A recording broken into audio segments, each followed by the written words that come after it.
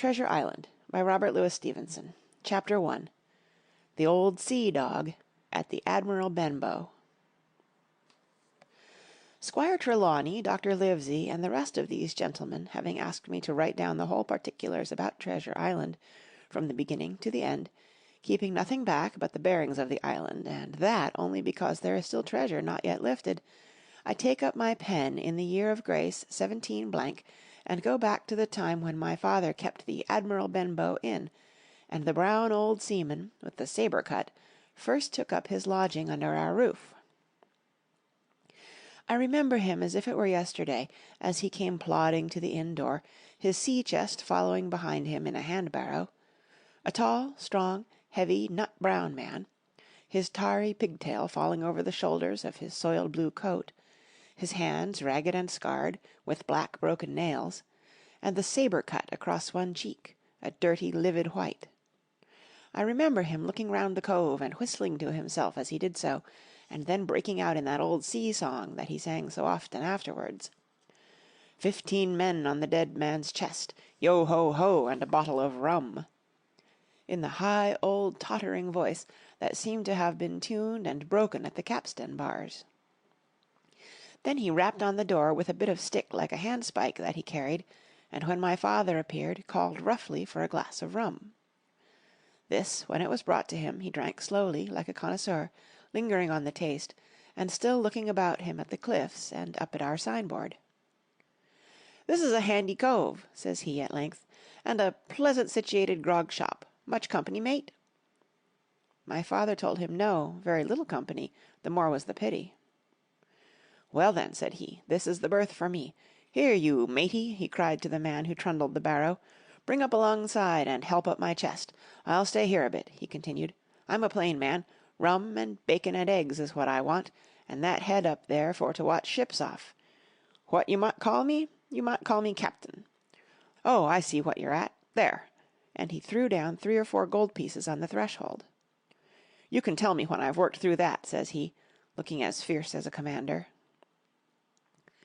And indeed, bad as his clothes were, and coarsely as he spoke, he had none of the appearance of a man who sailed before the mast, but seemed like a mate or skipper, accustomed to be obeyed or to strike. The man who came with the barrow told us the mail had set him down the morning before at the Royal George, that he had inquired what inns there were along the coast, and hearing ours well spoken of, I suppose, and described as lonely, had chosen it from the others for his place of residence. And that was all we could learn of our guest. He was a very silent man by custom. All day he hung round the cove or upon the cliffs with a brass telescope. All evening he sat in a corner of the parlour next the fire, and drank rum and water very strong. Mostly he would not speak when spoken to, only look up sudden and fierce, and blow through his nose like a foghorn, and we and the people who came about our house soon learned to let him be. Every day when he came back from his stroll he would ask if any seafaring men had gone by along the road. At first we thought it was the want of company of his own kind that made him ask this question, but at last we began to see he was desirous to avoid them. When a seaman put up at the Admiral Benbow, as now and then some did, making by the coast road for Bristol, he would look in at him through the curtained door before he entered the parlour, and he was always sure to be as silent as a mouse when any such was present. For me, at least, there was no secret about the matter, for I was, in a way, a sharer in his alarms. He had taken me aside one day, and promised me a silver 4penny on the 1st of every month, if I would only keep my weather eye open for a seafaring man with one leg, and let him know the moment he appeared. Often enough, when the 1st of the month came round, and I applied to him for my wage, he would only blow through his nose at me and stare me down, but before the week was out he was sure to think better of it, bring me my 4penny piece, and repeat his orders to look out for the seafaring man with one leg. How that personage haunted my dreams I need scarcely tell you. On stormy nights, when the wind shook the 4 corners of the house, and the surf roared along the cove and up the cliffs, I would see him in 1,000 forms, and with 1,000 diabolical expressions. Now the leg would be cut off at the knee, now at the hip. Now he was a monstrous kind of creature who never had but the one leg, and that in the middle of his body. To see him leap and run and pursue me over hedge and ditch was the worst of nightmares. And altogether I paid pretty dear for my monthly fourpenny piece, in the shape of these abominable fancies. But though I was so terrified by the idea of the seafaring man with one leg, I was far less afraid of the captain himself than anybody else who knew him. There were nights when he took a deal more rum and water than his head would carry, and then he would sometimes sit and sing his wicked old wild sea songs, minding nobody. But sometimes he would call for glasses round, and force all the trembling company to listen to his stories, or bear a chorus to his singing. Often I have heard the house shaking with "Yo-ho-ho" and a bottle of rum, all the neighbours joining in for dear life, with the fear of death upon them, and each singing louder than the other, to avoid remark. For in these fits he was the most overriding companion ever known. He would slap his hand on the table for silence all round. He would fly up in a passion of anger at a question, or sometimes because none was put, and so he judged the company was not following his story. Nor would he allow anyone to leave the inn till he had drunk himself sleepy and reeled off to bed. His stories were what frightened people worst of all. Dreadful stories they were, about hanging and walking the plank, and storms at sea, and the dry Tortugas, and wild deeds, and places on the Spanish Main.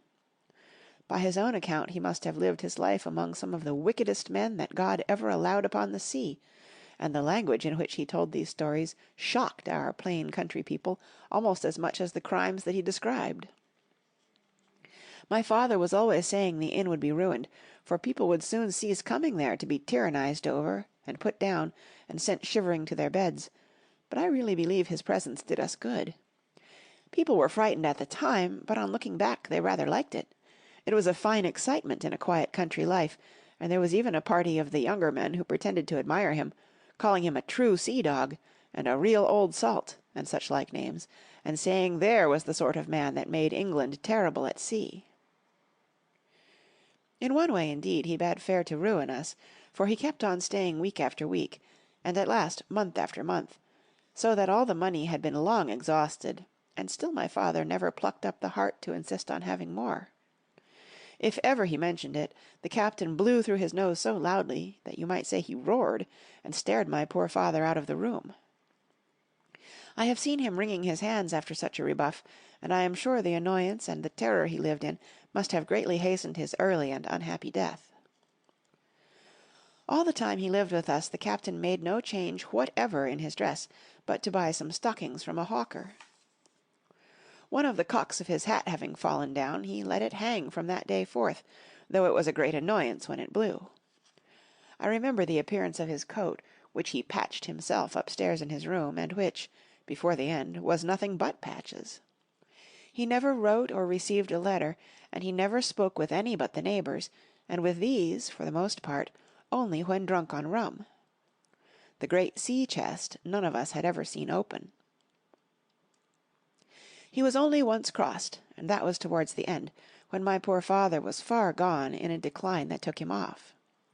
Dr. Livesey came late one afternoon to see the patient, took a bit of dinner from my mother, and went into the parlour to smoke a pipe until his horse should come down from the hamlet, for we had no stabling at the old Benbow.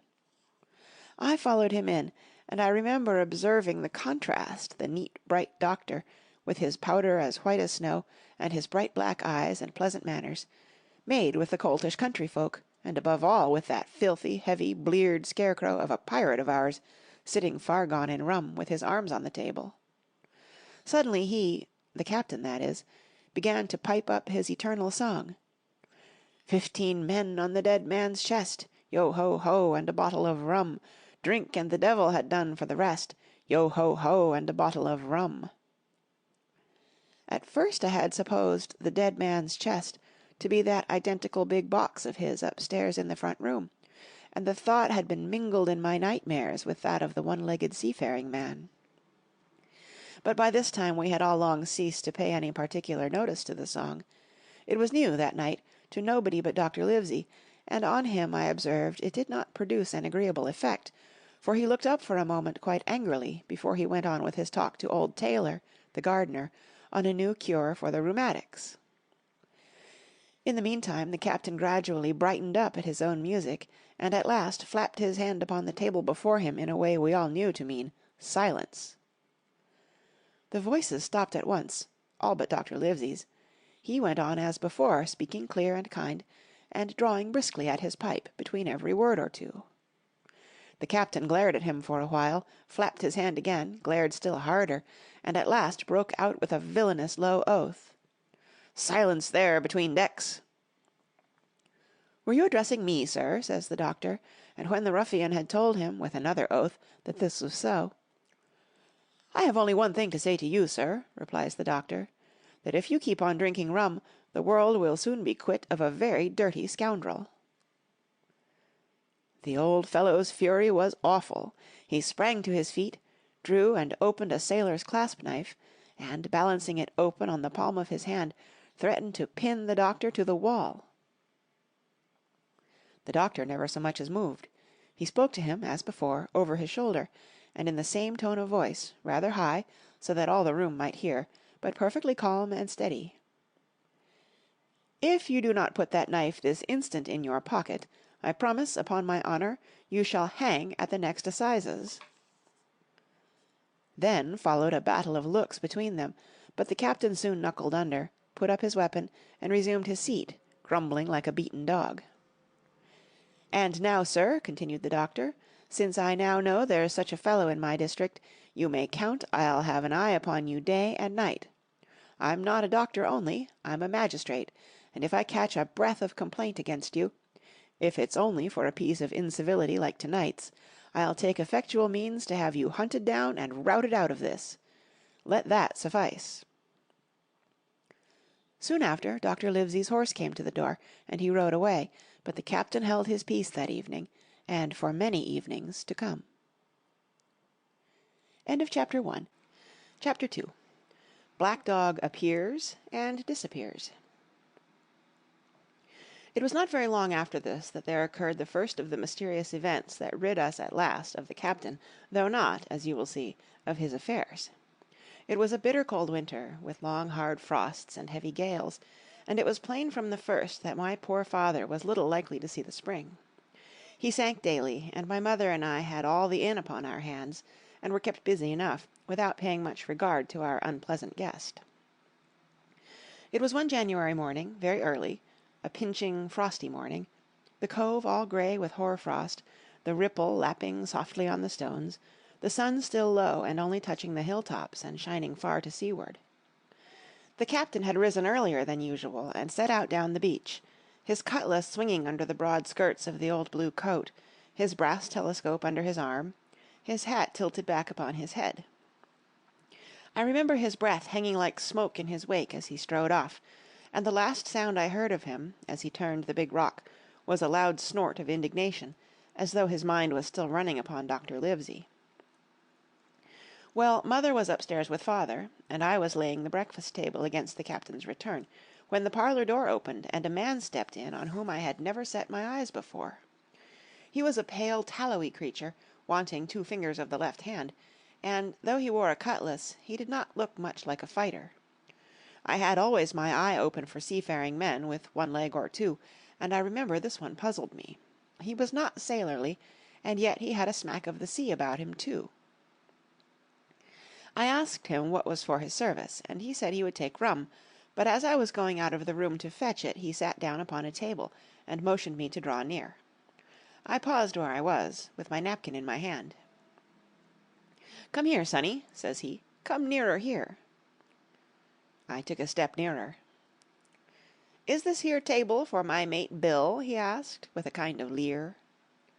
I told him I did not know his mate Bill, and this was for a person who stayed in our house, whom we called the captain. "Well," said he, "my mate Bill would be called the captain as like as not. He has a cut on one cheek, and a mighty pleasant way with him, particularly in drink, has my mate Bill. We'll put it, for argument like, that your captain has a cut on one cheek, and we'll put it, if you like, that that cheek's the right one. Ah, well, I told you. Now, is my mate Bill in this here house?" I told him he was out walking. "Which way, sonny? Which way is he gone?" And when I had pointed out the rock, and told him how the captain was likely to return, and how soon, and answered a few other questions, "Ah," said he, "this'll be as good as drink to my mate Bill." The expression of his face as he said these words was not at all pleasant, and I had my own reasons for thinking that the stranger was mistaken, even supposing he meant what he said, but it was no affair of mine, I thought, and besides it was difficult to know what to do. The stranger kept hanging about just inside the inn door, peering round the corner like a cat waiting for a mouse. Once I stepped out myself into the road, but he immediately called me back, and as I did not obey quick enough for his fancy, a most horrible change came over his tallowy face, and he ordered me in, with an oath that made me jump. As soon as I was back again, he returned to his former manner, half fawning, half sneering, patted me on the shoulder, told me I was a good boy, and he had taken quite a fancy to me. "I have a son of my own," he said, "as like you as 2 blocks, and he's all the pride of my art. But the great thing for boys is discipline, sonny, discipline. Now, if you had sailed along of Bill, you wouldn't have stood there to be spoke to twice, not you. That was never Bill's way, nor the way of sich as sailed with him. And here, sure enough, is my mate Bill, with a spy-glass under his arm, bless his old heart, to be sure. You and me'll just go back into the parlour, sonny, and get behind the door, and we'll give Bill a little surprise. Bless his heart, I say again." So saying, the stranger backed along with me into the parlour, and put me behind him in the corner, so that we were both hidden by the open door. I was very uneasy and alarmed, as you may fancy, and it rather added to my fears to observe that the stranger was certainly frightened himself. He cleared the hilt of his cutlass, and loosened the blade in the sheath, and all the time we were waiting there he kept swallowing, as if he felt what we used to call a lump in the throat. At last in strode the captain, slammed the door behind him without looking to the right or left, and marched straight across the room to where his breakfast awaited him. "Bill," said the stranger, in a voice that I thought he had tried to make bold and big. The captain spun around on his heel and fronted us. All the brown had gone out of his face, and even his nose was blue. He had the look of a man who sees a ghost, or the evil one, or something worse, if anything can be, and upon my word I felt sorry to see him, all in a moment, turn so old and sick. "Come, Bill, you know me. You know an old shipmate, Bill, surely," said the stranger. The captain made a sort of gasp. "Black Dog," said he. "And who else?" returned the other, getting more at his ease. "Black Dog as ever was, come for to see his old shipmate Billy, at the Admiral Benbow Inn. Ah, Bill, Bill, we have seen a sight of times, us two, since I lost them 2 talons," holding up his mutilated hand. "Now look here," said the captain, "you've run me down, here I am. Well, then, speak up. What is it?" "That's you, Bill," returned Black Dog. "You're in the right of it, Billy. I'll have a glass of rum from this dear child here, as I've took such a liking to, and we'll sit down, if you please, and talk square, like old shipmates." When I returned with the rum, they were already seated on either side of the captain's breakfast table, Black Dog next to the door and sitting sideways, so as to have one eye on his old shipmate, and one, as I thought, on his retreat. He bade me go and leave the door wide open. "None of your keyholes for me, sonny," he said, and I left them together and retired into the bar. For a long time, though I certainly did my best to listen, I could hear nothing but a low gabbling, but at last the voices began to grow higher, and I could pick up a word or two, mostly oaths, from the captain. "No, no, no, no, and an end of it," he cried once, and again, "If it comes to swinging, swing all, say I." Then all of a sudden there was a tremendous explosion of oaths and other noises. The chair and table went over in a lump, a clash of steel followed, and then a cry of pain, and the next instant I saw Black Dog in full flight, and the captain hotly pursuing, both with drawn cutlasses, and the former streaming blood from the left shoulder. Just at the door, the captain aimed at the fugitive one last tremendous cut, which would certainly have split him to the chine if it had not been intercepted by our big signboard of Admiral Benbow. You may see the notch on the lower side of the frame to this day. That blow was the last of the battle. Once out upon the road, Black Dog, in spite of his wound, showed a wonderful clean pair of heels, and disappeared over the edge of the hill in half a minute. The captain, for his part, stood staring at the signboard like a bewildered man. Then he passed his hand over his eyes several times, and at last turned back into the house. "Jim," says he, "rum," and as he spoke he reeled a little and caught himself with one hand against the wall. "Are you hurt?" cried I. "Rum," he repeated. "I must get away from here. Rum, rum!" I ran to fetch it, but I was quite unsteadied by all that had fallen out, and I broke one glass and fouled the tap, and while I was still getting in my own way, I heard a loud fall in the parlour, and running in, beheld the captain lying full length upon the floor. At the same instant my mother, alarmed by the cries and fighting, came running downstairs to help me. Between us we raised his head. He was breathing very loud and hard, but his eyes were closed, and his face a horrible colour. "Dear, dearie me!" cried my mother. "What a disgrace upon the house! And your poor father sick!" In the meantime we had no idea what to do to help the captain, nor any other thought but that he had got his death hurt in the scuffle with the stranger. I got the rum, to be sure, and tried to put it down his throat, but his teeth were tightly shut and his jaws as strong as iron. It was a happy relief for us when the door opened and Dr. Livesey came in, on his visit to my father. "Oh, doctor!" we cried, "what shall we do? Where is he wounded?" "Wounded? A fiddlestick's end," said the doctor. "No more wounded than you or I. The man has had a stroke, as I warned him. Now, Mrs. Hawkins, just you run upstairs to your husband, and tell him, if possible, nothing about it. For my part, I must do my best to save this fellow's trebly worthless life. And Jim, you get me a basin." When I got back with the basin, the doctor had already ripped up the captain's sleeve and exposed his great sinewy arm. It was tattooed in several places. "Here's luck," "A fair wind," and "Billy Bones his fancy," were very neatly and clearly executed on the forearm, and up near the shoulder there was a sketch of a gallows and a man hanging from it, done, as I thought, with great spirit. "Prophetic," said the doctor, touching this picture with his finger. "And now, Master Billy Bones, if that be your name, we'll have a look at the colour of your blood. Jim," he said, "are you afraid of blood?" "No, sir," said I. "Well then," said he, "you hold the basin," and with that he took his lancet and opened a vein. A great deal of blood was taken before the captain opened his eyes and looked mistily about him. First he recognized the doctor with an unmistakable frown, then his glance fell upon me, and he looked relieved. But suddenly his colour changed, and he tried to raise himself, crying, "Where's Black Dog?" "There is no black dog here," said the doctor, "except what you have on your own back. You have been drinking rum, you have had a stroke, precisely as I told you, and I have just, very much against my own will, dragged you head foremost out of the grave. Now, Mr. Bones—" "That's not my name," he interrupted. "Much I care," returned the doctor.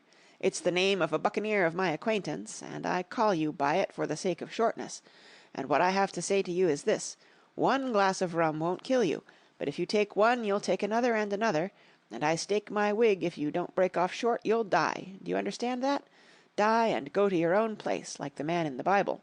Come now, make an effort. I'll help you to your bed for once."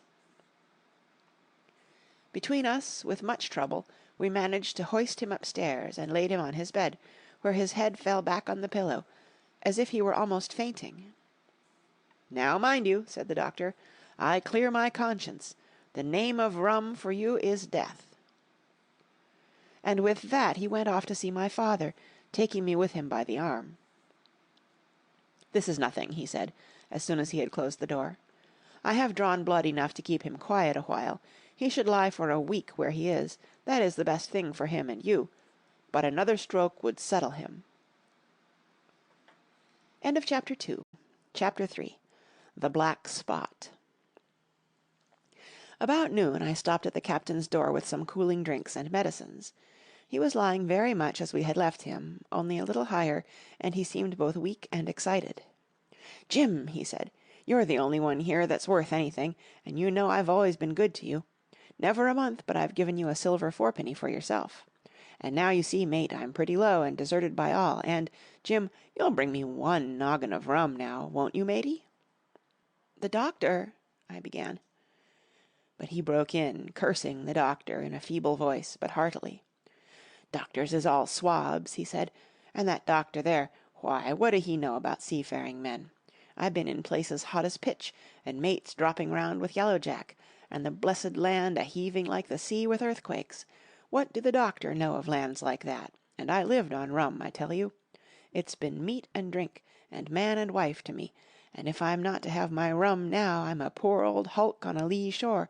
My blood'll be on you, Jim, and that doctor swab." And he ran on again for a while with curses. "Look, Jim, how my fingers fidges," he continued in the pleading tone. "I can't keep 'em still, not I. I haven't had a drop this blessed day.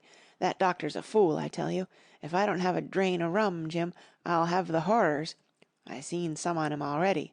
I seen old Flint in the corner there, behind you, as plain as print. I seen him, and if I get the horrors, I'm a man that has lived rough, and I'll raise Cain. Your doctor hisself said 1 glass wouldn't hurt me. I'll give you a golden guinea for a noggin, Jim." He was growing more and more excited, and this alarmed me for my father, who was very low that day, and needed quiet. Besides, I was reassured by the doctor's words, now quoted to me, and rather offended by the offer of a bribe. "I want none of your money," said I, "but what you owe my father. I'll get you 1 glass, and no more." When I brought it to him, he seized it greedily and drank it out.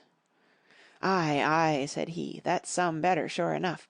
And now, matey, did that doctor say how long I was to lie here in this old berth?" "A week at least," said I. "Thunder!" he cried. "A week! I can't do that. They'd have the black spot on me by then. The lubbers is going about to get the wind o' me this blessed moment, lubbers as couldn't keep what they got, and want to nail what is another's. Is that seamanly behaviour, now, I want to know? Besides, I'm a saving soul. I never wasted good money o' mine, nor lost it neither, and I'll trick 'em again. I'm not afraid on 'em. I'll shake out another reef, matey, and daddle 'em again." As he was thus speaking, he had risen from bed with great difficulty, holding to my shoulder with a grip that almost made me cry out, and moving his legs like so much dead weight. His words, spirited as they were in meaning, contrasted sadly with the weakness of the voice in which they were uttered. He paused when he had got into a sitting position on the edge. "That doctor's done me," he murmured. "My ears is singing. Lay me back." Before I could do much to help him, he had fallen back again to his former place, where he lay for a while silent. "Jim," he said at length, "you saw that seafaring man to-day?" "Black Dog?" I asked. "Ah, Black Dog," says he. "He's a bad un, but there's worse that put him on. Now, if I can't get away nohow, and they tip me the black spot, mind you, it's my old sea chest they're after. You get on a horse. You can, can't you? Well then, you get on a horse and go to—well, yes, I will, to that eternal doctor swab, and tell him to pipe all hands, magistrates and such, and he'll lay 'em aboard at the Admiral Benbow, all old Flint's crew, man and boy, all on 'em that's left. I was first mate, I was, old Flint's first mate, and I'm the only one as knows the place. He gave it me at Savannah, when he lay a-dying, like as if I was to now, you see. But you won't peach unless they get the black spot on me, or unless you see that Black Dog again, or a seafaring man with 1 leg, Jim, him above all." "But what is the black spot, Captain?" I asked. "That's a summons, mate. I'll tell you if they get that. But you keep your weather eye open, Jim, and I'll share with you equals, upon my honour." He wandered a little longer, his voice growing weaker, but soon after I had given him his medicine, which he took like a child, with the remark, "If ever a seaman wanted drugs, it's me," he fell at last into a heavy swoon-like sleep, in which I left him. What I should have done had all gone well, I do not know. Probably I should have told the whole story to the doctor, for I was in mortal fear lest the captain should repent of his confessions and make an end of me. But as things fell out, my poor father died quite suddenly that evening, which put all other matters on one side. Our natural distress, the visits of the neighbours, the arranging of the funeral, and all the work of the inn to be carried on in the meanwhile, kept me so busy that I had scarcely time to think of the captain, far less to be afraid of him. He got downstairs next morning, to be sure, and had his meals as usual, though he ate little, and had more, I am afraid, than his usual supply of rum, for he helped himself out of the bar, scowling and blowing through his nose, and no one dared to cross him. On the night before the funeral he was as drunk as ever, and it was shocking, in that house of mourning, to hear him singing away at his ugly old sea-song, but weak as he was, we were all in the fear of death for him, and the doctor was suddenly taken up with a case many miles away, and was never near the house after my father's death. As I have said, the captain was weak, and indeed he seemed rather to grow weaker than regain his strength. He clambered up and down stairs, and went from the parlour to the bar and back again, and sometimes put his nose out of doors to smell the sea, holding on to the walls as he went for support, and breathing hard and fast like a man on a steep mountain. He never particularly addressed me, and it is my belief he had as good as forgotten his confidences, but his temper was more flighty, and, allowing for his bodily weakness, more violent than ever.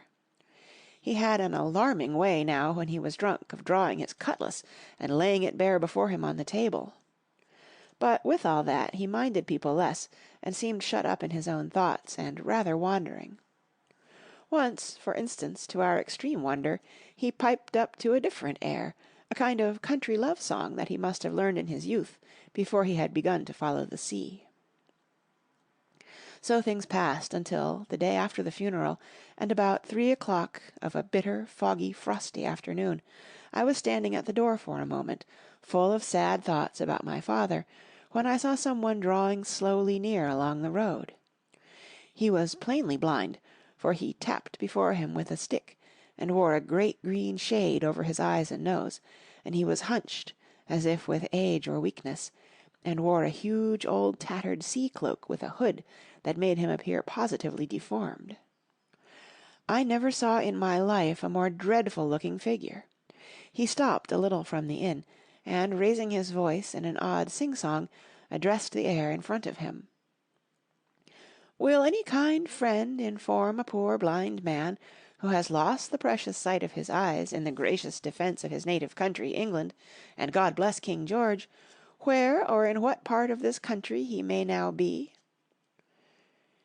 "You are at the Admiral Benbow, Black Hill Cove, my good man," said I. "I hear a voice," said he, "a young voice. Will you give me your hand, my kind young friend, and lead me in?" I held out my hand, and the horrible, soft-spoken, eyeless creature gripped it in a moment like a vice. I was so much startled that I struggled to withdraw, but the blind man pulled me close up to him with a single action of his arm.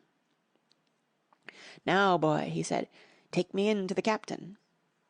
"Sir," said I, "upon my word I dare not." "Oh," he sneered, "that's it.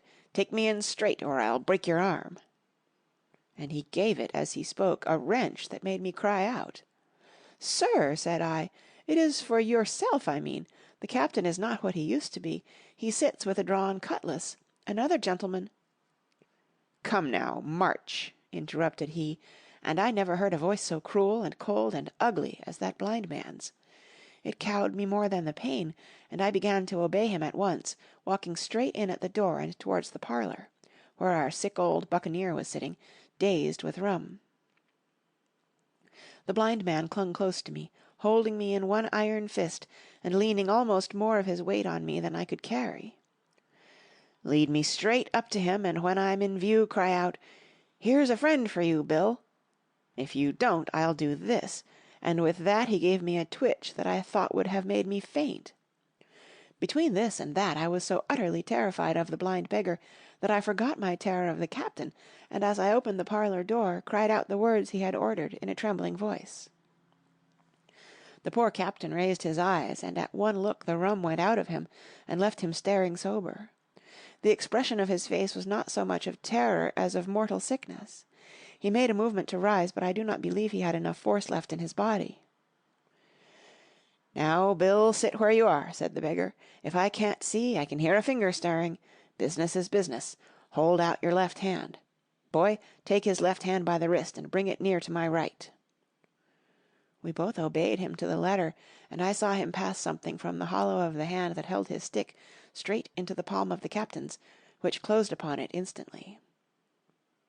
"And now that's done," said the blind man, and at the words he suddenly left hold of me, and with incredible accuracy and nimbleness skipped out of the parlour and into the road, where, as I stood still motionless, I could hear his stick go tap, tap, tapping into the distance.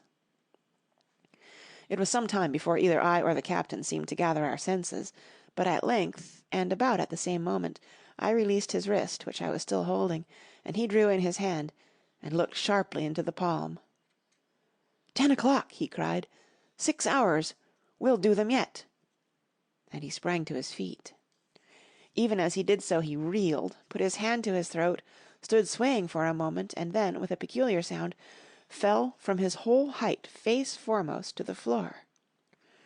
I ran to him at once, calling to my mother, but haste was all in vain. The captain had been struck dead by thundering apoplexy. It is a curious thing to understand, for I had certainly never liked the man, though of late I had begun to pity him, but as soon as I saw that he was dead, I burst into a flood of tears. It was the second death I had known, and the sorrow of the first was still fresh in my heart. End of Chapter 3. Chapter 4. The Sea Chest. I lost no time, of course, in telling my mother all that I knew, and perhaps should have told her long before, and we saw ourselves at once in a difficult and dangerous position. Some of the man's money, if he had any, was certainly due to us, but it was not likely that our captain's shipmates, above all the 2 specimens seen by me, Black Dog and the blind beggar, would be inclined to give up their booty in payment of the dead man's debts. The captain's order to mount at once and ride for Dr. Livesey would have left my mother alone and unprotected, which was not to be thought of. Indeed, it seemed impossible for either of us to remain much longer in the house. The fall of coals in the kitchen grate, the very ticking of the clock, filled us with alarms. The neighbourhood, to our ears, seemed haunted by approaching footsteps, and what between the dead body of the captain on the parlour floor, and the thought of that detestable blind beggar hovering near at hand, and ready to return, there were moments when, as the saying goes, I jumped in my skin for terror. Something must speedily be resolved upon, and it occurred to us at last to go forth together and seek help in the neighbouring hamlet. No sooner said than done.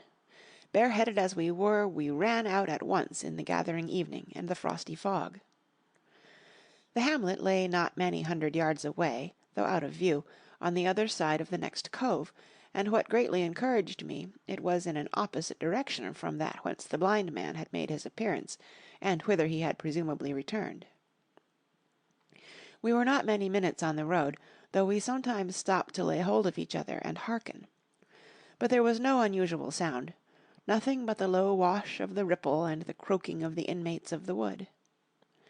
It was already candlelight when we reached the hamlet, and I shall never forget how much I was cheered to see the yellow shine in doors and windows. But that, as it proved, was the best of the help we were likely to get in that quarter. For, you would have thought men would have been ashamed of themselves, no soul would consent to return with us to the Admiral Benbow. The more we told of our troubles, the more, man, woman, and child, they clung to the shelter of their houses. The name of Captain Flint, though it was strange to me, was well enough known to some there, and carried a great weight of terror. Some of the men who had been to field work on the far side of the Admiral Benbow remembered, besides, to have seen several strangers on the road, and, taking them to be smugglers, to have bolted away, and one at least had seen a little lugger in what we called Kit's Hole. For that matter, anyone who was a comrade of the captain's was enough to frighten them to death. And the short and the long of the matter was, that while we could get several who were willing enough to ride to Dr. Livesey's, which lay in another direction, not one would help us to defend the inn. They say cowardice is infectious, but then argument is, on the other hand, a great emboldener, and so when each had had his say, my mother made them a speech. She would not, she declared, lose money that belonged to her fatherless boy. "If none of the rest of you dare," she said, "Jim and I dare, back we will go, the way we came, and small thanks to you big, hulking, chicken-hearted men. We'll have that chest open if we die for it, and I'll thank you for that bag, Mrs. Crossley, to bring back our lawful money in." Of course I said I would go with my mother, and of course they all cried out at our foolhardiness, but even then not a man would go along with us. All they would do was to give me a loaded pistol, lest we were attacked, and to promise to have horses ready saddled, in case we were pursued on our return, while one lad was to ride forward to the doctor's in search of armed assistance. My heart was beating finely when we two set forth in the cold night upon this dangerous venture. A full moon was beginning to rise, and peered redly through the upper edges of the fog, and this increased our haste, for it was plain, before we came forth again, that all would be as bright as day, and our departure exposed to the eyes of any watchers. We slipped along the hedges, noiseless and swift, nor did we see or hear anything to increase our terrors, till, to our relief, the door of the Admiral Benbow had closed behind us. I slipped the bolt at once, and we stood and panted for a moment in the dark, alone in the house with the dead captain's body. Then my mother got a candle in the bar, and holding each other's hands, we advanced into the parlour. He lay as we had left him, on his back, with his eyes open, and one arm stretched out. "Draw down the blind, Jim," whispered my mother. "They might come and watch outside. And now," she said, when I had done so, "we have to get the key off that, and who's to touch it, I should like to know?" And she gave a kind of sob as she said the words. I went down on my knees at once. On the floor close to his hand there was a little round of paper, blackened on the one side. I could not doubt that this was the black spot, and taking it up, I found written on the other side, in a very good clear hand, this short message: "You have till 10 to-night." "He had till 10, mother," said I, and just as I said it, our old clock began striking. This sudden noise startled us shockingly, but the news was good, for it was only 6. "Now, Jim," she said, "that key." I felt in his pockets, one after another. A few small coins, a thimble, and some thread and big needles, a piece of pigtail tobacco bitten away at the end, his gully with the crooked handle, a pocket compass, and a tinder box were all that they contained, and I began to despair. "Perhaps it's round his neck," suggested my mother. Overcoming a strong repugnance, I tore open his shirt at the neck, and there, sure enough, hanging to a bit of tarry string, which I cut with his own gully, we found the key. At this triumph we were filled with hope, and hurried upstairs without delay to the little room where he had slept so long, and where his box had stood since the day of his arrival. It was like any other seaman's chest on the outside, the initial B burned on the top of it with a hot iron, and the corners somewhat smashed and broken as by long, rough usage. "Give me the key," said my mother, and though the lock was very stiff, she had turned it and thrown back the lid in a twinkling. A strong smell of tobacco and tar rose from the interior, but nothing was to be seen on the top except a suit of very good clothes, carefully brushed and folded. They had never been worn, my mother said. Under that the miscellany began: a quadrant, a tin cannikin, several sticks of tobacco, 2 brace of very handsome pistols, a piece of bar silver, an old Spanish watch, and some other trinkets of little value and mostly of foreign make, a pair of compasses mounted with brass, and 5 or 6 curious West Indian shells.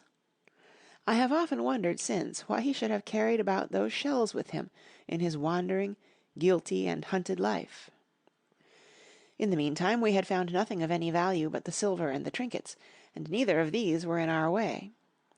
Underneath there was an old boat-cloak, whitened with sea salt on many a harbour bar.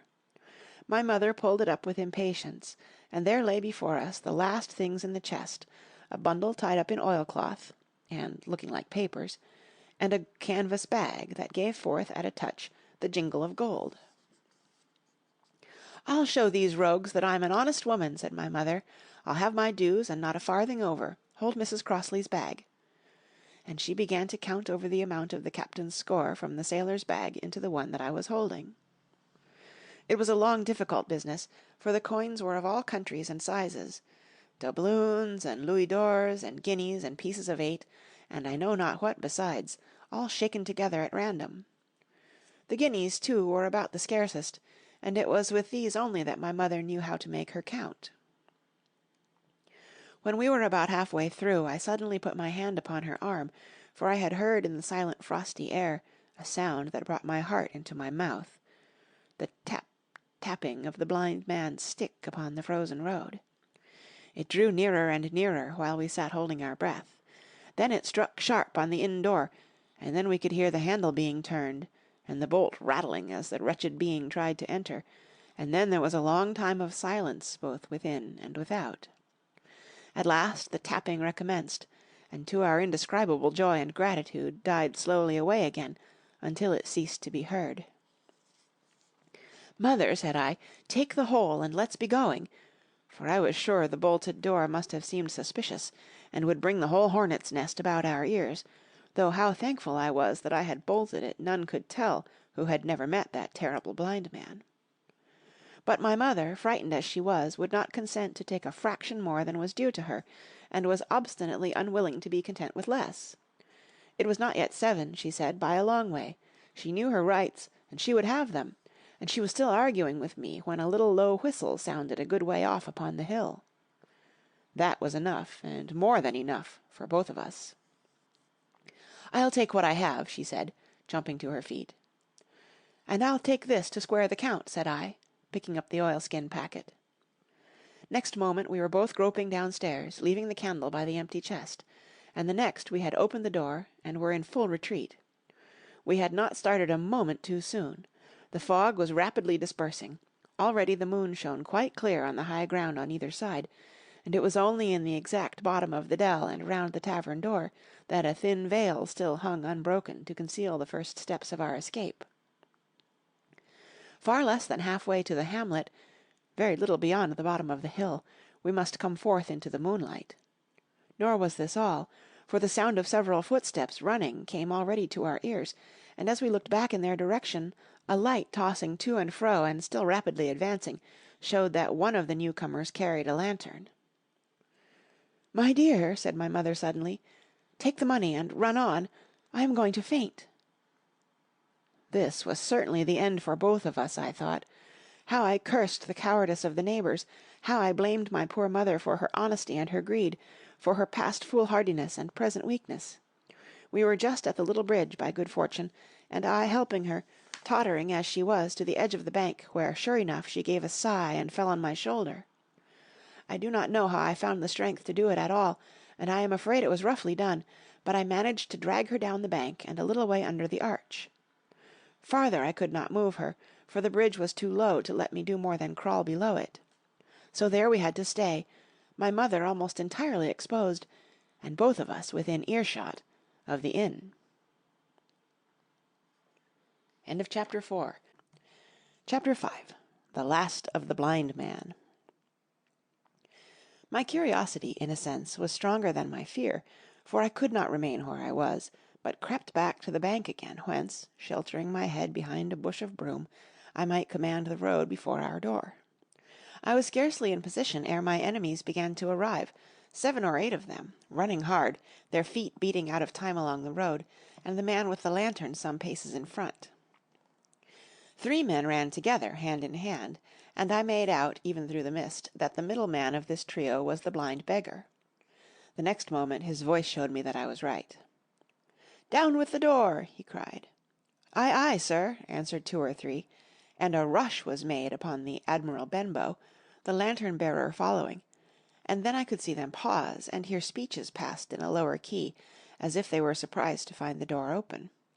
But the pause was brief, for the blind man again issued his command.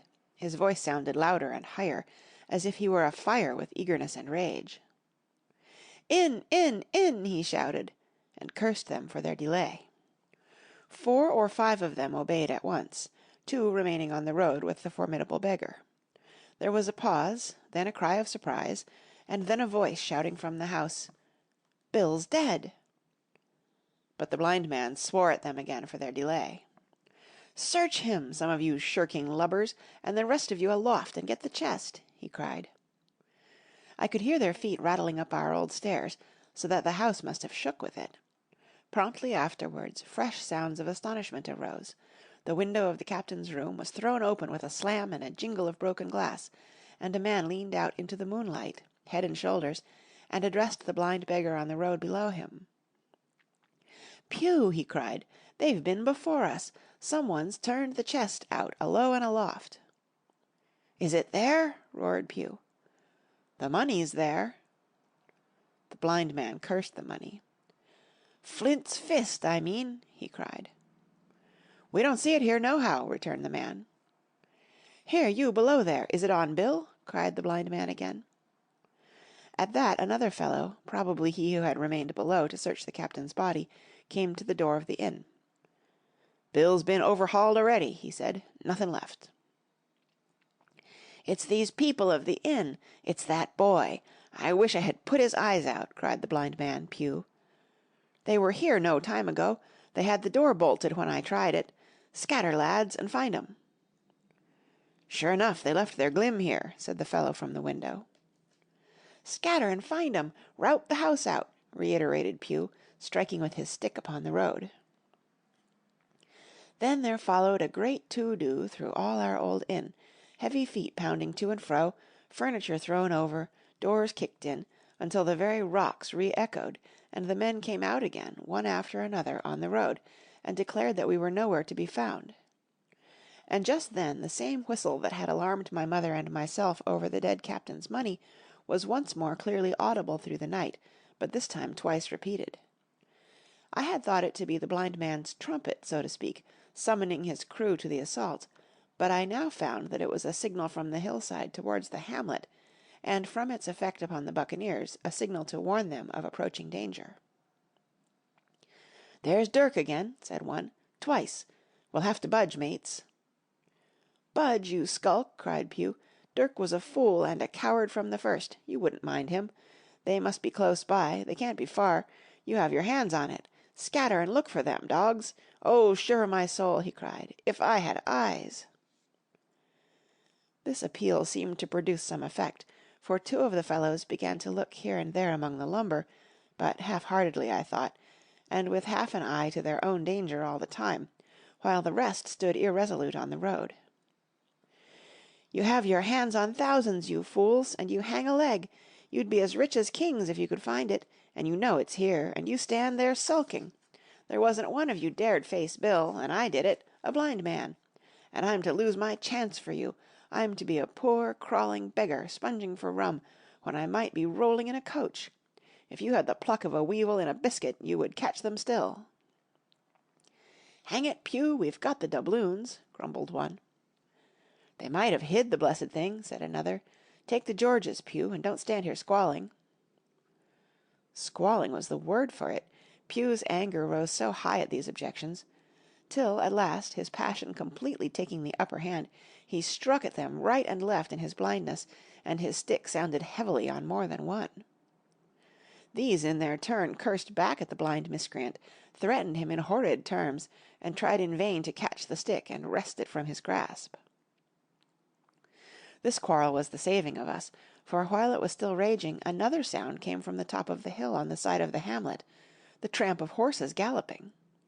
Almost at the same time a pistol shot, flash and report, came from the hedge side, and that was plainly the last signal of danger, for the buccaneers turned at once and ran, separating in every direction, one seaward along the cove, one slant across the hill, and so on, so that in half a minute not a sign of them remained but Pew. Him they had deserted, whether in sheer panic or out of revenge for his ill words and blows, I know not, but there he remained behind, tapping up and down the road in a frenzy, and groping and calling for his comrades. Finally he took a wrong turn, and ran a few steps past me, towards the hamlet, crying, "Johnny, Black Dog, Dirk," and other names. "You won't leave old Pew, mates, not old Pew." Just then the noise of horses topped the rise, and 4 or 5 riders came in sight in the moonlight, and swept at full gallop down the slope. At this Pew saw his error, turned with a scream, and ran straight for the ditch, into which he rolled.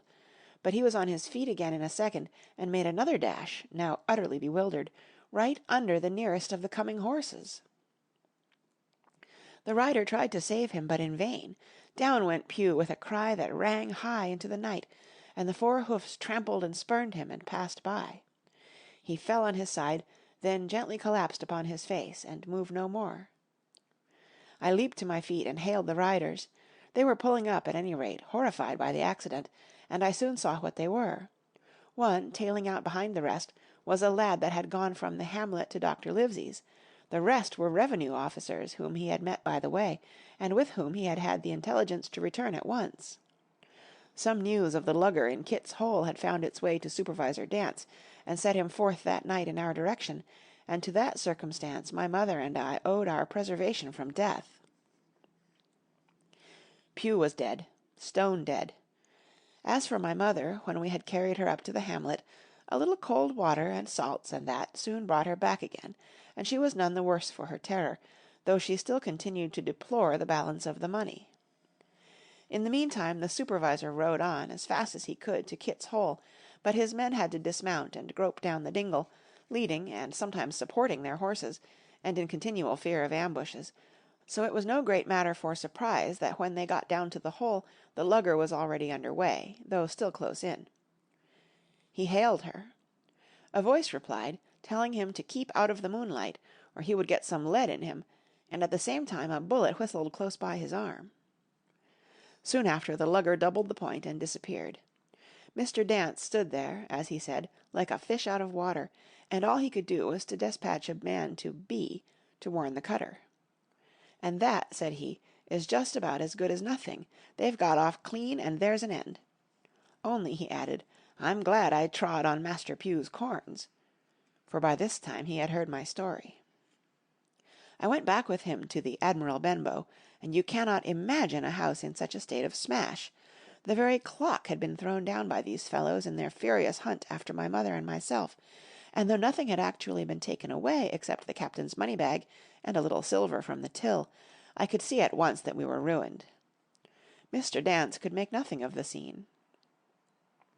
"They got the money, you say? Well then, Hawkins, what in fortune were they after? More money, I suppose?" "No, sir, not money, I think," replied I. "In fact, sir, I believe I have the thing in my breast pocket, and to tell you the truth, I should like to get it put in safety." "To be sure, boy, quite right," said he. "I'll take it if you like." "I thought, perhaps, Dr. Livesey—" I began. "Perfectly right," he interrupted, very cheerily, "perfectly right, a gentleman and a magistrate. And, now I come to think of it, I might as well ride round there myself and report to him or squire. Master Pugh's dead, when all's done, not that I regret it, but he's dead, you see, and people will make it out against an officer of His Majesty's revenue, if make it out they can. Now, I'll tell you, Hawkins, if you like, I'll take you along." I thanked him heartily for the offer, and we walked back to the hamlet where the horses were. By the time I had told Mother of my purpose, they were all in the saddle. "Dogger," said Mr. Dance, "you have a good horse. Take up this lad behind you."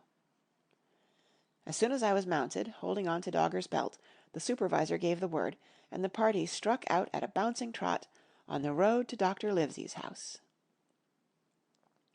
End of Chapter 5. Chapter 6. The Captain's Papers. We rode hard all the way till we drew up before Dr. Livesey's door. The house was all dark to the front. Mr. Dance told me to jump down and knock, and Dogger gave me a stirrup to descend by. The door was opened almost at once by the maid. "Is Dr. Livesey in?" I asked. No, she said. He had come home in the afternoon, but had gone up to the hall to dine and pass the evening with the squire. "So there we go, boys," said Mr. Dance. This time, as the distance was short, I did not mount, but ran with Dogger's stirrup leather to the lodge gates and up the long, leafless, moonlit avenue to where the white line of the hall buildings looked on either hand on great old gardens. Here Mr. Dance dismounted, and, taking me along with him, was admitted at a word into the house. The servant led us down a matted passage and showed us at the end into a great library, all lined with bookcases and busts upon the top of them, where the squire and Dr. Livesey sat, pipe in hand, on either side of a bright fire. I had never seen the squire so near at hand. He was a tall man, over 6 feet high, and broad in proportion, and he had a bluff, rough-and-ready face, all roughened and reddened and lined in his long travels. His eyebrows were very black and moved readily, and this gave him a look of some temper, not bad, you would say, but quick and high. "Come in, Mr. Dance," says he, very stately and condescending. "Good evening, Dance," says the doctor, with a nod. "And good evening to you, friend Jim. What good wind brings you here?" The supervisor stood up straight and stiff and told his story like a lesson, and you should have seen how the two gentlemen leaned forward and looked at each other, and forgot to smoke in their surprise and interest. When they heard how my mother went back to the inn, Dr. Livesey fairly slapped his thigh, and the squire cried, "Bravo!" and broke his long pipe against the grate. Long before it was done, Mr. Trelawney, that, you will remember, was the squire's name, had got up from his seat and was striding about the room, and the doctor, as if to hear the better, had taken off his powdered wig and sat there, looking very strange indeed, with his own close-cropped black poll. At last Mr. Dance finished the story. "Mr. Dance," said the squire, "you are a very noble fellow, and as for riding down that black, atrocious miscreant, I regard it as an act of virtue, sir, like stamping on a cockroach. This lad Hawkins is a trump, I perceive. Hawkins, will you ring that bell? Mr. Dance must have some ale." "And so, Jim," said the doctor, "you have the thing that they were after, have you?" "Here it is, sir," said I, and gave him the oilskin packet. The doctor looked it all over, as if his fingers were itching to open it, but instead of doing that, he put it quietly in the pocket of his coat. "Squire," said he, "when Dance has had his ale he must, of course, be off on his Majesty's service, but I mean to keep Jim Hawkins here to sleep at my house, and, with your permission, I propose we should have up the cold pie and let him sup." "As you will, Livesey," said the squire. "Hawkins has earned better than cold pie."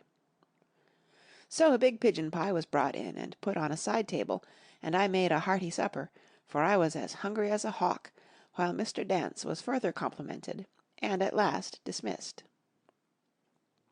"And now, squire," said the doctor. "And now, Livesey," said the squire in the same breath. One at a time, laughed Dr. Livesey. "You have heard of this Flint, I suppose?" "Heard of him!" cried the squire. "Heard of him, you say? He was the bloodthirstiest buccaneer that sailed. Blackbeard was a child to Flint. The Spaniards were so prodigiously afraid of him that, I tell you, sir, I was sometimes proud he was an Englishman. I've seen his topsails with these eyes off Trinidad, and the cowardly son of a rum puncheon that I sailed with put back, sir, into port of Spain." "Well, I've heard of him myself in England," said the doctor. "But the point is, had he money?" "Money!" cried the squire. "Have you heard the story? What were these villains after but money? What do they care for but money? For what would they risk their rascal carcasses but money?"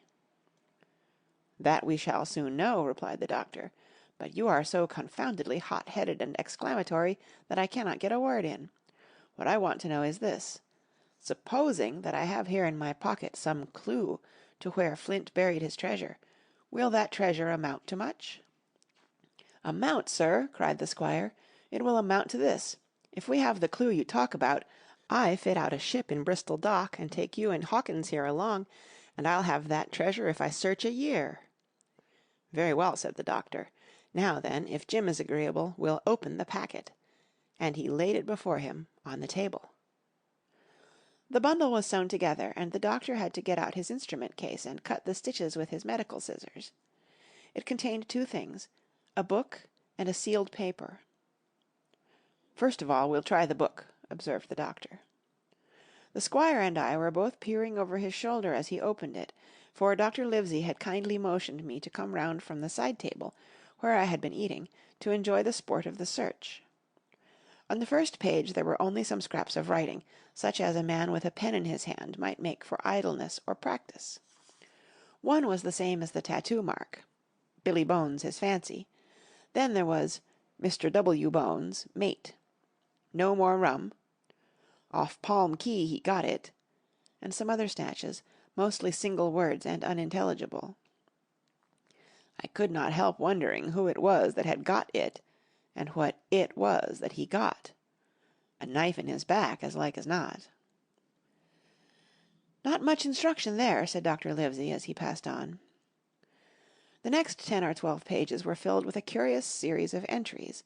There was a date at one end of the line, and at the other a sum of money, as in common account books, but instead of explanatory writing, only a varying number of crosses between the two. On the 12th of June, 1745, for instance, A sum of £70 had plainly become due to someone, and there was nothing but 6 crosses to explain the cause.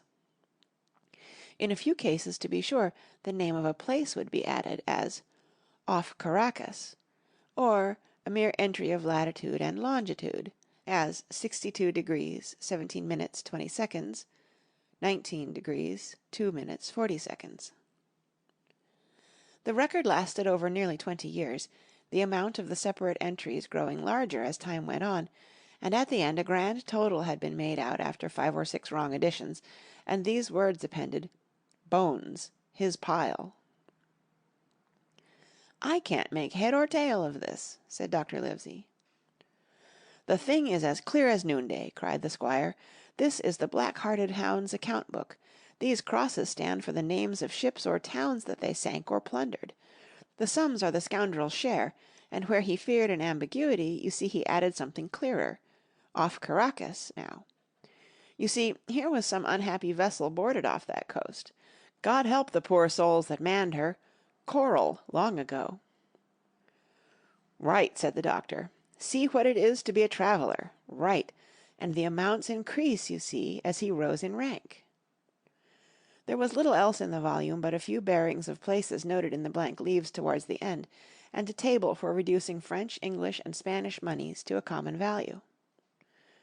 "Thrifty man!" cried the doctor. "He wasn't the one to be cheated." "And now," said the squire, "for the other." The paper had been sealed in several places with a thimble by way of seal, the very thimble, perhaps, that I had found in the captain's pocket. The doctor opened the seals with great care, and there fell out the map of an island, with latitude and longitude, soundings, names of hills, and bays and inlets, and every particular that would be needed to bring a ship to a safe anchorage along its shores. It was about 9 miles long and 5 across, shaped, you might say, like a fat dragon standing up, and had 2 fine landlocked harbours, and a hill in the centre part marked "The Spyglass." There were several additions of a later date, but above all 3 crosses of red ink, 2 on the north part of the island, 1 in the southwest, and beside this last, in the same red ink, and a small, neat hand, very different from the captain's tottery characters, these words, "Bulk of treasure here." Over on the back the same hand had written this further information: "Tall tree, spyglass shoulder, bearing a point to the north of north-northeast. Skeleton Island, east-southeast and by east. 10 feet. The bar silver is in the north cache. You can find it by the trend of the east hummock, 10 fathoms south of the black crag with the face on it. The arms are easy found in the sandhill, north point of North Inlet Cape, bearing east and a quarter north. J.F."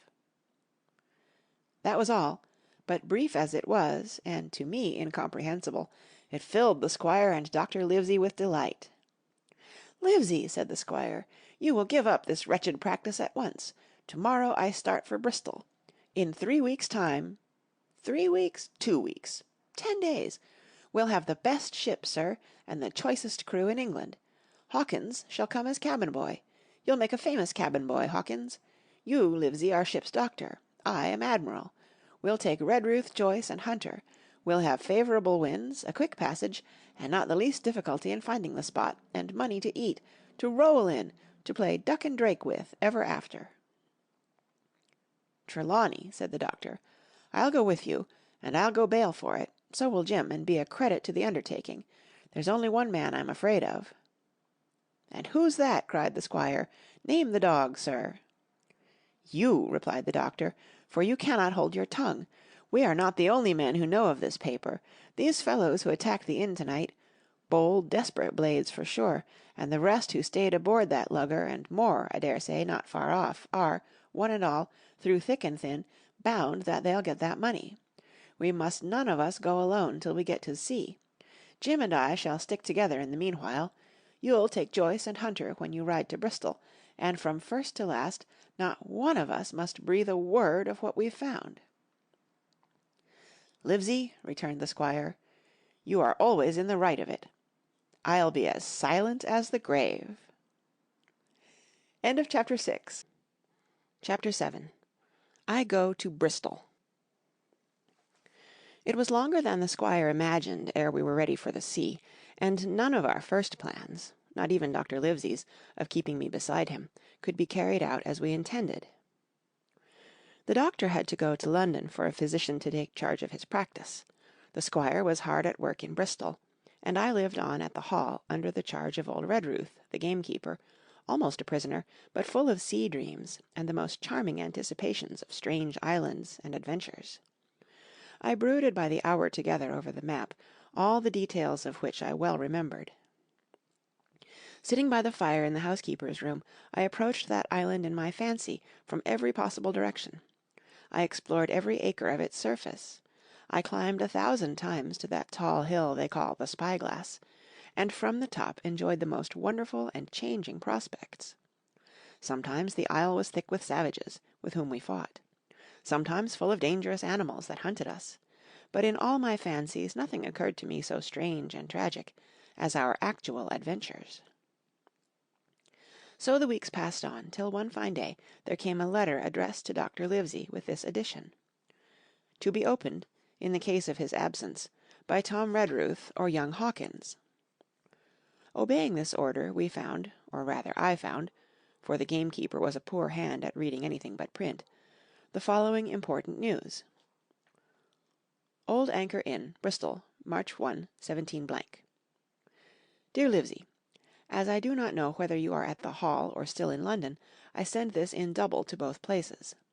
The ship is bought and fitted. She lies at anchor, ready for sea. You never imagined a sweeter schooner. A child might sail her. 200 tons.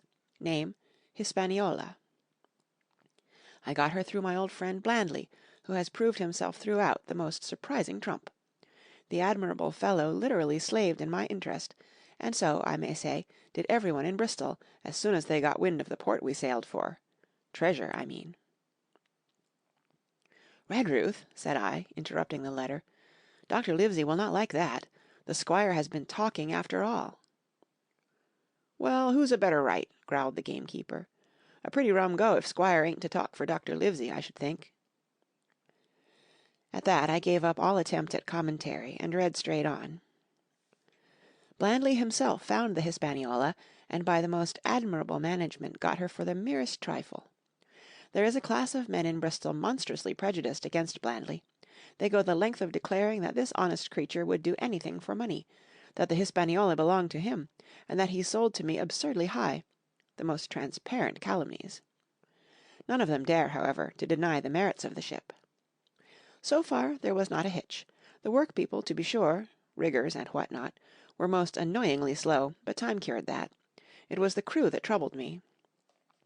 I wished a round score of men, in case of natives, buccaneers, or the odious French, and I had the worry of the deuce itself to find so much as half a dozen, till the most remarkable stroke of fortune brought me the very man that I required. I was standing on the dock when, by the merest accident, I fell in talk with him. I found he was an old sailor, kept a public house, knew all the seafaring men in Bristol, had lost his health ashore, and wanted a good berth as cook to get to sea again. He had hobbled down there that morning, he said, to get a smell of the salt. I was monstrously touched, so would you have been, and out of pure pity I engaged him on the spot to be ship's cook. Long John Silver he is called, and has lost a leg, but that I regarded as a recommendation, since he lost it in his country's service, under the immortal Hawk. He has no pension, Livesey. Imagine the abominable age we live in. Well, sir, I thought I had only found a cook, but it was a crew I had discovered. Between Silver and myself we got together in a few days a company of the toughest old salts imaginable.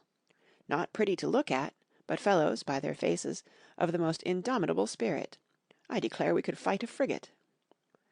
Long John even got rid of 2 out of the 6 or 7 I had already engaged. He showed me in a moment that they were just the sort of fresh-water swabs we had to fear in an adventure of importance. I am in the most magnificent health and spirits, eating like a bull, sleeping like a tree, yet I shall not enjoy a moment till I hear my old tarpaulins tramping round the capstan. Seaward ho! Hang the treasure! It's the glory of the sea that has turned my head. So now, Livesey, come post. Do not lose an hour if you respect me. Let young Hawkins go at once to see his mother, with Redruth for a guard, and then both come full speed to Bristol. John Trelawney. Postscript. I did not tell you that Blandly, who, by the way, is to send a consort after us if we don't turn up by the end of August, had found an admirable fellow for sailing-master. A stiff man, which I regret, but in all other respects a treasure. Long John Silver unearthed a very competent man for a mate, a man named Arrow. I have a boatswain who pipes, Livesey, so things shall go man-o'-war fashion on board the good ship Hispaniola. I forgot to tell you that Silver is a man of substance. I know of my own knowledge that he has a banker's account, which has never been overdrawn. He leaves his wife to manage the inn, and as she is a woman of colour, a pair of old bachelors like you and I may be excused for guessing that it is the wife, quite as much as the health, that sends him back to roving. J.T. P.P.S. Hawkins may stay one night with his mother. J.T. You can fancy the excitement into which that letter put me. I was half beside myself with glee, and if ever I despised a man it was old Tom Redruth, who could do nothing but grumble and lament. Any of the under gamekeepers would gladly have changed places with him, but such was not the squire's pleasure, and the squire's pleasure was like law among them all. Nobody but old Redruth would have dared so much as even to grumble. The next morning he and I set out on foot for the Admiral Benbow, and there I found my mother in good health and spirits. The captain, who had so long been a cause of so much discomfort, was gone where the wicked cease from troubling. The squire had had everything repaired, and the public rooms and the sign repainted, and had added some furniture, above all a beautiful armchair for mother in the bar. He had found her a boy as an apprentice also, so that she should not want help while I was gone. It was on seeing that boy that I understood, for the first time, my situation. I had thought up to that moment of the adventures before me, not at all of the home that I was leaving, and now, at sight of this clumsy stranger, who was to stay here in my place beside my mother, I had my first attack of tears. I am afraid I led that boy a dog's life, for as he was new to the work I had 100 opportunities of setting him right and putting him down, and I was not slow to profit by them. The night passed, and the next day, after dinner, Redruth and I were afoot again and on the road. I said good-bye to mother and the cove where I had lived since I was born, and the dear old Admiral Benbow, since he was repainted, no longer quite so dear. One of my last thoughts was of the captain, who had so often strode along the beach, with his cocked hat, his sabre-cut cheek, and his old brass telescope. Next moment we had turned the corner, and my home was out of sight. The mail picked us up about dusk at the Royal George on the Heath. I was wedged in between Redruth and a stout old gentleman, and in spite of the swift motion and the cold night air, I must have dozed a great deal from the very first, and then slept like a log up-hill and down dale, through stage after stage, for when I was awakened at last it was by a punch in the ribs, and I opened my eyes to find that we were standing still before a large building in a city street, and that the day had already broken a long time. "Where are we?" I asked. "Bristol," said Tom. "Get down." Mr. Trelawney had taken up his residence at an inn far down the docks, to superintend the work upon the schooner. Thither we now had to walk, and our way, to my great delight, lay along the quays and beside the great multitude of ships of all sizes and rigs and nations. In one sailors were singing at their work, in another there were men aloft, high over my head, hanging to threads that seemed no thicker than a spider's. Though I had lived by the shore all my life, I seemed never to have been near the sea till then. The smell of tar and salt was something new. I saw the most wonderful figureheads that had all been far over the ocean. I saw besides many old sailors with rings in their ears, and whiskers curled in ringlets, and tarry pigtails, and their swaggering clumsy sea-walk, and if I had seen as many kings or archbishops I could not have been more delighted. And I was going to sea myself, to sea in a schooner with a piping boatswain and pigtailed singing seamen, to sea, bound for an unknown island, and to seek for buried treasures. While I was still in this delightful dream, we came suddenly in front of a large inn, and met Squire Trelawney, all dressed out like a sea officer, in stout blue cloth, coming out of the door with a smile on his face, and a capital imitation of a sailor's walk. "Here you are," he cried, "and the doctor came last night from London. Bravo! The ship's company complete." "Oh, sir," cried I, "when do we sail?" "Sail?" says he. "We sail to-morrow." Chapter 8. At the Sign of the Spyglass. When I had done breakfasting, the squire gave me a note addressed to John Silver, at the Sign of the Spyglass, and told me I should easily find the place by following the line of the docks, and keeping a bright lookout for a little tavern with a large brass telescope for sign.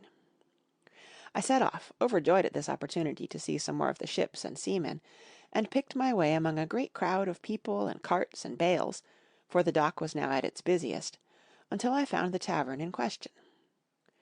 It was a bright enough little place of entertainment. The sign was newly painted, the windows had neat red curtains, the floor was cleanly sanded. There was a street on each side, and an open door on both, which made the large, low room pretty clear to see in spite of clouds of tobacco smoke. The customers were mostly seafaring men, and they talked so loudly that I hung at the door, almost afraid to enter.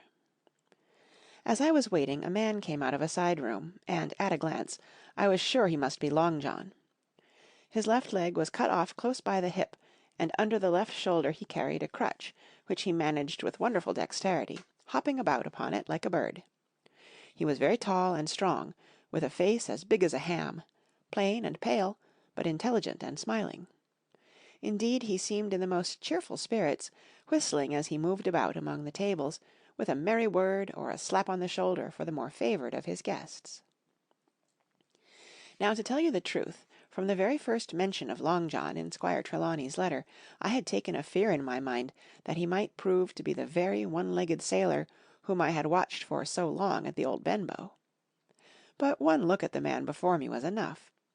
I had seen the captain, and Black Dog, and the blind man Pew, and I thought I knew what a buccaneer was like. A very different creature, according to me, from this clean and pleasant-tempered landlord. I plucked up courage at once, crossed the threshold, and walked right up to the man where he stood, propped on his crutch, talking to a customer. "Mr. Silver, sir?" I asked, holding out the note. "Yes, my lad," said he, "such is my name to be sure, and who may you be?" And then, as he saw the squire's letter, he seemed to me to give something almost like a start. "Oh!" said he, quite loud, and offering his hand, "I see, you are our new cabin-boy. Pleased I am to see you." And he took my hand in his large firm grasp. Just then one of the customers at the far side rose suddenly and made for the door. It was close by him, and he was out in the street in a moment.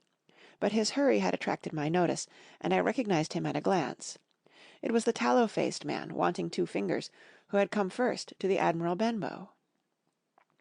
"Oh!" I cried, "stop him! It's Black Dog!" "I don't care 2 coppers who he is," cried Silver, "but he hasn't paid his score. Harry, run and catch him."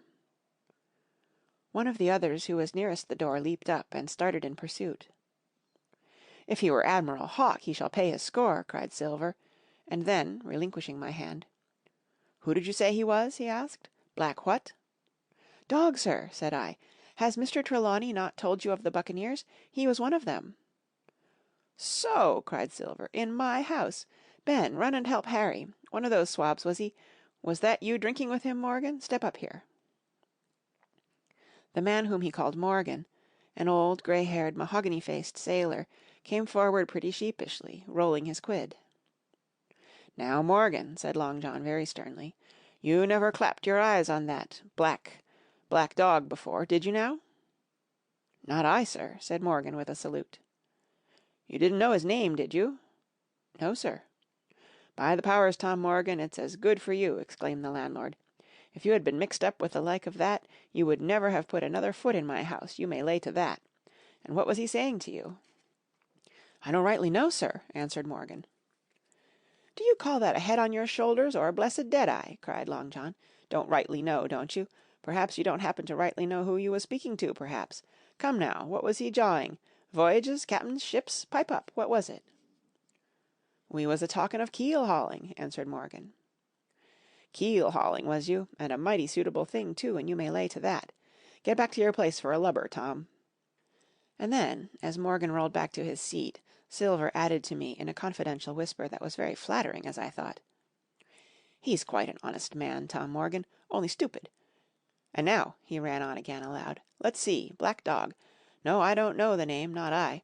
Yet I kind of think Yes, I've seen the swab. He used to come here with a blind beggar, he used." "That he did, you may be sure," said I.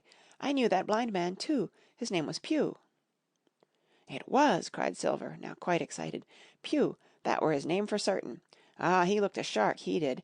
If we run down this Black Dog now, there'll be news for Captain Trelawney. Ben's a good runner. Few seamen run better than Ben. He should run him down hand over hand, by the powers. He talked of keel-hauling, did he? I'll keel-haul him." All the time he was jerking out these phrases he was stumping up and down the tavern on his crutch, slapping tables with his hand, and giving such a show of excitement as would have convinced an Old Bailey judge or a Bow Street runner. My suspicions had been thoroughly reawakened on finding Black Dog at the spyglass, and I watched the cook narrowly. But he was too deep, and too ready, and too clever for me, and by the time the two men had come back out of breath, and confessed that they had lost the track in a crowd, and been scolded like thieves, I would have gone bail for the innocence of Long John Silver. "See here now, Hawkins," said he, "here's a blessed hard thing on a man like me, now ain't it? There's Captain Trelawney, what's he to think? Here I have this confounded son of a Dutchman sitting in my own house, drinking of my own rum. Here you comes and tells me of it plain, and here I let him give us all the slip before my blessed deadlights. Now, Hawkins, you do me justice with the captain. You're a lad, you are, but you're smart as paint. I see that when you first came in. Now here it is. What could I do with this old timber I hobble on? When I was at A.B. Mariner, I'd have come up alongside of him, hand over hand, and broached him to in a brace of old shakes, I would. But now—" And then all of a sudden he stopped, and his jaw dropped as though he had remembered something. "The score!" he burst out. "3 goes a rum! Why, shiver my timbers, if I hadn't forgotten my score!" And falling on a bench, he laughed until the tears ran down his cheeks. I could not help joining, and we laughed together, peal after peal, until the tavern rang again. "Why, what a precious old sea-calf I am," he said at last, wiping his cheeks. "You and me should get on well, Hawkins, for I'll take my davy I should be rated ship's boy. But come now, stand by to go about. This won't do. Duty is duty, messmates. I'll put on my old cocked hat and step along of you to Captain Trelawney, and report this here affair. For mind you, it's serious, young Hawkins, and neither you nor me's come out of it with what I should make so bold as to call credit. Nor you either, says you, not smart, none of the pair of us smart, but dash my buttons, that was a good un about my score." And he began to laugh again, and that so heartily that, though I did not see the joke as he did, I was again obliged to join him in his mirth. On our little walk along the quays he made himself the most interesting companion, telling me about the different ships that we passed by, their rig, tonnage, and nationality, explaining the work that was going forward, how one was discharging, another taking in cargo, and a third making ready for sea, and every now and then telling me some little anecdote of ships or seamen, or repeating a nautical phrase till I had learned it perfectly. I began to see that here was one of the best of possible shipmates. When we got to the inn, the squire and Dr. Livesey were seated together, finishing a quart of ale with a toast in it, before they should go aboard the schooner on a visit of inspection. Long John told the story from first to last, with a great deal of spirit and the most perfect truth. "That was how it were now, weren't it, Hawkins?" he would say, now and again, and I could always bear him entirely out. The two gentlemen regretted that Black Dog had gone away, but we all agreed there was nothing to be done, and after he had been complimented, Long John took up his crutch and departed. "All hands aboard by 4 this afternoon," shouted the squire after him. "Aye, aye, sir," cried the cook in the passage. "Well, squire," said Dr. Livesey, "I don't put much faith in your discoveries as a general thing, but I will say this, John Silver suits me." "The man's a perfect trump," declared the squire. "And now," added the doctor, "Jim may come on board with us, may he not?" "To be sure he may," says squire.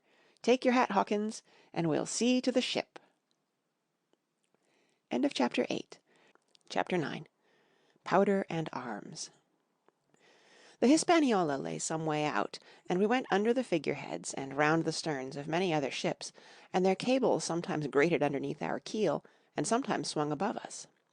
At last, however, we got alongside, and were met and saluted as we stepped aboard by the mate, Mr. Arrow, a brown old sailor, with earrings in his ears and a squint. He and the squire were very thick and friendly, but I soon observed that things were not the same between Mr. Trelawney and the captain. This last was a sharp-looking man, who seemed angry with everything on board, and was soon to tell us why, for we had hardly got down into the cabin when a sailor followed us. "Captain Smollett, sir, axing to speak with you," said he.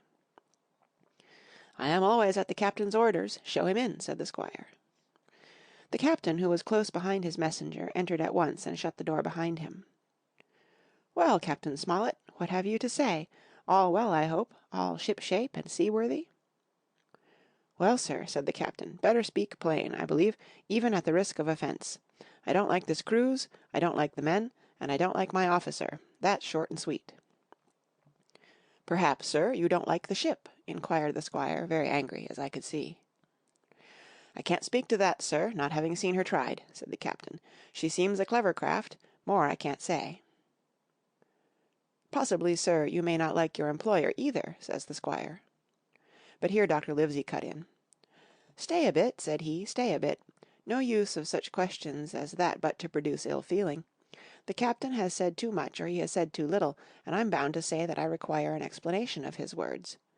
You don't, you say, like this cruise. Now, why?" "I was engaged, sir, on what we call sealed orders, to sail this ship for that gentleman where he should bid me," said the captain. "So far so good. But now I find that every man before the mast knows more than I do. I don't call that fair now, do you?"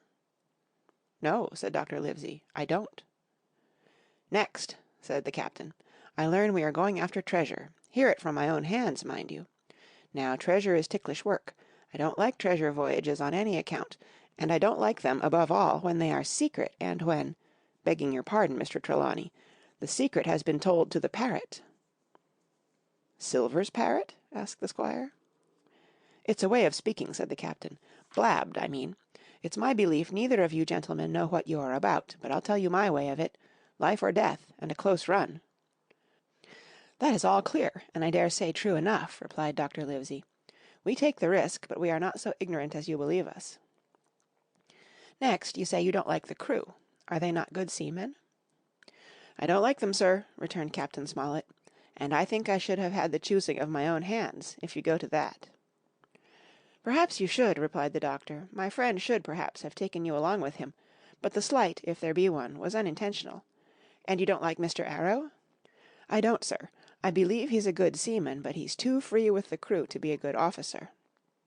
A mate should keep himself to himself, shouldn't drink with the men before the mast." "Do you mean he drinks?" cried the squire.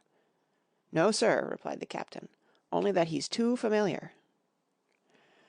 "Well now, and the short and long of it, captain," asked the doctor. "Tell us what you want." "Well, gentlemen, are you determined to go on this cruise?" "Like iron," answered the squire. "Very good," said the captain. "Then, as you've heard me very patiently, saying things that I could not prove, hear me a few words more. They are putting the powder and the arms in the forehold. Now, you have a good place under the cabin. Why not put them there? First point. Then you are bringing 4 of your own people with you, and they tell me some of them are to be berthed forward. Why not give them berths here beside the cabin? Second point." "Any more?" asked Mr. Trelawney. "One more," said the captain. "There's been too much blabbing already." "Far too much," agreed the doctor.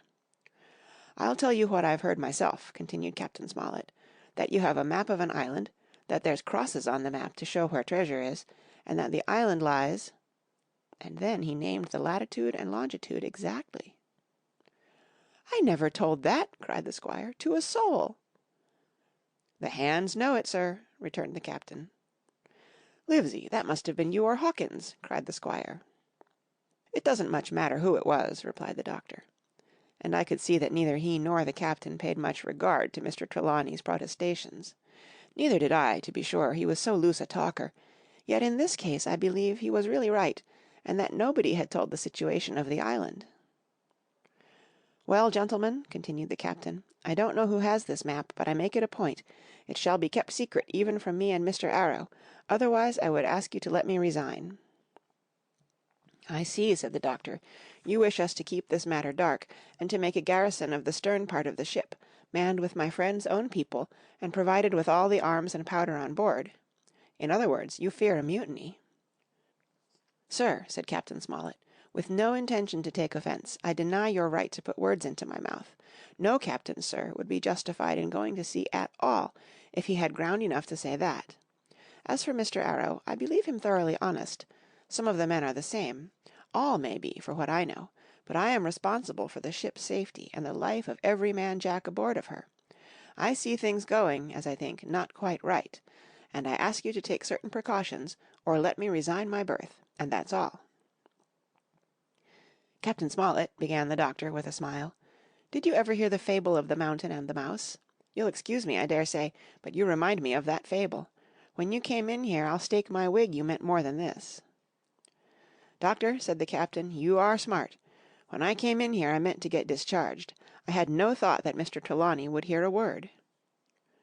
"No more I would," cried the squire. "Had Livesey not been here I should have seen you to the deuce. As it is, I have heard you. I will do as you desire, but I think the worse of you." "That's as you please, sir," said the captain. "You'll find I do my duty." And with that he took his leave. "Trelawney," said the doctor, "contrary to all my notions, I believe you have managed to get 2 honest men on board with you, that man and John Silver." "Silver, if you like," cried the squire, "but as for that intolerable humbug, I declare I think his conduct unmanly, unsailorly, and downright un-English." "Well," says the doctor, "we shall see." When we came on deck the men had begun already to take out the arms and powder, yo-hoing at their work, while the captain and Mr. Arrow stood by superintending. The new arrangement was quite to my liking. The whole schooner had been overhauled.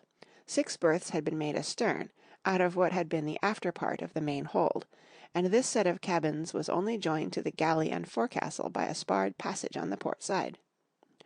It had been originally meant that the captain, Mr. Arrow, Hunter, Joyce, the doctor, and the squire were to occupy these 6 berths.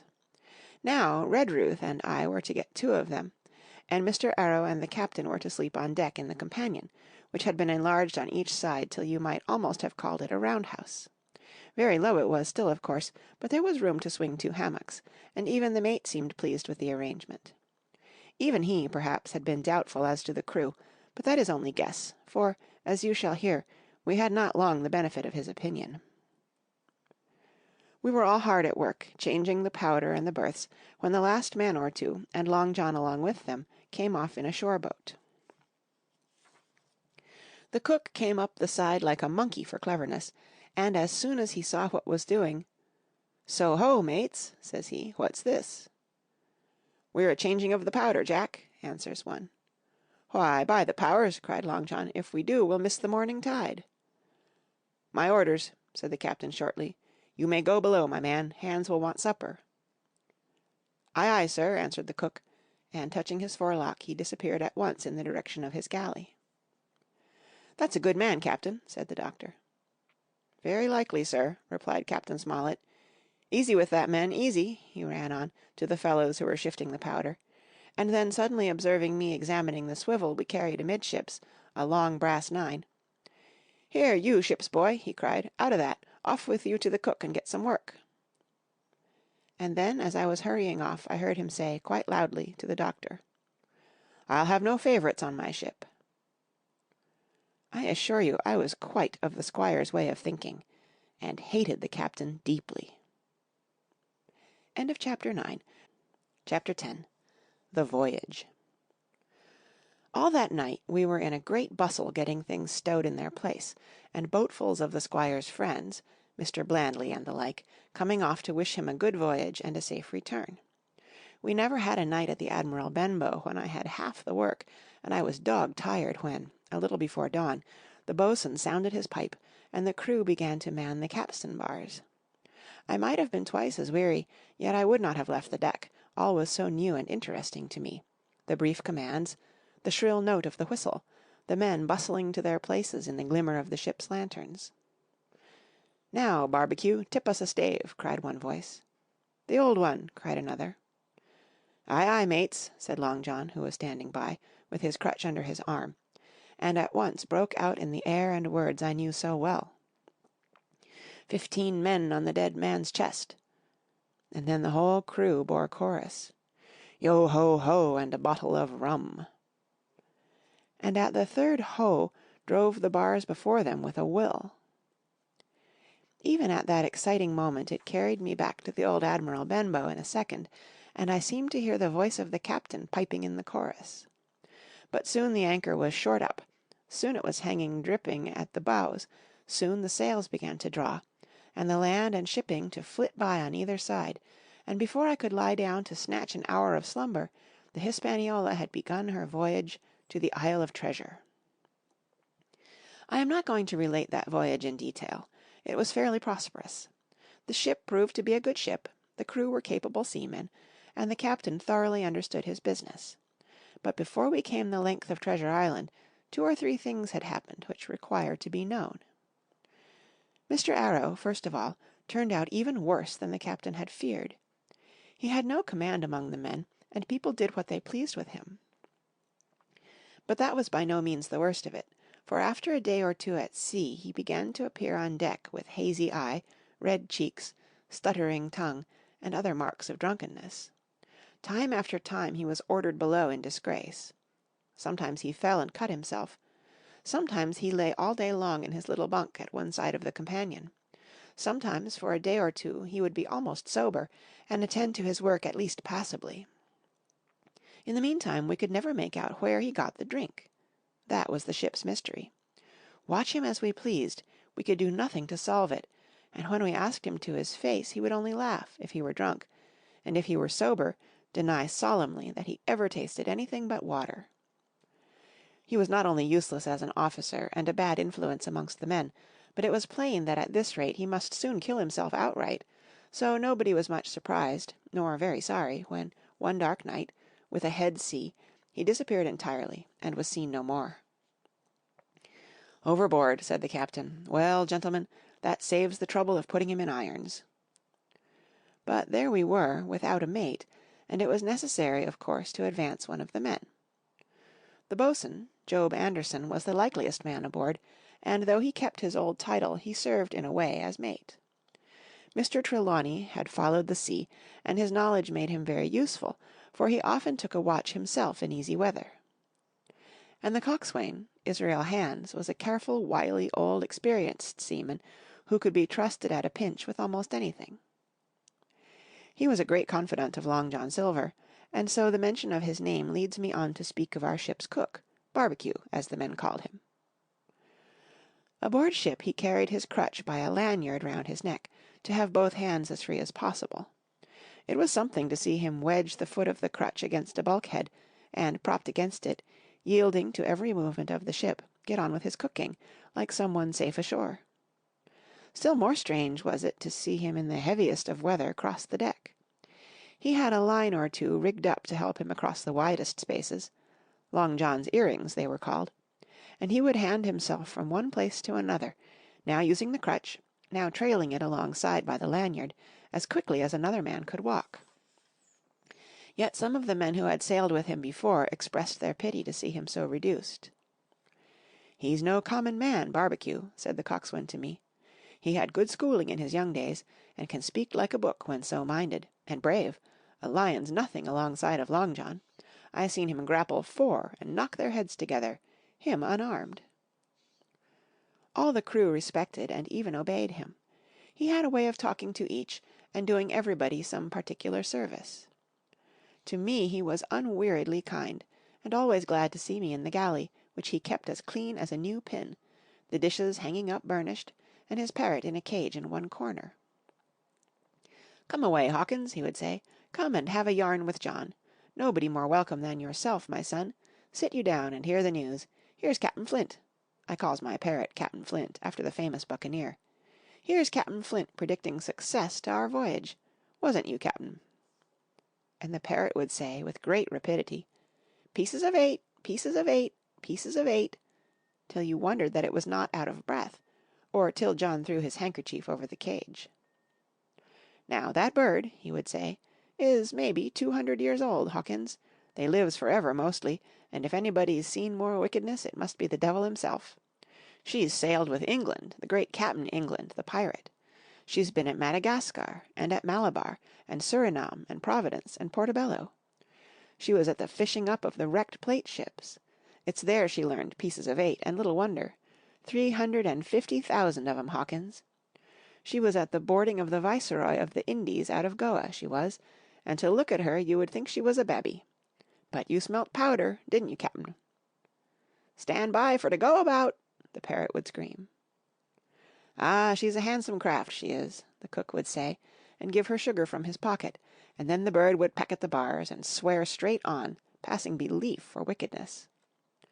"There," John would add, "you can't touch pitch and not be mucked, lad. Here's this poor old innocent bird o' mine swearing blue fire, and none the wiser, you may lay to that. She would swear the same, in a manner of speaking, before Chaplain." And John would touch his forelock with a solemn way he had, that made me think he was the best of men. In the meantime the Squire and Captain Smollett were still on pretty distant terms with one another. The Squire made no bones about the matter. He despised the Captain. The Captain on his part never spoke but when he was spoken to, and then sharp and short and dry, and not a word wasted. He owned, when driven into a corner, that he seemed to have been wrong about the crew, that some of them were as brisk as he wanted to see, and all had behaved fairly well. As for the ship, he had taken a downright fancy to her. "She'll lie in a point nearer the wind than a man has a right to expect of his own married wife, sir. But," he would add, "all I say is we're not home again, and I don't like the cruise." The Squire at this would turn away, and march up and down the deck, chin in air. "A trifle more of that man," he would say, "and I shall explode." We had some heavy weather, which only proved the qualities of the Hispaniola. Every man on board seemed well content, and they must have been hard to please if they had been otherwise, for it is my belief that there was never a ship's company so spoiled since Noah put to sea. Double grog was going on the least excuse. There was duff on odd days, as, for instance, if the Squire heard it was any man's birthday, and always a barrel of apples standing broached in the waist, for any one to help himself that had a fancy. "Never knew good come of it yet," the captain said to Dr. Livesey. "Spoil forecastle hands make devils, that's my belief." But good did come of the apple barrel, as you shall hear, for if it had not been for that, we should have had no note of warning, and might all have perished by the hand of treachery. This was how it came about. We had run up the trades to get the wind of the island we were after. I am not allowed to be more plain. And now we were running down for it with a bright lookout day and night. It was about the last day of our outward voyage, by the largest computation. Sometime that night, or at latest before noon of the morrow, we should sight the treasure island. We were heading south-southwest, and had a steady breeze abeam and a quiet sea. The Hispaniola rolled steadily, dipping her bowsprit now and then with a whiff of spray. All was drawing alow and aloft. Every one was in the bravest spirits, because we were now so near an end of the first part of our adventure. Now, just after sundown, when all my work was over, and I was on my way to my berth, it occurred to me that I should like an apple. I ran on deck. The watch was all forward looking out for the island.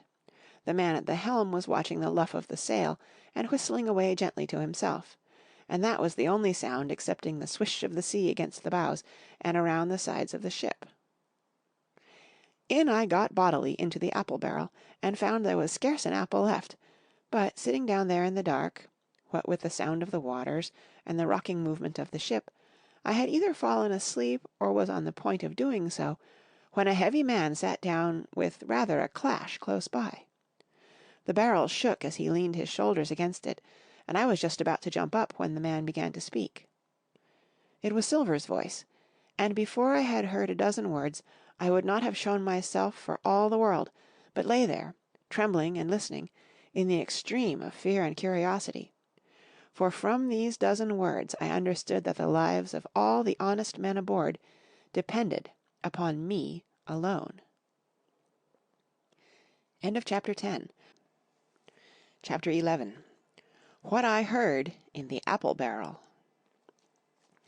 "No, not I," said Silver. "Flint was captain, I was quartermaster, along of my timber leg. The same broadside I lost my leg, old Pew lost his deadlights.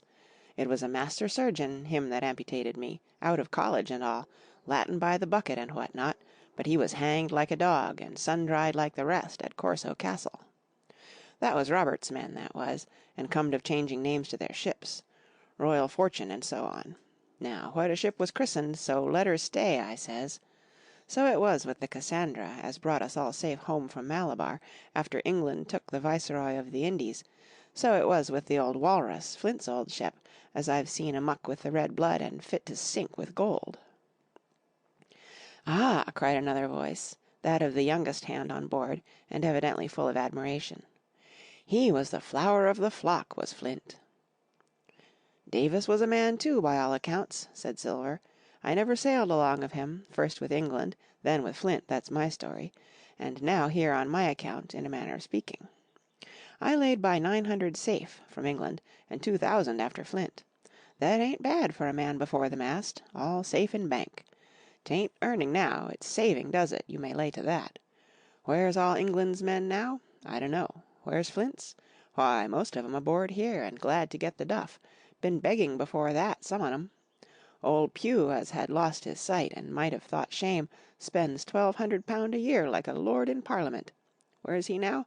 Well, he's dead now, and under hatches. But for 2 year before that, shiver my timbers, the man was starving. He begged, and he stole, and he cut throats, and he starved at that, by the powers." "Well, it ain't much use after all," said the young seaman. "'Tain't much use for fools, you may lay to it. That nor nothing," cried Silver. "But now you look here, you're young, you are, but you're smart as paint. I see that when I set eyes on you, and I'll talk to you like a man." You may imagine how I felt when I heard this abominable old rogue addressing another in the very same words of flattery as he had used to myself. I think, if I had been able, that I would have killed him through the barrel. Meantime he ran on, little supposing he was overheard. "Here it is about gentlemen of fortune. They lives rough, and they risk swinging, but they eat and drink like fighting cocks, and when a cruise is done, why, it's hundreds of pounds, instead of hundreds of farthings, in their pockets. Now the most goes for rum and a good fling, and to sea again in their shirts. But that's not the course I lay. I put it all away, some here, some there, and none too much anywheres by reason of suspicion. I'm 50, mark you. Once back from this cruise, I set up gentleman in earnest. Time enough too, says you. Ah, but I've lived easy in the meantime, never denied myself a nothing heart desires, and slept soft and ate dainty all my days, but when at sea. And how did I begin? Before the mast, like you." "Well," said the other, "but all the other money's gone now, ain't it? You daren't show face in Bristol after this." "Why, where might you suppose it was?" asked Silver, derisively. "At Bristol, in banks and places," answered his companion. "If it were," said the cook, "it were when we weighed anchor. But my old missus has it all by now. And the spy-glass is sold, lease and goodwill and rigging, and the old girl's off to meet me. I would tell you where, for I trust you, but it'd make jealousy among the mates." "And can you trust your missus?" asked the other. "Gentlemen of fortune," returned the cook, "usually trusts little among themselves, and right they are, you may lay to it. But I have a way with me, I have. When a mate brings a slip on his cable, one as knows me, I mean, it won't be in the same world with old John. There was some that was feared of Pew, and some that was feared of Flint, but Flint his own self was feared of me. Feared he was, and proud. They was the roughest crew afloat, was Flint's. The devil himself would have been feared to go to sea with them. Well, now, I tell you, I'm not a boasting man, and you seen yourself how easy I keep company. But when I was quartermaster, lambs wasn't the word for Flint's old buccaneers. Ah, you may be sure of yourself in old John's ship." "Well, I tell you now," replied the lad, "I didn't half a quarter like the job till I had this talk with you, John, but there's my hand on it now." "And a brave lad you were, and smart too," answered Silver, shaking hands so heartily that all the barrel shook. "And a finer figurehead for a gentleman of fortune I never clapped my eyes on." By this time I had begun to understand the meaning of their terms. By a gentleman of fortune, they plainly meant neither more nor less than a common pirate, and the little scene that I had overheard was the last act in the corruption of one of the honest hands, perhaps of the last one left aboard. But on this point I was soon to be relieved, for, Silver giving a little whistle, a third man strolled up and sat down by the party. "Dick's square," said Silver. "Oh, I knowed Dick was square," returned the voice of the coxswain, Israel Hands. "He's no fool, is Dick." And he turned his quid and spat. "But look here," he went on, "here's what I want to know, Barbecue. How long are we a-going to stand off and on like a blessed bumboat? I've had a'most enough of Cap'n Smollett. He's hazed me long enough, by thunder. I want to go into that cabin, I do. I want their pickles and wines and that." "Israel," said Silver, "your head ain't much account, nor ever was. But you're able to hear, I reckon, leastways your ears is big enough. Now, here's what I say. You'll berth forward, and you'll live hard, and you'll speak soft, and you'll keep sober till I give the word, and you may lay to that, my son." "Well, I don't say no, do I?" growled the coxswain. "What I say is when, that's what I say." "When? By the powers!" cried Silver. "Well, now, if you want to know, I'll tell you when. The last moment I can manage, and that's when. Here's a first-rate seaman, Cap'n Smollett, sails the blessed ship for us. Here's this squire and doctor with a map and such. I don't know where it is, do I? No more do you, says you. Well then, I mean this squire and doctor shall find the stuff and help us to get it aboard, by the powers. Then we'll see.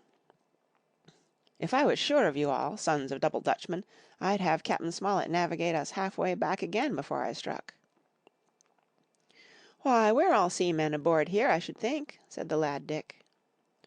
"We're all fo'c'sle hands, you mean," snapped Silver. "We can steer a course, but who's to set one? That's what all you gentlemen split on, first and last. If I had my way, I'd have Cap'n Smollett work us back into the trades at least. Then we'd have no blessed miscalculations and a spoonful of water a day. But I know the sort you are. I'll finish with 'em at the island, as soon's the blunt's on board, and a pity it is. But you're never happy till you're drunk. Split my sides, I've a sick heart to sail with the likes of you." "Easy all, Long John," cried Israel. "Who's a-crossing of you?"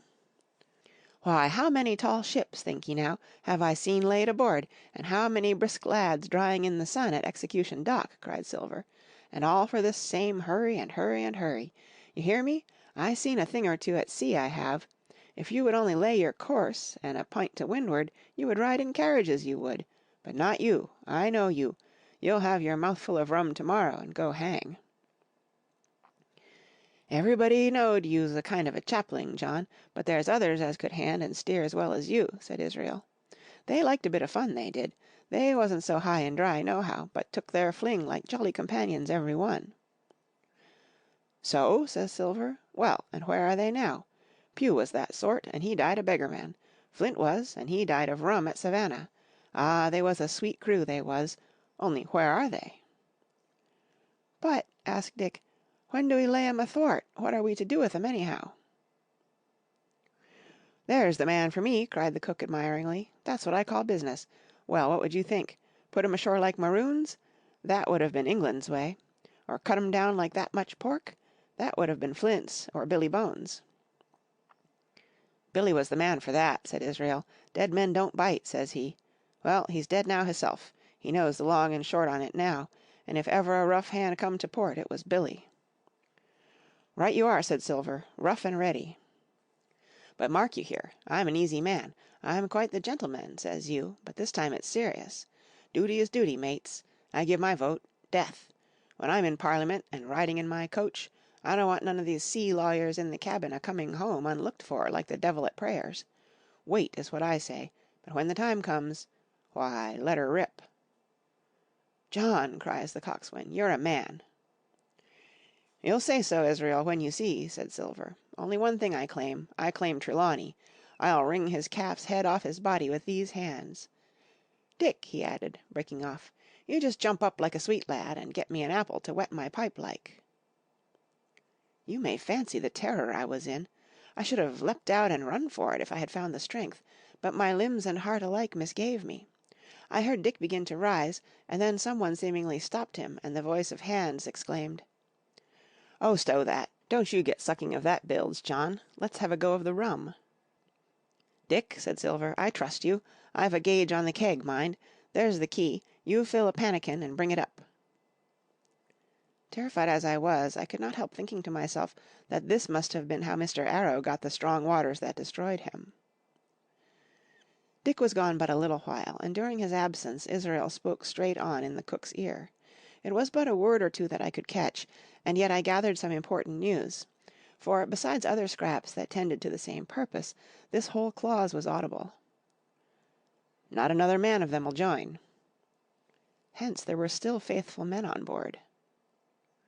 When Dick returned, one after another of the trio took the pannikin and drank, one to luck, another with a "Here's to old Flint," and Silver himself saying in a kind of song, "Here's to ourselves and hold your luff, plenty of prizes and plenty of duff." Just then a sort of brightness fell upon me in the barrel, and looking up, I found the moon had risen, and was silvering the mizzen-top and shining white on the luff of the foresail, and almost at the same time the voice of the lookout shouted, "Land ho!" Chapter 12. Council of War. There was a great rush of feet across the deck. I could hear people tumbling up from the cabin and the forecastle, and, slipping in an instant outside my barrel, I dived behind the foresail, made a double towards the stern, and came out upon the open deck in time to join Hunter and Dr. Livesey in the rush for the weather bow. There all hands were already congregated. A belt of fog had lifted almost simultaneously with the appearance of the moon. Away to the southwest of us we saw two low hills, about a couple of miles apart, and rising behind one of them a third and higher hill, whose peak was still buried in the fog. All three seemed sharp and conical in figure.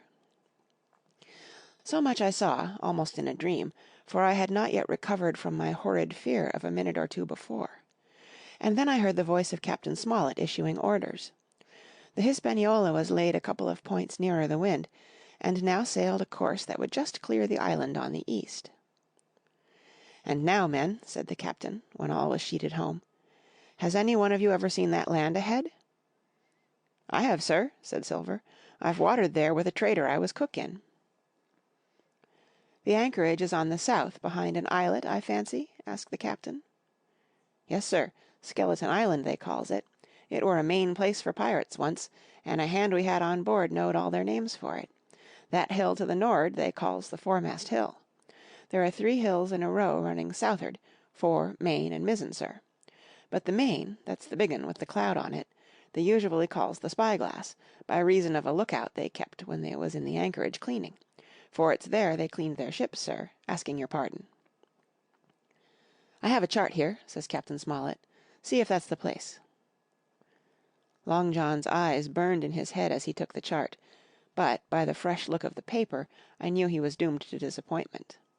This was not the map we found in Billy Bones' chest, but an accurate copy, complete in all things, names and heights and soundings, with the single exception of the red crosses and the written notes. Sharp as must have been his annoyance, Silver had the strength of mind to hide it. "Yes, sir," said he, "this is the spot to be sure, and very prettily drawed out. Who might have done that, I wonder? The pirates were too ignorant, I reckon. Aye, here it is, Cap'n Kidd's anchorage. Just the name my shipmate called it.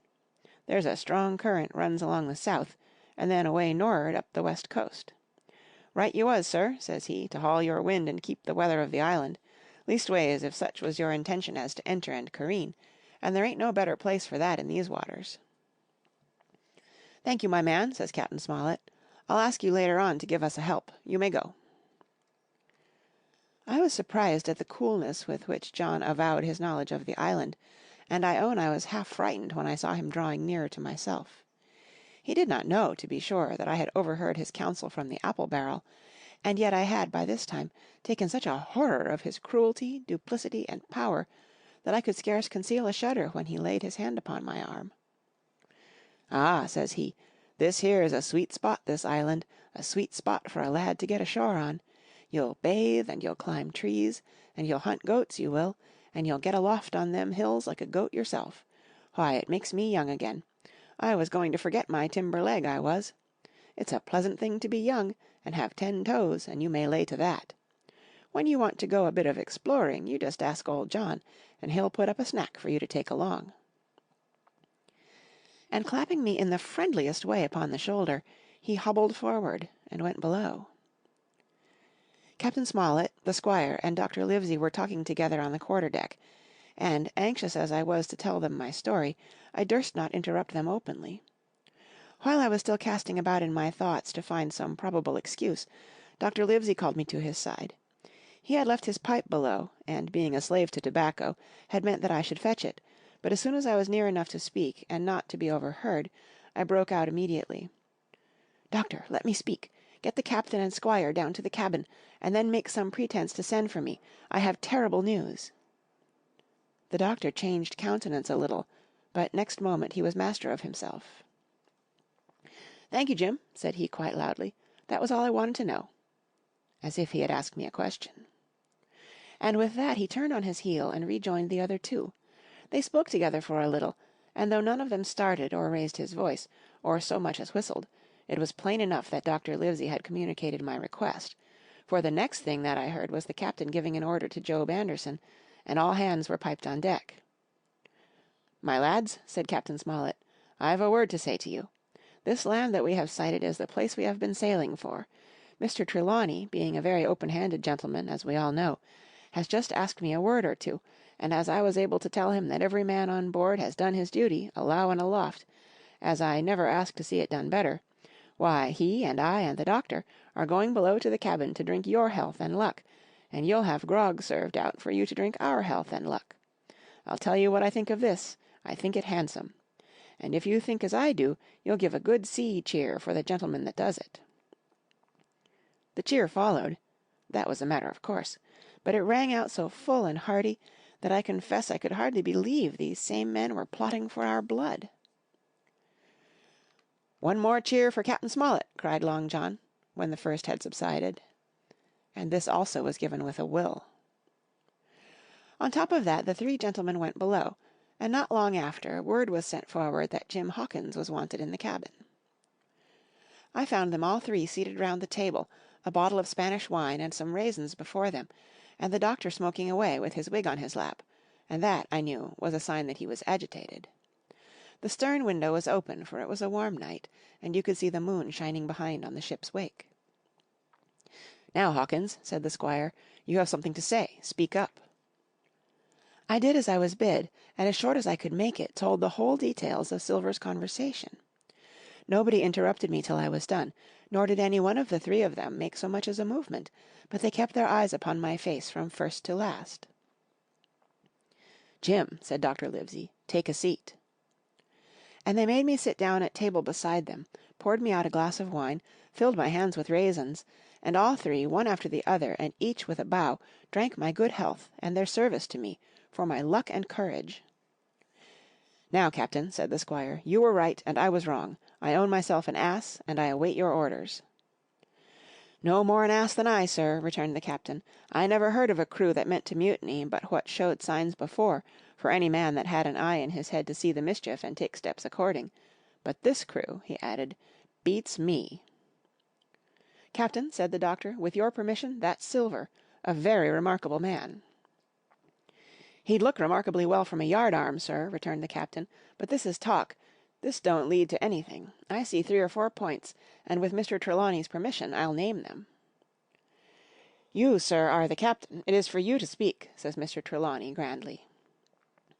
"First point," began Mr. Smollett. "We must go on, because we can't turn back. If I gave the word to go about, they would rise at once.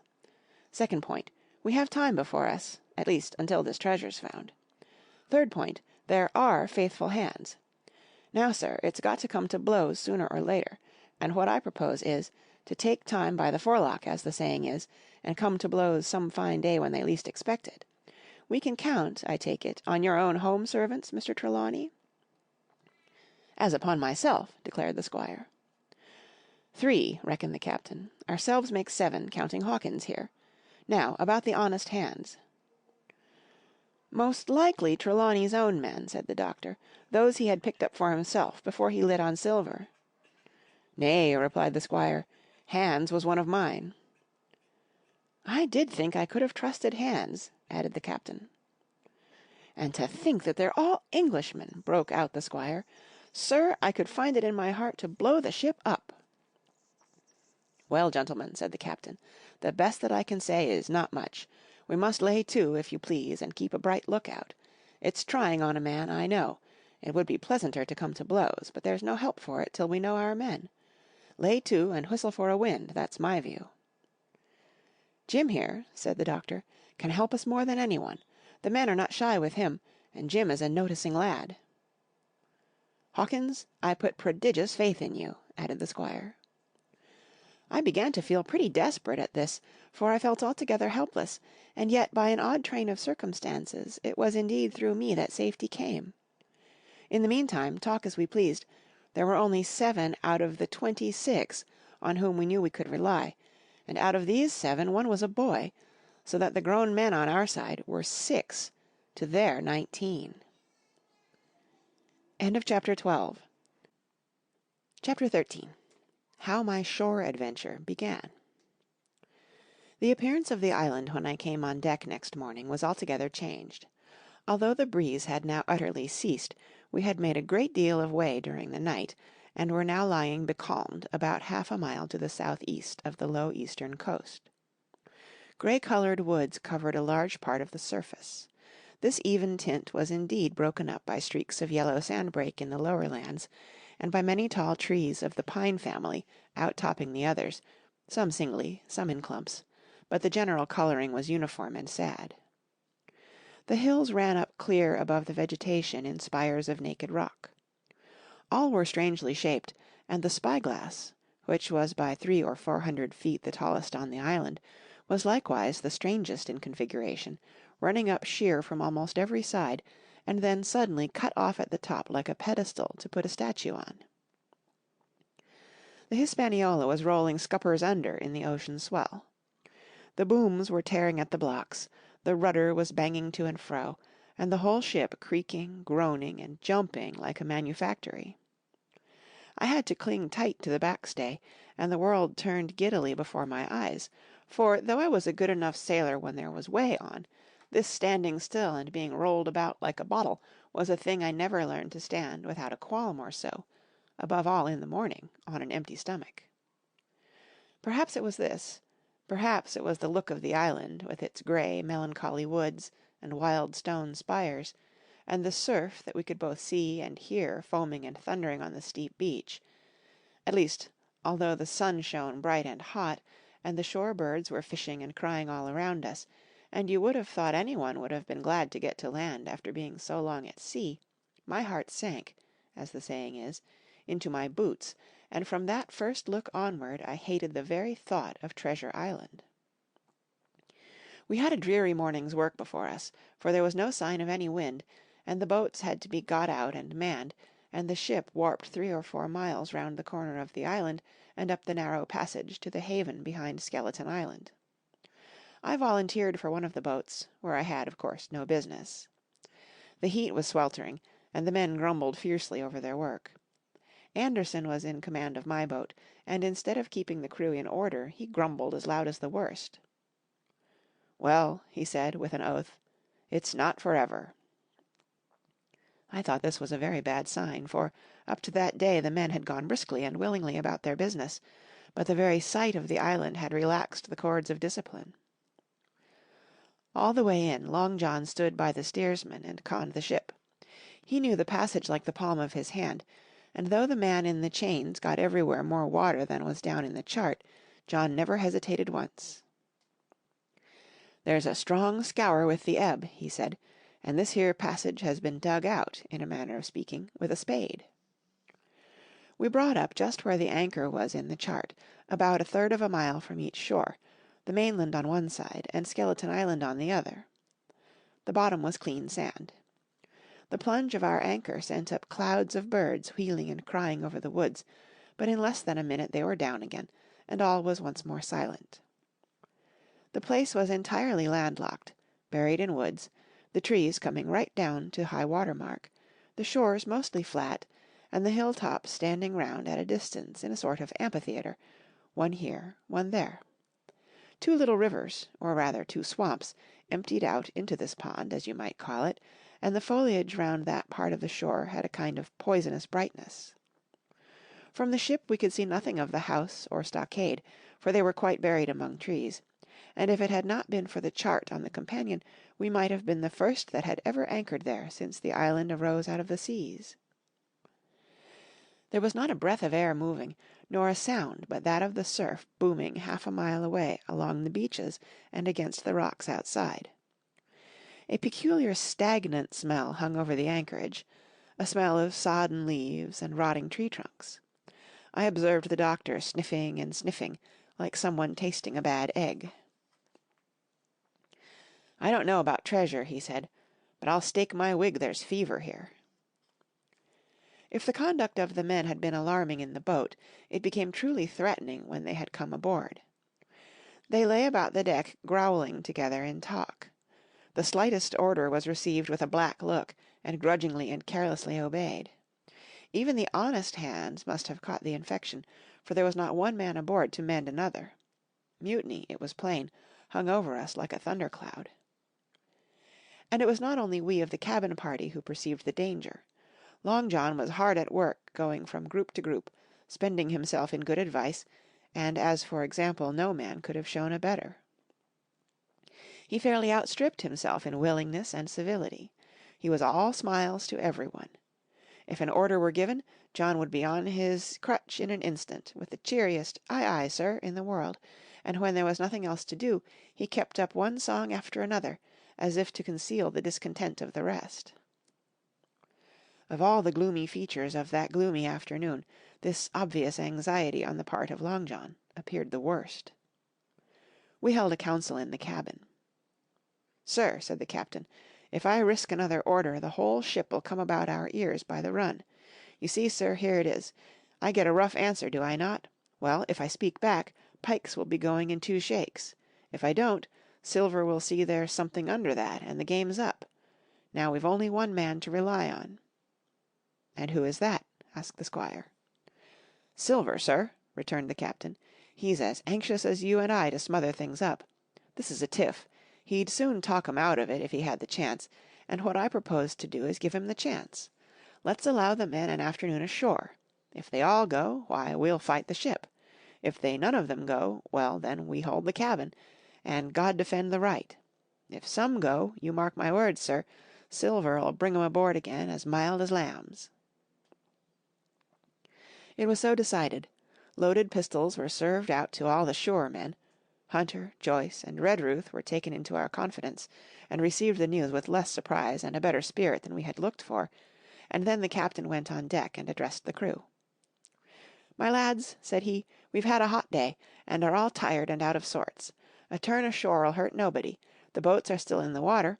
You can take the gigs, and as many as please may go ashore for the afternoon. I'll fire a gun half an hour before sundown." I believe the silly fellows must have thought they would break their shins over treasure as soon as they were landed, for they all came out of their sulks in a moment, and gave a cheer that started the echo in a far-away hill, and sent the birds once more flying and squalling round the anchorage. The captain was too bright to be in the way. He whipped out of sight in a moment, leaving Silver to arrange the party, and I fancy it was as well he did so. Had he been on deck, he could no longer so much as have pretended not to understand the situation. It was as plain as day. Silver was the captain, and a mighty rebellious crew he had of it. The honest hands, and I was soon to see it proved that there were such on board, must have been very stupid fellows. Or rather, I suppose the truth was this, that all hands were disaffected by the example of the ringleaders, only some more, some less, and a few, being good fellows in the main, could neither be led nor driven any further. It is one thing to be idle and skulk, and quite another to take a ship and murder a number of innocent men. At last, however, the party was made up. 6 fellows were to stay on board, and the remaining 13, including Silver, began to embark. Then it was that there came into my head the first of the mad notions that contributed so much to save our lives. If 6 men were left by Silver, it was plain our party could not take and fight the ship, and since only 6 were left, it was equally plain that the cabin party had no present need of my assistance. It occurred to me at once to go ashore. In a jiffy I had slipped over the side and curled up in the foresheets of the nearest boat, and almost at the same moment she shoved off. No one took notice of me, only the bow oar saying, "Is that you, Jim? Keep your head down." But Silver from the other boat looked sharply over and called out to know if that were me, and from that moment I began to regret what I had done. The crews raced for the beach, but the boat I was in, having some start, and being at once the lighter and the better manned, shot far ahead of her consort, and the bow had struck among the shoreside trees, and I had caught a branch and swung myself out, and plunged into the nearest thicket, while Silver and the rest were still 100 yards behind. "Jim! Jim!" I heard him shouting. But you may suppose I paid no heed. Jumping, ducking, and breaking through, I ran straight before my nose, till I could run no longer. Chapter 14. The First Blow. I was so pleased at having given the slip to Long John that I began to enjoy myself and look around me with some interest on the strange land that I was in. I had crossed a marshy tract full of willows, bulrushes, and odd, outlandish, swampy trees, and had now come out upon the skirts of an open piece of undulating sandy country, about a mile long, dotted with a few pines and a great number of contorted trees, not unlike the oak in growth, but pale in the foliage, like willows. On the far side of the open stood one of the hills, with two quaint craggy peaks, shining vividly in the sun. I now felt for the first time the joy of exploration. The isle was uninhabited, my shipmates I had left behind, and nothing lived in front of me but dumb brutes and fowls. I turned hither and thither among the trees. Here and there were flowering plants, unknown to me. Here and there I saw snakes, and one raised his head from a ledge of rock and hissed at me with a noise not unlike the spinning of a top. Little did I suppose that he was a deadly enemy, and that the noise was the famous rattle.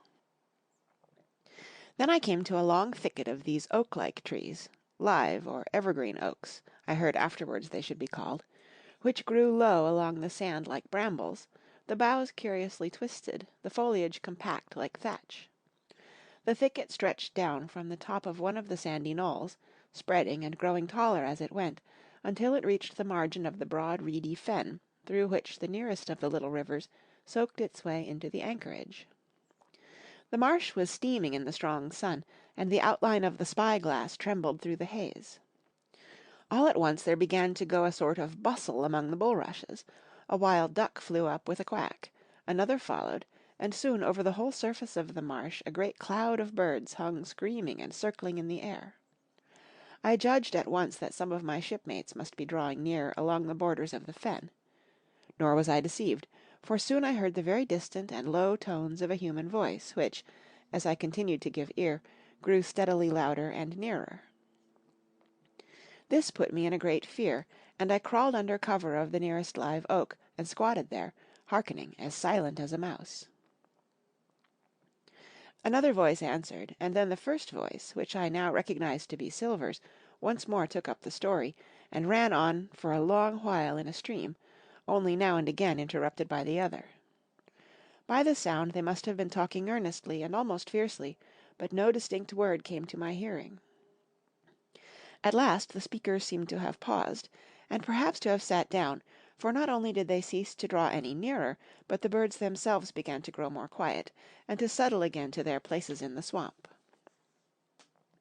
And now I began to feel that I was neglecting my business, that since I had been so foolhardy as to come ashore with these desperadoes, the least I could do was to overhear them at their councils, and that my plain and obvious duty was to draw as close as I could manage, under the favourable ambush of the crouching trees.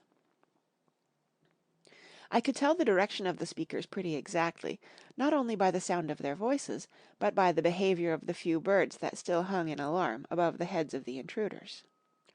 Crawling on all fours, I made steadily but slowly towards them, till at last, raising my head to an aperture among the leaves, I could see clear down into a little green dell beside the marsh, and closely set about with trees, where Long John Silver and another of the crew stood face to face in conversation.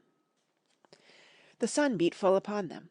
Silver had thrown his hat beside him on the ground, and his great smooth blond face, all shining with heat, was lifted to the other man's in a kind of appeal. "Mate," he was saying, "it's because I thinks gold dust of you. Gold dust, and you may lay to that. If I hadn't took to you like pitch, do you think I'd have been here a warning of you? All's up. You can't make nor mend. It's to save your neck that I'm a speaking, and if one of the wild uns knew it, where'd I be, Tom? Now tell me, where'd I be?" "Silver," said the other man, and I observed he was not only red in the face, but spoke as hoarse as a crow, and his voice shook too, like a taut rope. "Silver," says he, "you're old and you're honest, or has the name for it, and you've money, too, which lots of poor sailors hasn't, and you're brave, or I'm mistook. And will you tell me you'll let yourself be led away with that kind of a mess of swabs? Not you. As sure as God sees me, I'd sooner lose my hand. If I turn agin my duty—" And then all of a sudden he was interrupted by a noise. I had found one of the honest hands. Well, here, at that same moment, came news of another. Far away out in the marsh there arose, all of a sudden, a sound like the cry of anger, then another on the back of it, and then one horrid long-drawn scream. The rocks of the spy-glass re-echoed it a score of times. The whole troop of marsh birds rose again, darkening heaven with a simultaneous whir, and long after that death yell was still ringing in my brain, silence had re-established its empire, and only the rustle of the redescending birds and the boom of the distant surges disturbed the languor of the afternoon. Tom had leaped at the sound like a horse at the spur, but Silver had not winked an eye. He stood where he was, resting lightly on his crutch, watching his companion like a snake about to spring. "John!" said the sailor, stretching out his hand. "Hands off!" cried Silver, leaping back a yard, as it seemed to me, with the speed and security of a trained gymnast. "Hands off, if you like, John Silver," said the other. "It's a black conscience that can make you feared of me. But in heaven's name, tell me, what was that?" "That?" returned Silver, smiling away, but warier than ever, his eye a mere pin-point in his big face, but gleaming like a crumb of glass. "That? Oh, I reckon that'll be Allen." And at this poor Tom flashed out like a hero. "Allen!" he cried, "then rest his soul for a true seaman. And as for you, John Silver, long you've been a mate of mine, but you're a mate of mine no more. If I die like a dog, I'll die in my duty. You've killed Allen, have you? Kill me too if you can, but I defies you." And with that this brave fellow turned his back directly on the cook, and set off walking for the beach. But he was not destined to go far. With a cry, John seized the branch of a tree, whipped the crutch out of his armpit, and sent that uncouth missile hurtling through the air. It struck poor Tom point foremost, and with stunning violence, right between the shoulders and the middle of his back. His hands flew up, he gave a sort of gasp, and fell. Whether he were injured much or little, none could ever tell. Like enough, to judge from the sound, his back was broken on the spot, but he had no time given him to recover. Silver, agile as a monkey, even without leg or crutch, was on top of him the next moment, and had twice buried his knife up to the hilt in that defenceless body. From my place of ambush I could hear him pant aloud as he struck the blows. I do not know what it rightly is to faint, but I do know that for the next little while the whole world swam away from before me in a whirling mist. Silver and the birds and the tall spyglass hilltop going round and topsy-turvy before my eyes, and all manner of bells ringing and distant voices shouting in my ear. When I came again to myself, the monster had pulled himself together, his crutch under his arm, his hat upon his head. Just before him Tom lay motionless upon the sward, but the murderer minded him not a whit, cleansing his blood-stained knife the while upon a wisp of grass. Everything else was unchanged, the sun still shining mercilessly on the steaming marsh and the tall pinnacle of the mountain, and I could scarce persuade myself that murder had been actually done and a human life cruelly cut short a moment since, before my eyes. But now John put his hand into his pocket, brought out a whistle, and blew upon it several modulated blasts that rang far across the heated air. I could not tell, of course, the meaning of the signal, but it instantly awoke my fears. More men would be coming. I might be discovered. They had already slain 2 of the honest people. After Tom and Allen, might not I come next? Instantly I began to extricate myself and crawl back again, with what speed and silence I could manage, to the more open portion of the wood. As I did so, I could hear hails coming and going between the old buccaneer and his comrades, and this sound of danger lent me wings. As soon as I was clear of the thicket, I ran as I never ran before, scarce minding the direction of my flight, so long as it led me from the murderers, and as I ran, fear grew and grew upon me, until it turned into a kind of frenzy. Indeed, could anyone be more entirely lost than I? When the gun fired, how should I dare go down to the boats among those fiends, still smoking from their crime? Would not the first of them who saw me wring my neck like a snipe's? Would not my absence itself be an evidence to them of my alarm, and therefore of my fatal knowledge? It was all over, I thought. Good-bye to the Hispaniola, good-bye to the squire, the doctor, and the captain. There was nothing left for me but death by starvation, or death by the hands of the mutineers. All this while, as I say, I was still running, and, without taking any notice, I had drawn near to the foot of the little hill with the two peaks, and had got into a part of the island where the live oaks grew more widely apart, and seemed more like forest trees in their bearing and dimensions. Mingled with these were a few scattered pines, some 50, some nearer 70 feet high. The air, too, smelt more freshly than down beside the marsh. And here a fresh alarm brought me to a standstill, with a thumping heart. End of chapter 14. Chapter 15.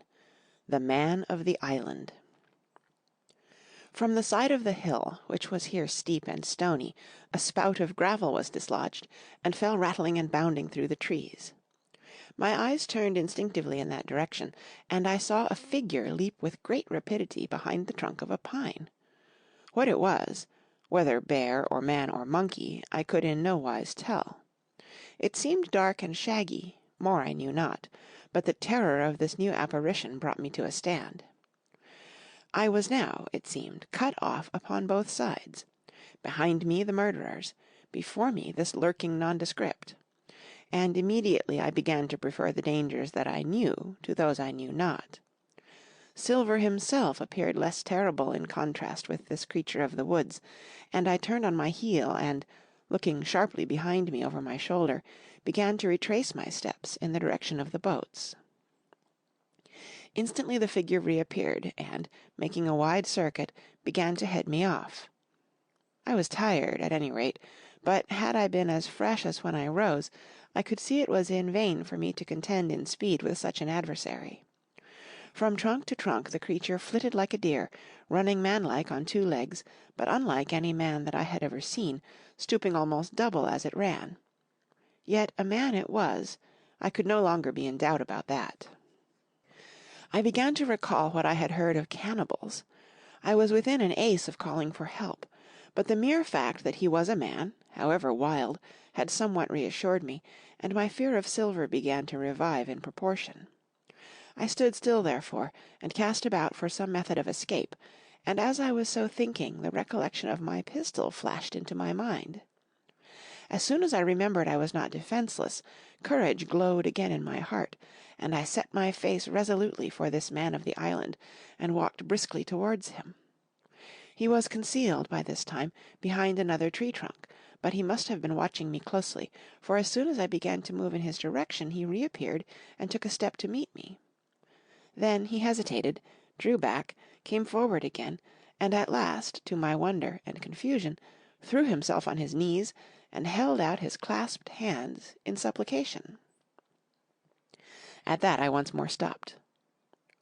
"Who are you?" I asked. "Ben Gunn," he answered, and his voice sounded hoarse and awkward, like a rusty lock. "I'm poor Ben Gunn, I am, and I haven't spoke with a Christian these 3 years."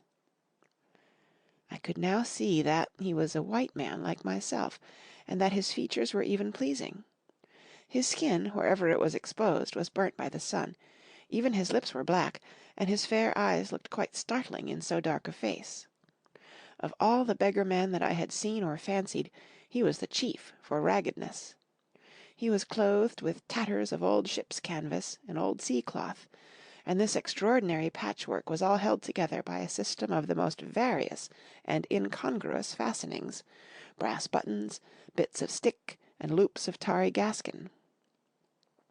About his waist he wore an old brass-buckled leather belt, which was the one thing solid in his whole accoutrement. 3 years! I cried. Were you shipwrecked? Nay, mate, said he. Marooned. I had heard the word, and I knew it stood for a horrible kind of punishment, common enough among the buccaneers, in which the offender is put ashore with a little powder and shot, and left behind on some desolate and distant island. Marooned 3 years agone, he continued, and lived on goats since then, and berries and oysters. Wherever a man is, says I, a man can do for himself. But, mate, my heart is sore for Christian diet. You mightn't happen to have a piece of cheese about you now? No? Well, many's the long night I've dreamed of cheese, toasted mostly, and woke up again, and here I were. If ever I can get aboard again, said I, you shall have cheese by the stone. All this time he had been feeling the stuff of my jacket, smoothing my hands, looking at my boots, and generally, in the intervals of his speech, showing a childish pleasure in the presence of a fellow creature. But at my last words he perked up into a kind of startled slyness. If ever you can get aboard again, says you, he repeated, why now who's to hinder you? Not you, I know, was my reply. And right you was, he cried. Now you, what do you call yourself, mate? Jim, I told him. Jim, Jim, says he, quite pleased apparently. Well now, Jim, I've lived that rough as you'd be ashamed to hear of. Now, for instance, you wouldn't think I had had a pious mother to look at me, he asked. Why, no, not in particular, I answered. Ah, well, said he, but I had, remarkable pious, and I was a civil, pious boy, and could rattle off my catechism that fast as you couldn't tell one word from another. And here's what it come to, Jim, and it begun with Chuck Farthen on the blessed gravestones. That's what it begun with, but it went further'n that, and so my mother told me, and predicted the whole, she did, the pious woman. But it were Providence that put me here. I've thought it all out in this here lonely island, and I'm back on piety. You don't catch me tasting Rome so much, but just a thimbleful for luck, of course, the first chance I have. I'm bound I'll be good, and I see the way to. And Jim, looking all round him and lowering his voice to a whisper, I'm rich. I now felt sure that the poor fellow had gone crazy in his solitude, and I suppose I must have shown the feeling in my face, for he repeated the statement hotly. Rich, rich, I says, and I'll tell you what, I'll make a man of you, Jim. Ah, Jim, you'll bless your stars, you will. You was the first that found me. And at this there came suddenly a lowering shadow over his face, and he tightened his grasp upon my hand, and raised a forefinger threateningly before my eyes. Now, Jim, you tell me true, that ain't Flint's ship? He asked. At this I had a happy inspiration. I began to believe that I had found an ally, and I answered him at once. It's not Flint's ship, and Flint is dead, but I'll tell you true, as you ask me, there are some of Flint's hands aboard, worse luck for the rest of us. Not a man with one leg, he gasped. Silver? I asked. Ah, Silver, says he, that were his name. He's the cook, and the ringleader, too. He was still holding me by the wrist, and at that he gave it quite a wring. If you was sent by Long John, he said, I'm as good as pork, and I know it. But where was you, do you suppose? I had made my mind up in a moment, and by way of answer told him the whole story of our voyage, and the predicament in which we found ourselves. He heard me with the keenest interest, and when I had done he patted me on the head. You're a good lad, Jim, he said, and you're all in a clove hitch, ain't you? Well, you just put your trust in Ben Gunn. Ben Gunn's the man to do it. Would you think it likely, now, that your squire would prove a liberal-minded one in case of help, him being in a clove hitch, as you remark? I told him the squire was the most liberal of men. Aye, but you see, returned Ben Gunn, I didn't mean giving me a gate to keep and a suit of livery clothes and such. That's not my mark, Jim. What I mean is, would he be likely to come down to the tune of, say, £1,000 out of money that's as good as a man's own already? I'm sure he would, I said. As it was, all hands were to share. "And a passage home?" he added, with a look of great shrewdness. "Why," I cried, "the Squire's a gentleman, and besides, if we got rid of the others, we should want you to help work the vessel home." "Ah," said he, "so you would," and he seemed very much relieved. "Now I'll tell you what," he went on, "so much I'll tell you and no more. I were in Flint's ship when he buried the treasure, he and 6 along, 6 strong seamen. They were ashore nigh on a week, and us standing off and on in the old Walrus. One fine day up went the signal, and here come Flint by himself in a little boat, and his head done up in a blue scarf. The sun was getting up, and mortal white he looked about the cutwater, but there he was, you mind, and the 6 all dead, dead and buried. How he done it, not a man aboard us could make out. It was battle, murder, and sudden death, leastways, him against 6. Billy Bones was the mate.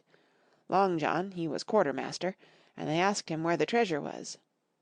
'Ah,' says he, 'you can go ashore if you like, and stay,' he says, 'but as for the ship, she'll beat up for more, by thunder.' That's what he said. Well, I was in another ship 3 years back, and we sighted this island. 'Boys,' said I, 'here's Flint's treasure. Let's land and find it.' The captain was displeased at that, but my messmates were all of a mind, and landed. 12 days they looked for it, and every day they had the worse word for me, until one fine morning all hands went aboard. 'As for you, Benjamin Gunn,' says they, 'here's a musket,' they says, 'and a spade and a pickaxe. You can stay here and find Flint's money for yourself,' they says. Well, Jim, 3 years have I been here, and not a bite of Christian diet from that day to this. But now, you look here, look at me. Do I look like a man before the mast? No, says you. Nor I weren't neither, I says." And with that he winked and pinched me hard. "Just you mention them words to your squire, Jim," he went on, "nor he weren't neither. That's the words. 3 years he were the man of this island, light and dark, fair and rain, and sometimes he would, maybe, think upon a prayer, says you, and sometimes he would, maybe, think of his old mother, so be she's alive, you'll say, but the most part of Gunn's time, this is what you'll say, the most part of his time was took up with another matter, and then you'll give him a nip, like I do." And he pinched me again in the most confidential manner. "Then," he continued, "then you'll up and you'll say this: 'Gunn is a good man,' you'll say, 'and he puts a precious sight more confidence, precious sight, mind that, in a gentleman born than in these gentlemen of fortune, having been one himself.'" "Well," I said, "I don't understand one word that you've been saying. But that's neither here nor there, for how am I to get on board?" "Ah," said he, "that's the hitch for sure. Well, there's my boat that I made with my 2 hands. I keep her under the White Rock. If the worst come to the worst, we might try that after dark. Hi!" he broke out, "what's that?" For just then, although the sun had still an hour or 2 to run, all the echoes of the island awoke and bellowed to the thunder of a cannon. "They have begun to fight!" I cried. "Follow me!" And I began to run towards the anchorage, my terror all forgotten, while close at my side the marooned man in his goatskins trotted easily and lightly. "Left, left," says he, "keep to your left hand, Mate Jim. Under the trees with you. There's where I killed my first goat.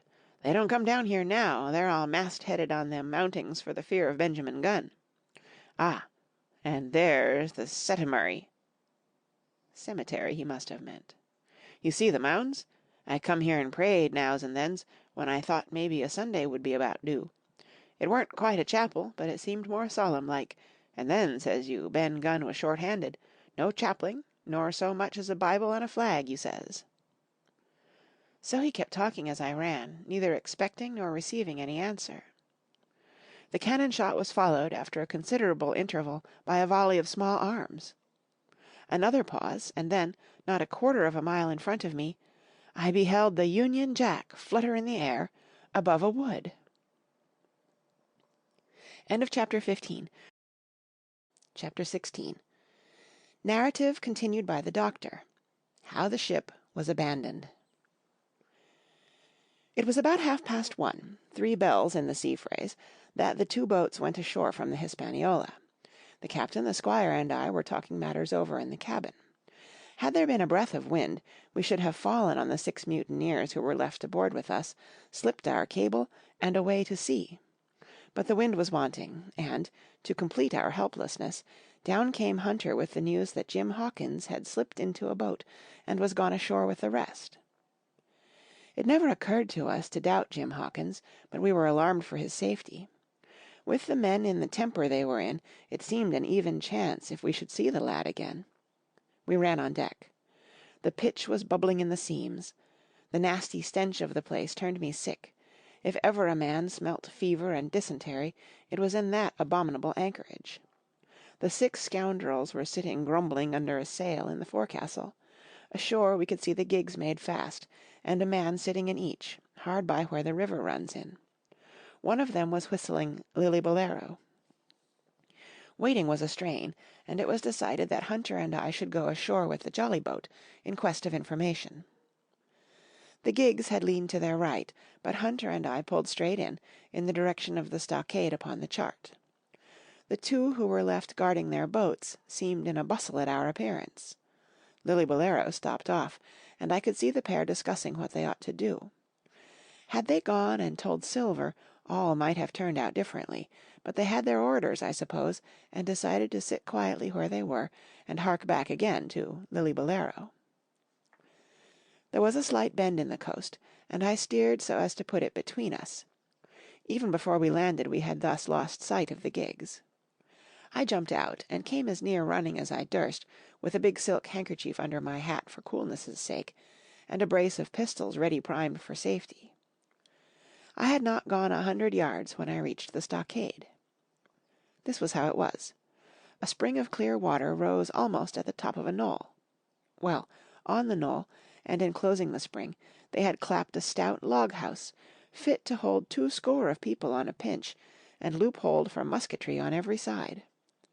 All round this they had cleared a wide space, and then the thing was completed by a paling 6 feet high, without door or opening, too strong to pull down without time and labour, and too open to shelter the besiegers. The people in the log-house had them in every way. They stood quiet in shelter, and shot the others like partridges. All they wanted was a good watch and food, for, short of a complete surprise, they might have held the place against a regiment. What particularly took my fancy was the spring, for though we had a good enough place of it in the cabin of the Hispaniola, with plenty of arms and ammunition, and things to eat, and excellent wines, there had been one thing overlooked. We had no water. I was thinking this over when there came ringing over the island the cry of a man at the point of death. I was not new to violent death. I have served His Royal Highness the Duke of Cumberland, and got a wound myself at Fontenoy, but I know my pulse went dot and carry one. Jim Hawkins is gone, was my first thought. It is something to have been an old soldier, but more still to have been a doctor. There is no time to dilly-dally in our work, and so now I made up my mind instantly, and with no time lost returned to the shore and jumped on board the jolly boat. By good fortune Hunter pulled a good oar. We made the water fly, and the boat was soon alongside, and I aboard the schooner. I found them all shaken, as was natural. The squire was sitting down, as white as a sheet, thinking of the harm he had led us to, the good soul, and one of the 6 forecastle hands was little better. "There's a man," says Captain Smollett, nodding towards him, "new to this work. He came nigh hand fainting, doctor, when he heard the cry. Another touch of the rudder, and that man would join us." I told my plan to the captain, and between us we settled on the details of its accomplishment. We put old Redruth in the gallery between the cabin and the forecastle, with 3 or 4 loaded muskets and a mattress for protection. Hunter brought the boat round under the stern port, and Joyce and I set to work loading her with powder tins, muskets, bags of biscuits, kegs of pork, a cask of cognac, and my invaluable medicine chest. In the meantime the squire and the captain stayed on deck, and the latter hailed the coxswain, who was the principal man aboard. "Mr. Hands," he said, "here are 2 of us with a brace of pistols each. If any one of you 6 makes a signal of any description, that man's dead." They were a good deal taken aback, and after a little consultation, one and all tumbled down the fore companion, thinking, no doubt, to take us on the rear. But when they saw Redruth waiting for them in the sparred gallery, they went about ship at once, and a head popped out again on deck. "Down, dog!" cries the captain. And the head popped back again, and we heard no more, for the time, of these 6 very faint-hearted seamen. By this time, tumbling things in as they came, we had the jolly boat loaded as much as we dared.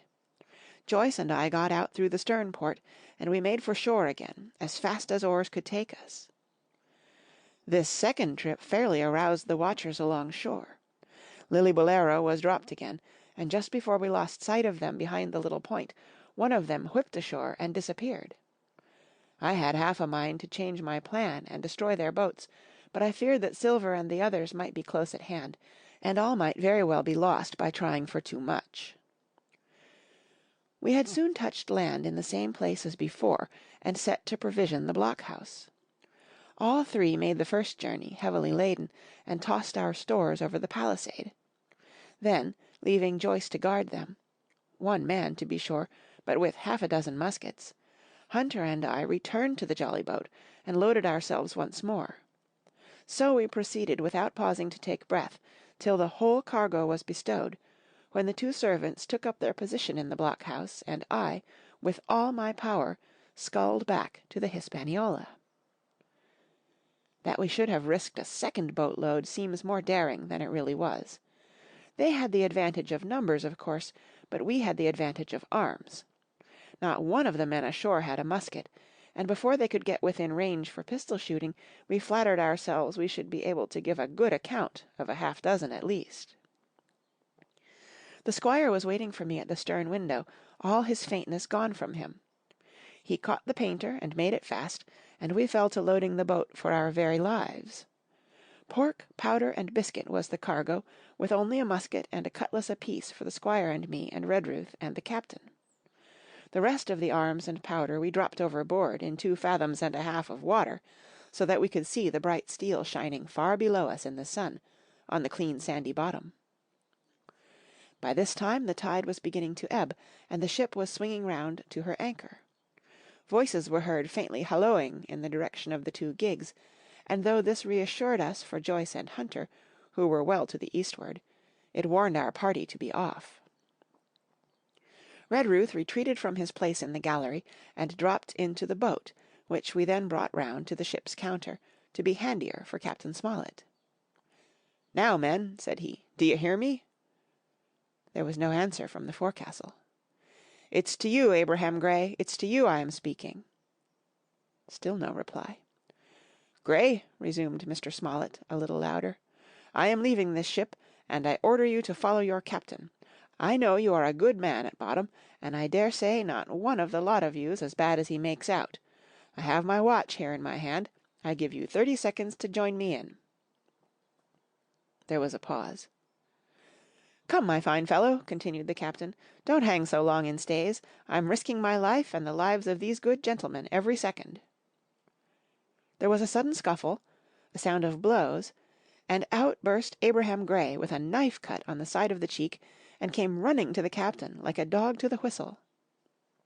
"I'm with you, sir," said he. And the next moment he and the captain had dropped aboard of us, and we had shoved off and given way. We were clear out of the ship, but not yet ashore in our stockade. End of chapter 16. Chapter 17. Narrative continued by the Doctor. The Jolly Boat's last trip. This 5th trip was quite different from any of the others. In the first place, the little gallipot of a boat that we were in was gravely overcrowded. 5 grown men, and 3 of them, Trelawney, Redruth, and the captain, over 6 feet high, was already more than she was meant to carry. Add to that the powder, pork, and bread bags. The gunwale was lipping astern. Several times we shipped a little water, and my breeches and the tails of my coat were all soaking wet before we had gone 100 yards. The captain made us trim the boat, and we got her to lie a little more evenly. All the same, we were afraid to breathe. In the second place, the ebb was now making, a strong ripping current running westward through the basin, and then southward and seaward down the straits by which we had entered in the morning. Even the ripples were a danger to our overloaded craft, but the worst of it was that we were swept out of our true course, and away from our proper landing place behind the point. If we let the current have its way, we should come ashore beside the gigs, where the pirates might appear at any moment. "I cannot keep her head for the stockade, sir," said I to the captain. I was steering, while he and Redruth, 2 fresh men, were at the oars. "The tide keeps washing her down. Could you pull a little stronger?" "Not without swamping the boat," said he. "You must bear up, sir, if you please. Bear up until you see you're gaining." I tried, and found by experiment that the tide kept sweeping us westward until I had laid her head due east, or just about right angles to the way we ought to go. "We'll never get ashore at this rate," said I. "If it's the only course that we can lie, sir, we must even lie it," returned the captain.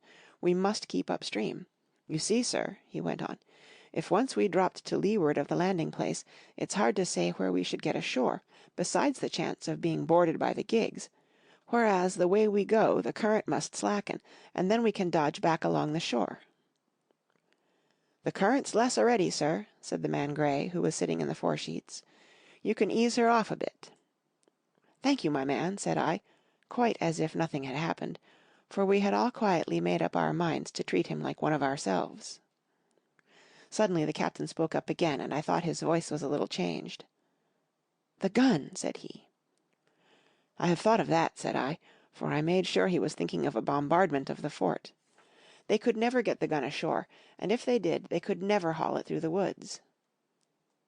"Look astern, Doctor," replied the captain.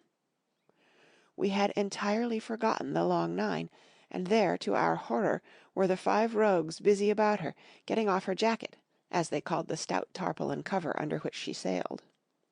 Not only that, but it flashed into my mind at the same moment that the round shot and the powder for the gun had been left behind, and a stroke with an axe would put it all into the possession of the evil ones aboard. "Israel was Flint's gunner," said Gray hoarsely. At any risk, we put the boat's head direct for the landing place. By this time we had got so far out of the run of the current that we kept steerage way even at our necessarily gentle rate of rowing, and I could keep her steady for the goal. But the worst of it was that with the course I now held, we turned our broadside instead of our stern to the Hispaniola, and offered a target like a barn door. I could hear, as well as see, that brandy-faced rascal, Israel Hands, plumbing down a round shot on the deck. "Who's the best shot?" asked the captain. "Mr. Trelawney, out and away," said I. "Mr. Trelawney, will you please pick me off one of these men, sir? Hands, if possible," said the captain. Trelawney was as cool as steel. He looked to the priming of his gun. "Now," cried the captain, "easy with that gun, sir, or you'll swamp the boat. All hands stand by to trim her when he aims." The squire raised his gun, the rowing ceased, and we leaned over to the other side to keep the balance, and all was so nicely contrived that we did not ship a drop. They had the gun by this time slewed round upon the swivel, and Hands, who was at the muzzle with the rammer, was in consequence the most exposed. However, we had no luck, for just as Trelawney fired, down he stooped, the ball whistled over him, and it was one of the other 4 who fell. The cry he gave was echoed, not only by his companions on board, but by a great number of voices from the shore, and looking in that direction I saw the other pirates trooping out from among the trees, and tumbling into their places in the boats. "Here come the gigs, sir," said I. "Give way, then," cried the captain. "We mustn't mind if we swamp her now. If we can't get ashore, all's up." "Only one of the gigs is being manned, sir," I added. "The crew of the other is most likely going round by shore to cut us off." "They'll have a hot run, sir," returned the captain. "Jack ashore, you know. It's not them I mind, it's the round shot. Carpet bowls, my lady's maid couldn't miss. Tell us, squire, when you see the match, and we'll hold water." In the meanwhile we had been making headway at a good pace for a boat so overloaded, and we had shipped but little water in the process. We were now close in, 30 or 40 strokes, and we should beach her, for the ebb had already disclosed a narrow belt of sand below the clustering trees. The gig was no longer to be feared. The little point had already concealed it from our eyes. The ebb tide, which had so cruelly delayed us, was now making reparation and delaying our assailants. The one source of danger was the gun. "If I durst," said the captain, "I'd stop and pick off another man." But it was plain that they meant nothing should delay their shot.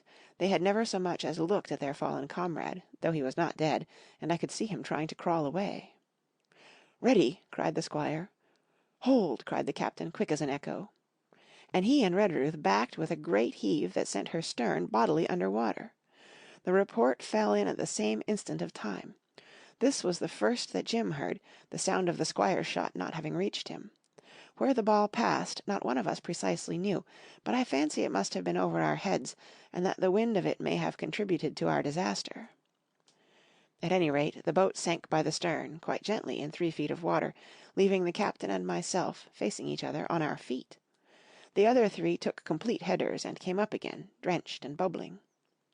So far there was no great harm, no lives were lost, and we could wade ashore in safety. But there were all our stores at the bottom, and to make things worse, only 2 guns out of 5 remained in a state for service. Mine I had snatched from my knees and held over my head, by a sort of instinct. As for the captain, he had carried his over his shoulder by a bandolier, and, like a wise man, lock uppermost. The other 3 had gone down with the boat.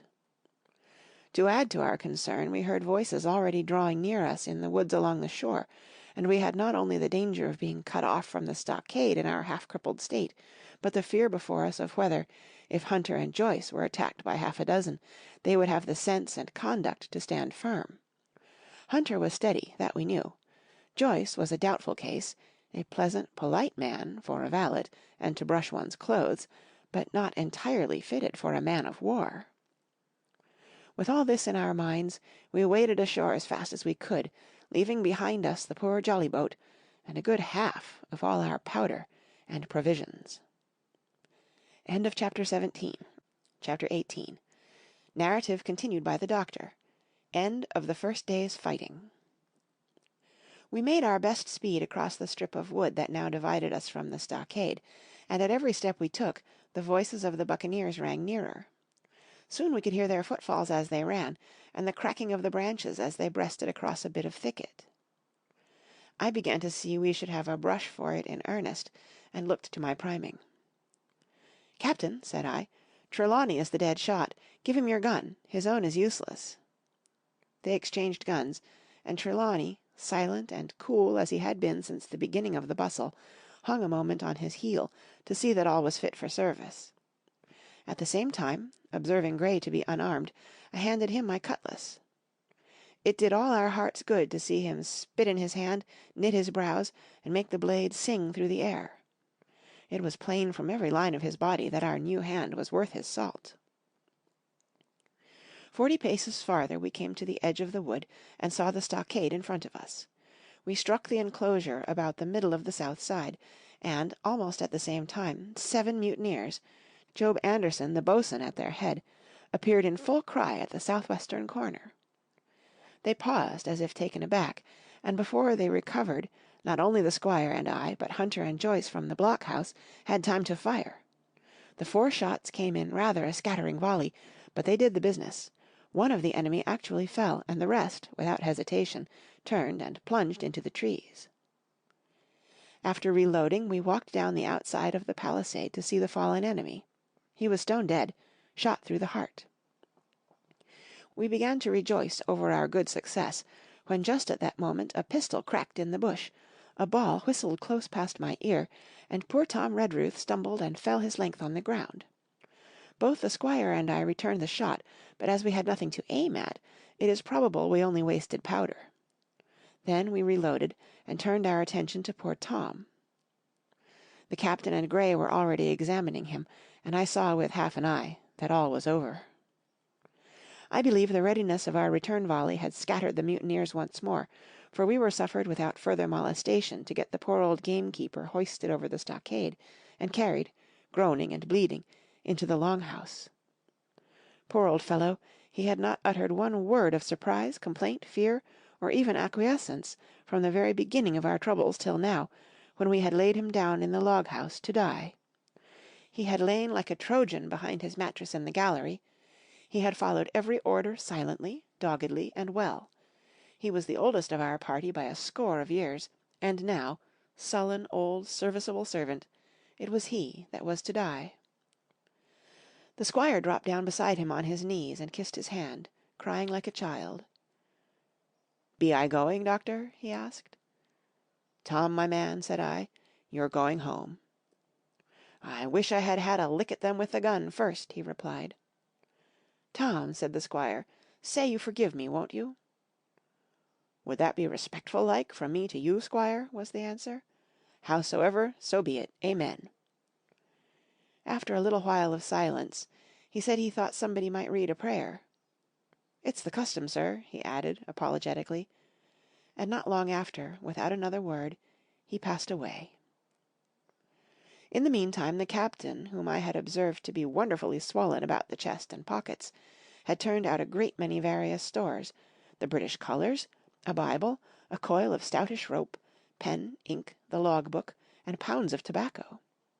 He had found a longish fir tree lying felled and trimmed in the enclosure, and with the help of Hunter, he had set it up in the corner of the log-house, where the trunks crossed and made an angle.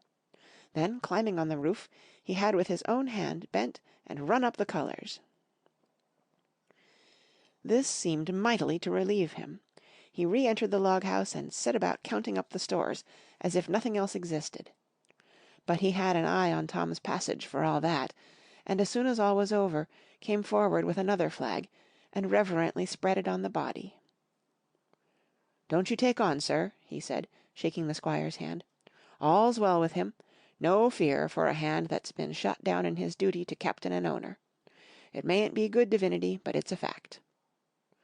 Then he pulled me aside.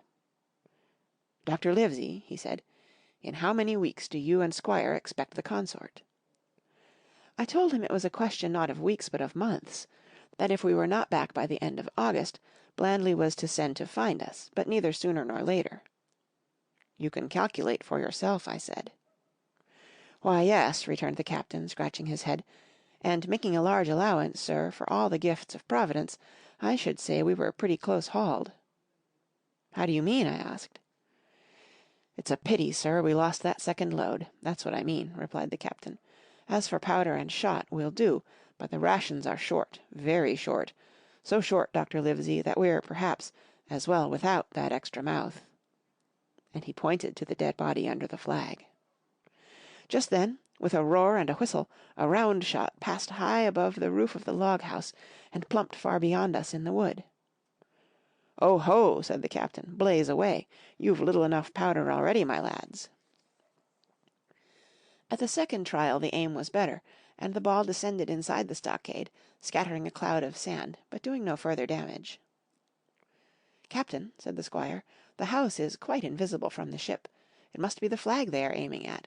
Would it not be wiser to take it in?" "Strike my colours?" cried the captain. "No, sir, not I." And as soon as he had said the words, I think we all agreed with him. For it was not only a piece of stout, seamanly good feeling, it was good policy besides, and showed our enemies that we despised their cannonade. All through the evening they kept thundering away. Ball after ball flew over or fell short, or kicked up the sand in the enclosure, but they had to fire so high that the shot fell dead and buried itself in the soft sand. We had no ricochet to fear, and though one popped in through the roof of the log-house and out again through the floor, we soon got used to that sort of horseplay, and minded it no more than cricket. "There is one thing good about all this," observed the captain. "The wood in front of us is likely clear. The ebb has made a good while. Our stores should be uncovered. Volunteers to go and bring in pork." Gray and Hunter were the first to come forward. Well armed, they stole out of the stockade, but it proved a useless mission. The mutineers were bolder than we fancied, or they put more trust in Israel's gunnery. For 4 or 5 of them were busy carrying off our stores, and wading out with them to one of the gigs that lay close by, pulling an oar or so to hold her steady against the current. Silver was in the stern sheets in command, and every man of them was now provided with a musket from some secret magazine of their own. The captain sat down to his log, and here is the beginning of the entry. Alexander Smollett, master. David Livesey, ship's doctor. Abraham Gray, carpenter's mate. John Trelawney, owner. John Hunter and Richard Joyce, owner's servants, landsmen. Being all that is left faithful of the ship's company, with stores for 10 days at short rations, came ashore this day and flew British colours on the log house in Treasure Island. Thomas Redruth, owner's servant, landsman, shot by the mutineers. James Hawkins, cabin boy. And at the same time I was wondering over poor Jim Hawkins' fate. A hail on the land side. "Somebody hailing us," said Hunter, who was on guard. "Doctor! Squire! Captain! Hullo, Hunter, is that you?" came the cries. And I ran to the door in time to see Jim Hawkins, safe and sound, come climbing over the stockade. End of Chapter 18. Chapter 19. Narrative resumed by Jim Hawkins. The Garrison in the Stockade. As soon as Ben Gunn saw the colours, he came to a halt, stopped me by the arm, and sat down. "Now," said he, "there's your friends, sure enough." "Far more likely it's the mutineers," I answered. "That!" he cried. "Why, in a place like this, where nobody puts in but gentlemen of fortune, silver would fly the Jolly Roger. You don't make no doubt of that. No, that's your friends. There's been blows, too, and I reckon your friends has had the best of it, and here they are ashore in the old stockade, as was made years and years ago by Flint. Ah, he was the man to have a headpiece, was Flint. Barring rum, his match was never seen. He were afraid of none, not he, only silver. Silver was that genteel." "Well," said I, "that may be so, and so be it. All the more reason that I should hurry on and join my friends." "Nay, mate," returned Ben, "not you. You're a good boy, or I'm mistook, but you're only a boy, all told. Now, Ben Gunn is fly. Rum wouldn't bring me there, where you're going, not rum wouldn't, till I see you're born gentleman and gets it on his word of honour. And you won't forget my words. A precious sight, that's what you'll say, a precious sight more confidence, and then nips him." And he pinched me the third time with the same air of cleverness. "And when Ben Gunn is wanted, you know where to find him, Jim, just where you found him today, and him that comes is to have a white thing in his hand, and he's to come alone. Oh, and you'll say this, 'Ben Gunn,' says you, 'has reasons of his own.'" "Well," said I believe I understand. You have something to propose, and you wish to see the squire or the doctor, and you're to be found where I found you.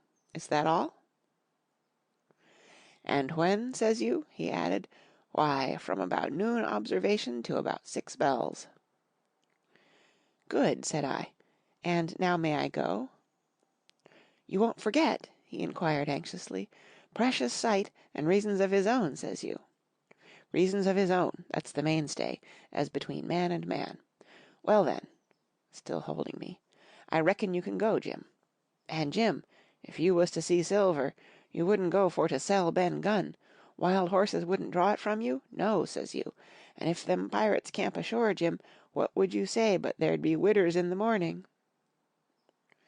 Here he was interrupted by a loud report, and a cannon-ball came tearing through the trees and pitched in the sand, not 100 yards from where we two were talking. The next moment each of us had taken to his heels in a different direction. For a good hour to come frequent reports shook the island, and balls kept crashing through the woods. I moved from hiding place to hiding place, always pursued, or so it seemed to me, by these terrifying missiles. But towards the end of the bombardment, though still I durst not venture in the direction of the stockade where the balls fell oftenest, I had begun, in a manner, to pluck up my heart again, and after a long detour to the east, crept down among the shoreside trees. The sun had just set, the sea breeze was rustling and tumbling in the woods, and ruffling the grey surface of the anchorage. The tide, too, was far out, and great tracts of sand lay uncovered. The air, after the heat of the day, chilled me through my jacket. The Hispaniola still lay where she had anchored, but sure enough there was the Jolly Roger, the black flag of piracy, flying from her peak. Even as I looked, there came another red flash and another report that sent the echoes clattering, and one more round shot whistled through the air. It was the last of the cannonade. I lay for some time, watching the bustle which succeeded the attack. Men were demolishing something with axes on the beach near the stockade. the poor jolly boat, I afterwards discovered. Away, near the mouth of the river, a great fire was glowing among the trees, and between that point and the ship one of the gigs kept coming and going. The men, whom I had seen so gloomy, shouting at the oars like children. But there was a sound in their voices which suggested rum. At length I thought I might return towards the stockade. I was pretty far down on the low sandy spit that encloses the anchorage to the east, and is joined at half water to Skeleton Island. And now, as I rose to my feet, I saw some distance further down the spit, and rising from among low bushes, an isolated rock, pretty high, and peculiarly white in colour. It occurred to me that this might be the white rock of which Ben Gunn had spoken, and that some day or other a boat might be wanted, and I should know where to look for one. Then I skirted among the woods until I had regained the rear, or shoreward side, of the stockade, and was soon warmly welcomed by the faithful party. I had soon told my story, and began to look about me. The log house was made of unsquared trunks of pine, roof, walls, and floor. The latter stood in several places as much as a foot or a foot and a half above the surface of the sand. There was a porch at the door, and under this porch the little spring welled up into an artificial basin of a rather odd kind, no other than a great ship's kettle of iron, with the bottom knocked out, and sunk to her bearings, as the captain said, among the sand. Little had been left beside the framework of the house, but in one corner there was a stone slab laid down by way of hearth, and an old rusty iron basket to contain the fire. The slopes of the knoll and all the inside of the stockade had been cleared of timber to build the house, and we could see by the stumps what a fine and lofty grove had been destroyed. Most of the soil had been washed away or buried in drift after the removal of the trees. Only where the streamlet ran down from the kettle a thick bed of moss and some ferns and little creeping bushes were still green among the sand. Very close around the stockade, too close for defence, they said, the wood still flourished high and dense, all of fir on the land side, but towards the sea with a large admixture of live oaks. The cold evening breeze, of which I have spoken, whistled through every chink of the rude building, and sprinkled the floor with a continuous rain of fine sand. There was sand in our eyes, sand in our teeth, sand in our suppers, sand dancing in the spring at the bottom of the kettle, for all the world like porridge beginning to boil. Our chimney was a square hole in the roof.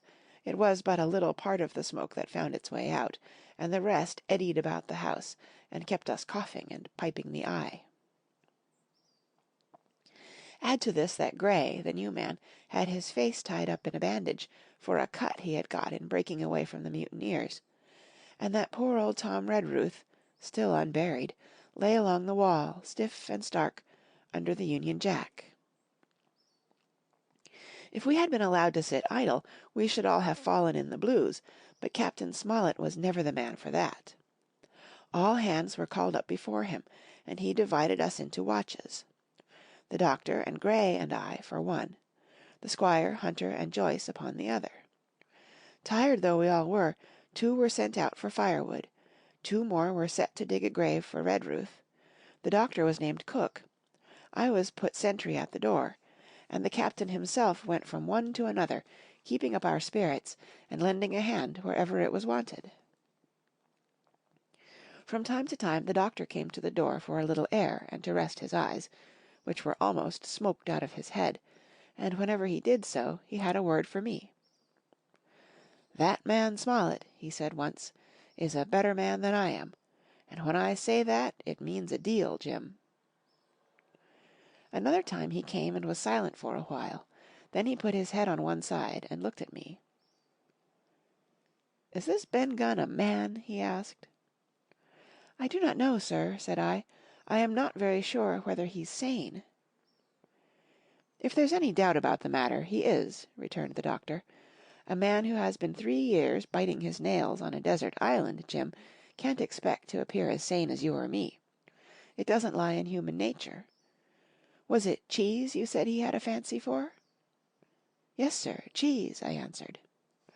"Well, Jim," says he, Just see the good that comes of being dainty in your food. You've seen my snuff-box, haven't you?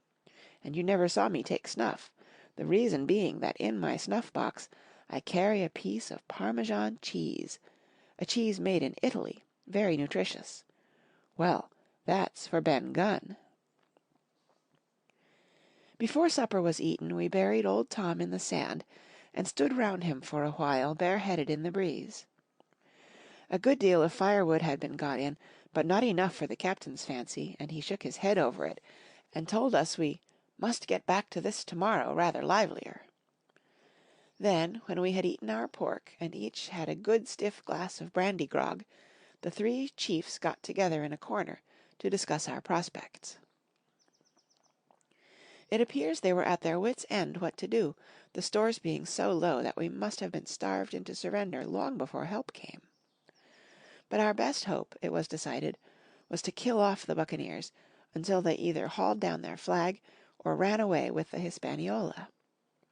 From 19 they were already reduced to 15. 2 others were wounded, and one at least, the man shot beside the gun, severely wounded, if he were not dead. Every time we had a crack at them, we were to take it, saving our own lives, with the extremest care. And besides that, we had 2 able allies, rum and the climate. As for the first, though we were about half a mile away, we could hear them roaring and singing late into the night, and as for the second, the doctor staked his wig that, camped where they were in the marsh, and unprovided with remedies, the half of them would be on their backs before a week. "So," he added, "if we are not all shot down first, they'll be glad to be packing in the schooner. It's always a ship, and they can get to buccaneering again, I suppose." "First ship that ever I lost," said Captain Smollett. I was dead tired, as you may fancy, and when I got to sleep, which was not till after a great deal of tossing, I slept like a log of wood. The rest had long been up, and had already breakfasted, and increased the pile of firewood by about half as much again, when I was wakened by a bustle and the sound of voices. "Flag of truce!" I heard someone say, and then, immediately after, with a cry of surprise, "Silver himself!" And at that up I jumped, and, rubbing my eyes, ran to a loophole in the wall. End of Chapter 19. Chapter 20. Silver's Embassy. Sure enough, there were 2 men just outside the stockade, one of them waving a white cloth, the other no less a person than Silver himself, standing placidly by. I think it was still quite early, and the coldest morning that I think I ever was abroad in, a chill that pierced into the marrow. The sky was bright and cloudless overhead, and the tops of the trees shone rosily in the sun. But where Silver stood with his lieutenant all was still in shadow, and they waded knee-deep in a low white vapour that had crawled during the night out of the morass. The chill and the vapour taken together told a poor tale of the island. It was plainly a damp, feverish, unhealthy spot. "Keep indoors, men," said the captain. 10 to 1 this is a trick." Then he hailed the buccaneer. "Who goes? Stand, or we fire." "Flag of truce!" cried Silver. The captain was in the porch, keeping himself carefully out of the way of a treacherous shot, should any be intended. He turned and spoke to us. "Doctor's watch on the lookout. Dr. Livesey, take the north side, if you please. Jim, the east. Gray, west. The watch below, all hands to load muskets. Lively, men, and careful." And then he turned again to the mutineers. "And what do you want with your flag of truce?" he cried. This time it was the other man who replied. "Captain Silver, sir, to come on board and make terms," he shouted. "Captain Silver! Don't know him. Who's he?" cried the captain, and we could hear him adding to himself, "Captain, is it? My heart, and here's a promotion." Long John answered for himself. "Me, sir. These poor lads have chosen me captain after your desertion, sir," laying a particular emphasis upon the word desertion. We're willing to submit if we can come to terms, and no bones about it. All I ask is your word, Captain Smollett, to let me safe and sound out of this here stockade, and 1 minute to get out a shot before a gun is fired." "My man," said Captain Smollett, "I have not the slightest desire to talk to you. If you wish to talk to me, you can come, that's all. If there's any treachery, it'll be on your side, and the Lord help you." "That's enough, Captain," shouted Long John cheerily. "A word from you's enough. I know a gentleman, and you may lay to that." We could see the man who carried the flag of truce attempting to hold Silver back. Nor was that wonderful, seeing how cavalier had been the captain's answer. But Silver laughed at him aloud, and slapped him on the back, as if the idea of alarm had been absurd. Then he advanced to the stockade, threw over his crutch, got a leg up, and with great vigour and skill succeeded in surmounting the fence, and dropping safely to the other side. I will confess that I was far too much taken up with what was going on to be of the slightest use as sentry. Indeed, I had already deserted my eastern loophole, and crept up behind the captain, who had now seated himself on the threshold with his elbows on his knees, his head in his hands, and his eyes fixed on the water, as it bubbled out of the old iron kettle in the sand. He was whistling to himself, "Come lasses and lads." Silver had terrible hard work getting up the knoll. What with the steepness of the incline, the thick tree stumps, and the soft sand, he and his crutch were as helpless as a ship in stays. But he stuck to it like a man in silence, and at last arrived before the captain, whom he saluted in the handsomest style. He was tricked out in his best. An immense blue coat, thick with brass buttons, hung as low as to his knees, and a fine laced hat was set on the back of his head. "Here you are, my man," said the captain, raising his head. "You had better sit down." "You ain't a-going to let me inside, Cap'n?" complained Long John. "It's a main cold morning, to be sure, sir, to sit outside upon the sand." "Why, Silver," said the captain, "if you had pleased to be an honest man, you might have been sitting in your galley. It's your own doing. You're either my ship's cook, and then you were treated handsome, or Captain Silver, a common mutineer and pirate, and then you can go hang." "Well, well, Cap'n," returned the sea cook, sitting down as he was bidden on the sand, "and you'll have to give me a hand up again, that's all. A sweet pretty place you have of it here. Ah, there's Jim. The top of the morning to you, Jim. Doctor, here's my service. Why, there you all are together like a happy family, in a manner of speaking." "If you have anything to say, my man, better say it," said the captain. "Right you were, Captain Smollett," replied Silver. "Duty is duty, to be sure. Well, now, you look here. That was a good lay of yours last night. I don't deny it was a good lay. Some of you pretty handy with a handspike end. And I'll not deny neither but what some of my people were shook. Maybe all was shook. Maybe I was shook myself. Maybe that's why I'm here for terms.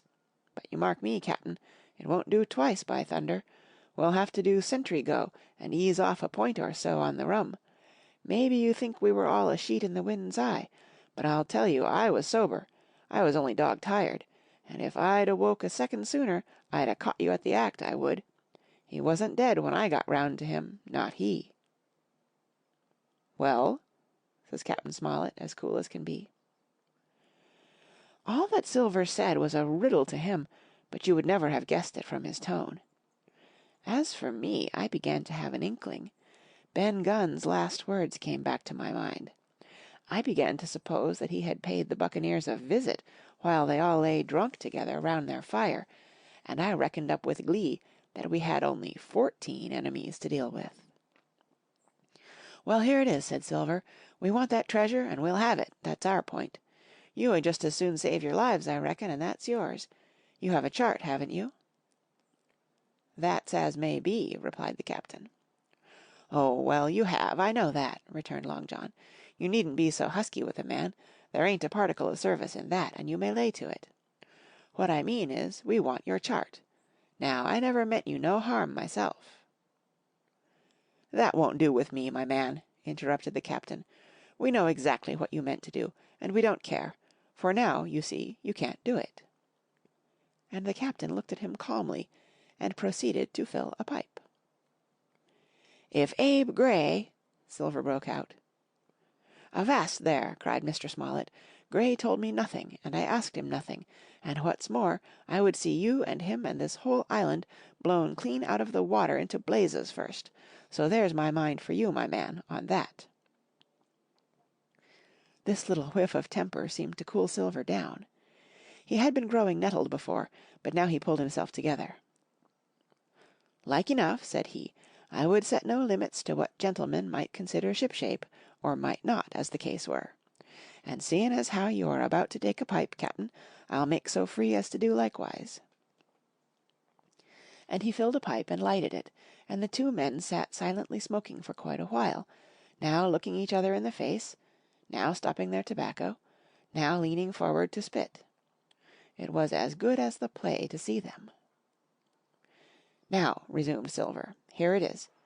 You give us the chart to get the treasure by, and drop shooting poor seamen, and stoving of their heads in while asleep. You do that, and we'll offer you a choice. Either you come aboard along of us, once the treasure's shipped, and then I'll give you my affidavy, upon my word of honour, to clap you somewhere safe ashore. Or if that ain't to your fancy, some of my hands being rough, and having old scores, on account of hazing, then you can stay here, you can. We'll divide stores with you, man for man, and I'll give my affidavy, as before, to speak the first ship I sight, and send 'em here to pick you up. Now you'll own that's talking. Handsomer you couldn't look to get, not you. And I hope," raising his voice, "that all hands in this here blockhouse will overhaul my words, for what is spoke to one is spoke to all."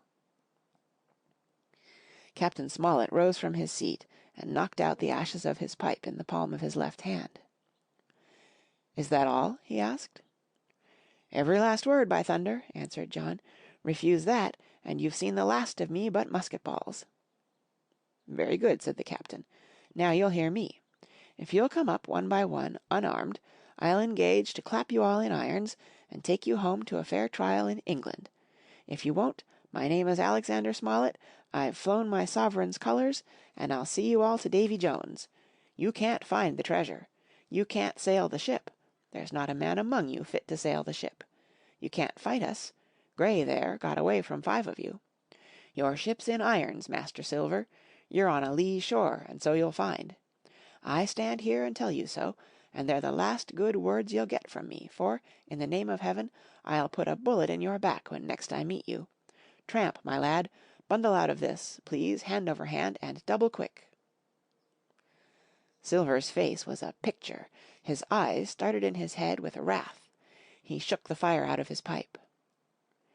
"Give me a hand up!" he cried. "Not I," returned the captain. "Who'll give me a hand up?" he roared. Not a man among us moved. Growling the foulest imprecations, he crawled along the sand till he got hold of the porch and could hoist himself again upon his crutch. Then he spat into the spring. "There," he cried, "that's what I think of ye. Before an hour's out, I'll stove in your old blockhouse like a rum puncheon. Laugh, by thunder, laugh. Before an hour's out, you'll laugh upon the other side. Them that die'll be the lucky ones." And with a dreadful oath he stumbled off, ploughed down the sand, was helped across the stockade, after 4 or 5 failures, by the man with the flag of truce, and disappeared in an instant afterwards among the trees. End of Chapter 20. Chapter 21. The Attack. As soon as Silver disappeared, the captain, who had been closely watching him, turned towards the interior of the house, and found not a man of us at his post but Gray. It was the first time we had ever seen him angry. "Quarters!" he roared. And then, as we all slunk back to our places, "Gray," he said, "I'll put your name in the log. You've stood by your duty like a seaman. Mr. Trelawney, I'm surprised at you, sir.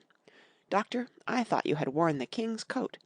If that was how you served at Fontenoy, sir, you'd have been better in your berth." The doctor's watch were all back at their loopholes, the rest were busy loading the spare muskets, and every one with a red face, you may be certain, and a flea in his ear, as the saying is. The captain looked on for a while in silence. Then he spoke. "My lads," said he, "I've given Silver a broadside. I pitched it in red hot on purpose, and before the hour's out, as he said, we shall be boarded. We're outnumbered, I needn't tell you that, but we fight in shelter, and a minute ago I should have said we fought with discipline. I've no manner of doubt that we can drub them, if you choose." Then he went the rounds, and saw, as he said, that all was clear. On the two short sides of the house, east and west, there were only 2 loopholes. On the south side, where the porch was, 2 again, and on the north side 5. There was a round score of muskets for the 7 of us. The firewood had been built into 4 piles, tables you might say, one about the middle of each side, and on each of these tables some ammunition and 4 loaded muskets were laid ready to the hand of the defenders. In the middle the cutlasses lay ranged. "Toss out the fire," said the captain.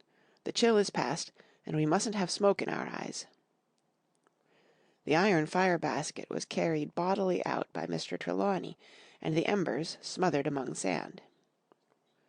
"Hawkins hasn't had his breakfast. Hawkins, help yourself, and back to your post to eat it," continued Captain Smollett. "Lively now, my lads. You'll want it before you've done. Hunter, serve out a round of brandy to all hands." And while this was going on, the captain completed, in his own mind, the plan of the defence. "Doctor, you will take the door," he resumed. "See, and don't expose yourself. Keep within, and fire through the porch. Hunter, take the east side there. Joyce, you stand by the west, my man. Mr. Trelawney, you are the best shot. You and Grey will take this long north side, with the 5 loopholes. It's there the danger is. If they can get up to it, and fire in upon us through our own ports, things would begin to look dirty. Hawkins, neither you nor I are much account at the shooting. We'll stand by to load and bear a hand." As the captain had said, the chill was past. As soon as the sun had climbed above our girdle of trees, it fell with all its force upon the clearing, and drank up the vapours at a draught. Soon the sand was baking, and the resin melting on the logs of the blockhouse. Jackets and coats were flung aside, shirts thrown open at the neck and rolled up to the shoulders, and we stood there, each at his post, in a fever of heat and anxiety. An hour passed away. "Hang them," said the captain, "this is as dull as the doldrums. Grey, whistle for a wind." And just at that moment came the first news of the attack. "If you please, sir," said Joyce, "if I see anyone, am I to fire?" "I told you so," cried the captain. "Thank you, sir," returned Joyce, with the same quiet civility. Nothing followed for a time, but the remark had set us all on the alert, straining ears and eyes, the musketeers with their pieces balanced in their hands, the captain out in the middle of the blockhouse, with his mouth very tight and a frown on his face. So some seconds passed, till suddenly Joyce whipped up his musket and fired. The report had scarcely died away ere it was repeated, and repeated from without in a scattering volley, shot behind shot like a string of geese, from every side of the enclosure. Several bullets struck the log-house, but not one entered, and as the smoke cleared away and vanished, the stockade and the woods around it looked as quiet and empty as before. Not a bough waved, not the gleam of a musket barrel betrayed the presence of our foes. "Did you hit your man?" asked the captain. "No, sir," replied Joyce. "I believe not, sir." "Next best thing to tell the truth," muttered Captain Smollett. "Load his gun, Hawkins. How many should you say there were on your side, Doctor?" "I know precisely," said Dr. Livesey. 3 shots were fired on this side. I saw the 3 flashes, 2 close together, 1 farther to the west." "3," repeated the captain. "And how many on yours, Mr. Trelawney?" But this was not so easily answered. There had come many from the north, 7 by the squire's computation, 8 or 9 according to Grey. From the east and west only a single shot had been fired. It was plain, therefore, that the attack would be developed from the north, and that on the other 3 sides we were only to be annoyed by a show of hostilities. But Captain Smollett made no change in his arrangements. If the mutineers succeeded in crossing the stockade, he argued, they would take possession of any unprotected loophole and shoot us down like rats in our own stronghold. Nor had we much time left to us for thought. Suddenly, with a loud huzzah, a little cloud of pirates leaped from the woods on the north side and ran straight on the stockade. At the same moment the fire was once more opened from the woods, and a rifle ball sang through the doorway and knocked the doctor's musket into bits. The boarders swarmed over the fence like monkeys. Squire and Grey fired again and yet again. 3 men fell, 1 forwards into the enclosure, 2 back on the outside. But of these 1 was evidently more frightened than hurt, for he was on his feet again in a crack, and instantly disappeared among the trees. 2 had bit the dust, 1 had fled, 4 had made good their footing inside our defences, while from the shelter of the woods 7 or 8 men, each evidently supplied with several muskets, kept up a hot though useless fire on the log-house. The 4 who had boarded made straight before them for the building, shouting as they ran, and the men among the trees shouted back to encourage them.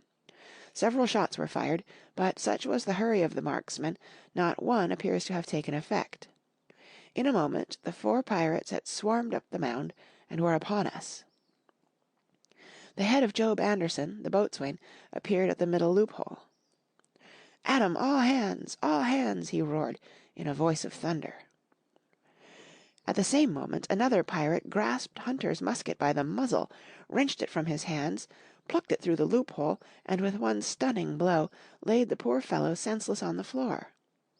Meanwhile a third, running unharmed all round the house, appeared suddenly at the doorway, and fell with his cutlass on the doctor. Our position was utterly reversed. A moment since we were firing, under cover, at an exposed enemy. Now it was we who lay uncovered, and could not return a blow. The log-house was full of smoke, to which we owed our comparative safety. Cries and confusion, with flashes and reports of pistol-shots, and one loud groan, rang in my ears. "Out, lads, out, and fight 'em in the open! Cutlasses!" cried the captain. I snatched a cutlass from the pile, and someone, at the same time, snatching another, gave me a cut across the knuckles which I hardly felt. I dashed out of the door into the clear sunlight. Someone was close behind, I knew not whom. Right in front the doctor was pursuing his assailant down the hill, and just as my eyes fell upon him, beat down his guard and sent him sprawling on his back, with a great slash across the face. "Round the house, lads, round the house!" cried the captain, and even in the hurly-burly I perceived a change in his voice. Mechanically I obeyed, turned eastwards, and with my cutlass raised, ran round the corner of the house. Next moment I was face to face with Anderson. He roared aloud, and his hanger went up above his head, flashing in the sunlight.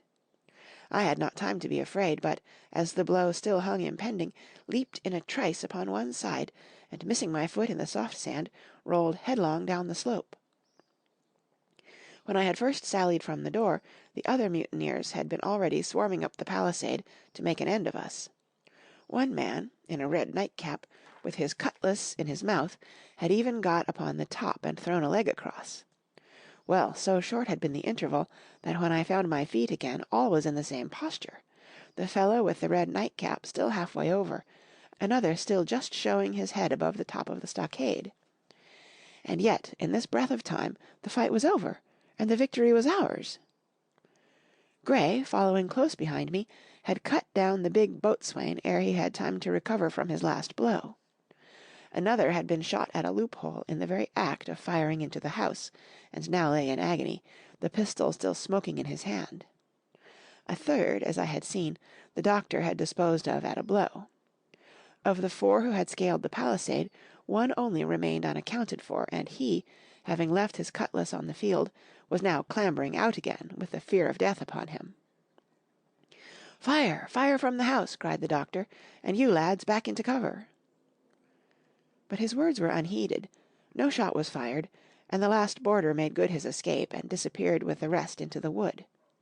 In 3 seconds nothing remained of the attacking party but the 5 who had fallen, 4 on the inside, and 1 on the outside, of the palisade. The doctor and Grey and I ran full speed for shelter. The survivors would soon be back where they had left their muskets, and at any moment the fire might recommence. The house was by this time somewhat cleared of smoke, and we saw at a glance the price we had paid for victory. Hunter lay beside his loophole, stunned.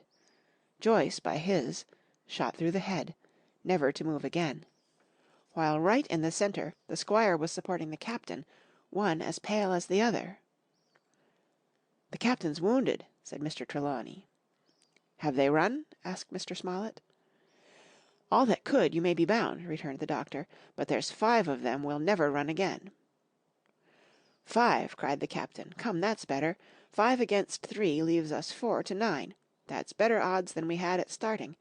We were 7 to 19 then, or thought we were, and that's as bad to bear." End of Chapter 21. Chapter 22.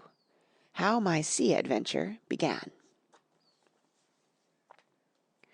There was no return of the mutineers, not so much as another shot out of the woods. They had "got their rations for that day," as the captain put it, and we had the place to ourselves, and a quiet time to overhaul the wounded and get dinner. Squire and I cooked outside in spite of the danger, and even outside we could hardly tell what we were at, for horror of the loud groans that reached us from the doctor's patients. Out of the 8 men who had fallen in the action, only 3 still breathed, that one of the pirates who had been shot at the loophole, Hunter, and Captain Smollett, and of these the first 2 were as good as dead. The mutineer, indeed, died under the doctor's knife, and Hunter, do what we could, never recovered consciousness in this world.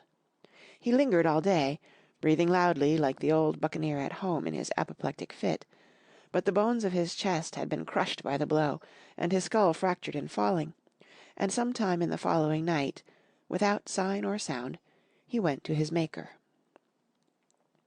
As for the captain, his wounds were grievous indeed, but not dangerous. No organ was fatally injured. Anderson's ball, for it was Job that shot him first, had broken his shoulder blade and touched the lung, not badly. The second had only torn and displaced some muscles in the calf. He was sure to recover, the doctor said, but in the meantime, and for weeks to come, he must not walk nor move his arm, nor so much as speak when he could help it. My own accidental cut across the knuckles was a flea bite. Dr. Livesey patched it up with plaster, and pulled my ears for me into the bargain.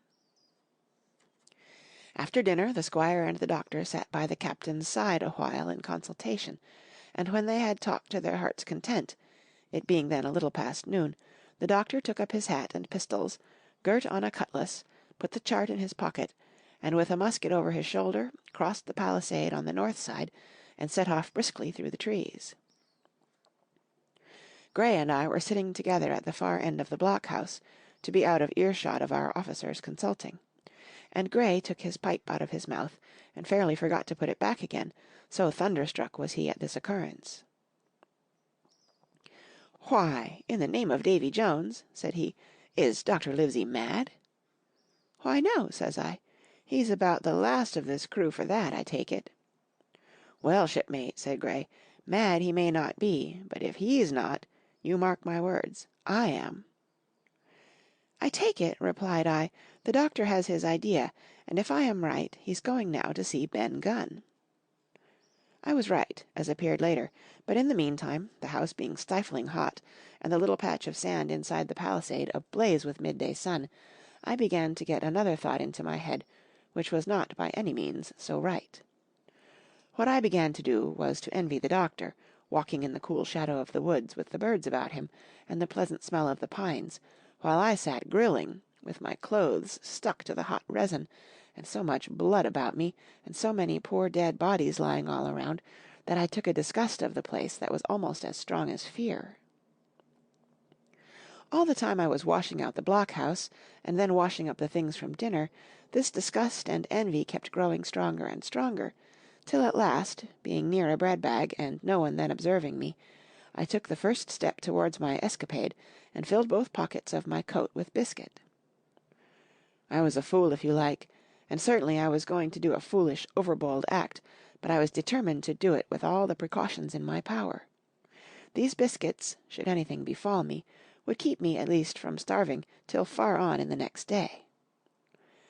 The next thing I laid hold of was a brace of pistols, and as I already had a powder horn and bullets, I felt myself well supplied with arms. As for the scheme I had in my head, it was not a bad one in itself. I was to go down the sandy spit that divides the anchorage on the east from the open sea, find the white rock I had observed last evening, and ascertain whether it was there or not that Ben Gunn had hidden his boat, a thing quite worth doing, as I still believe. But as I was certain I should not be allowed to leave the enclosure, my only plan was to take French leave and slip out when nobody was watching, and that was so bad a way of doing it as made the thing itself wrong. But I was only a boy, and I had made my mind up.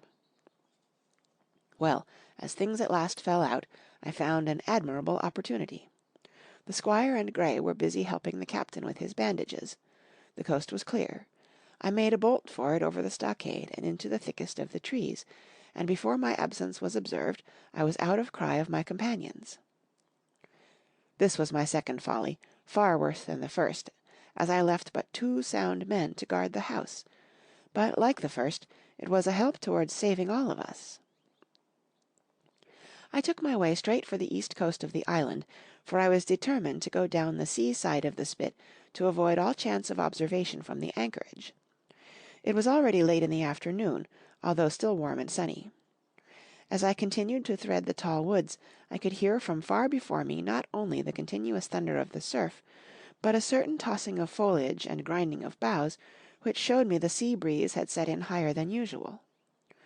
Soon cool draughts of air began to reach me, and a few steps farther I came forth into the open borders of the grove, and saw the sea lying blue and sunny to the horizon, and the surf tumbling and tossing its foam along the beach.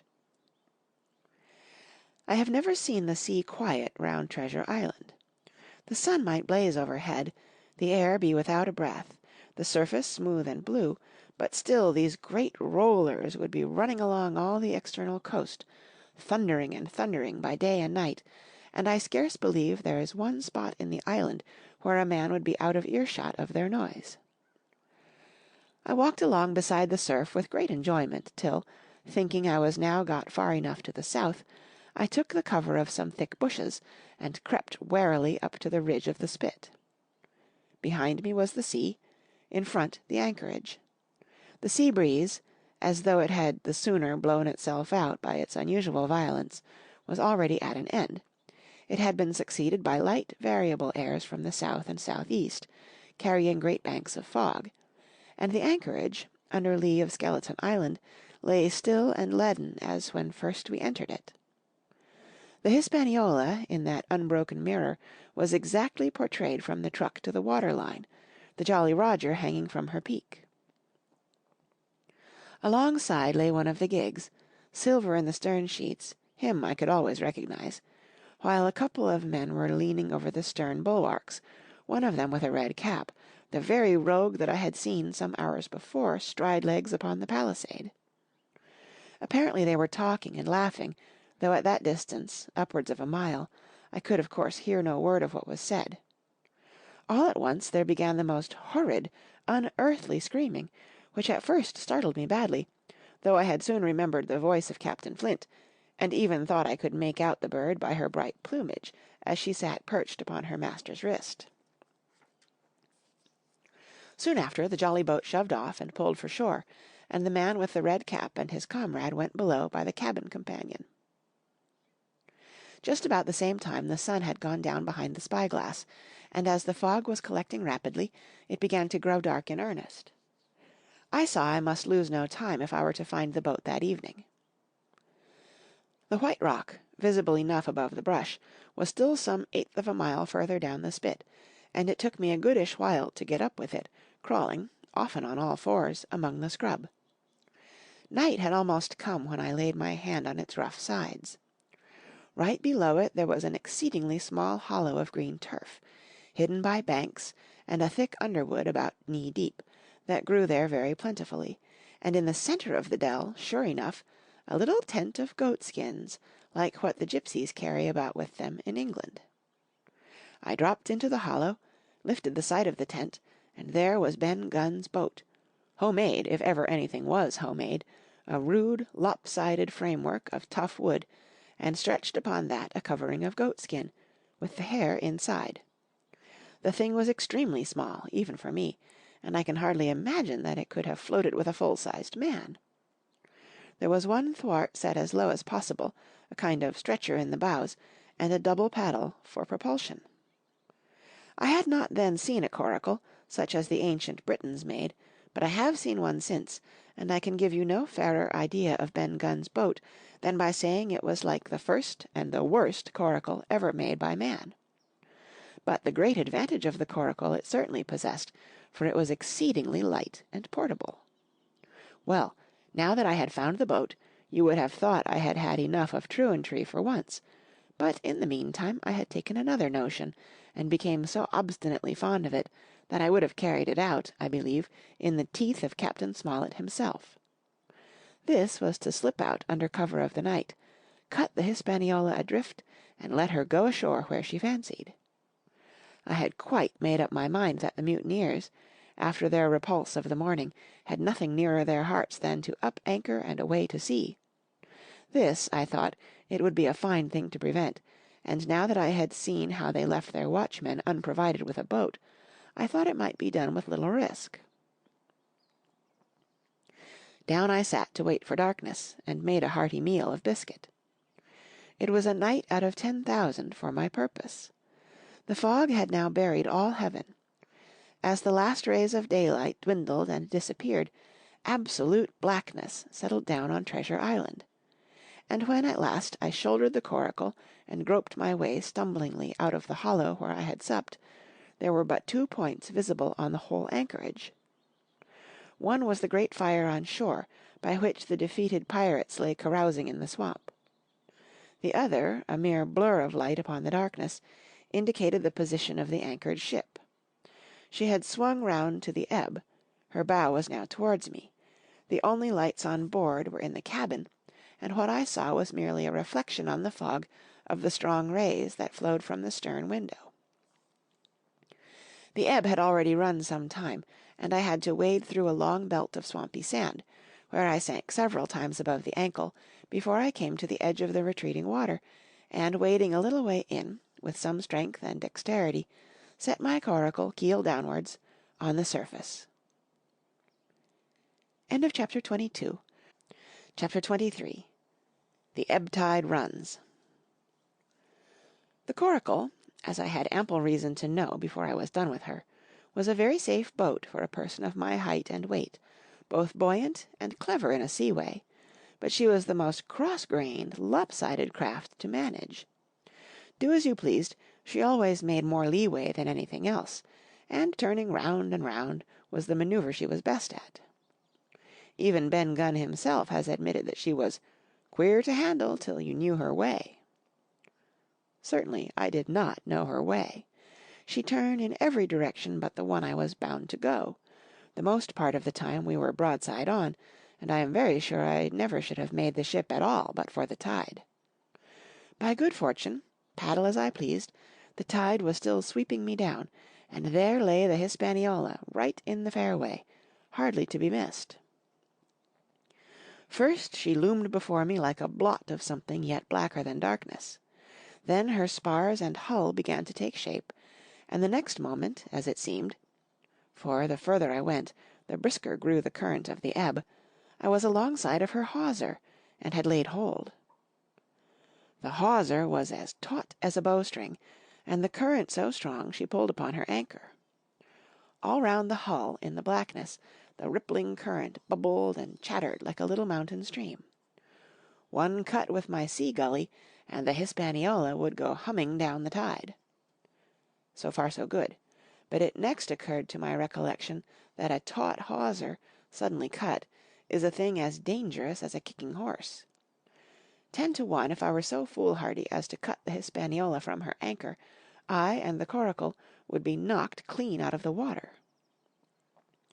This brought me to a full stop, and if fortune had not again particularly favoured me, I should have had to abandon my design.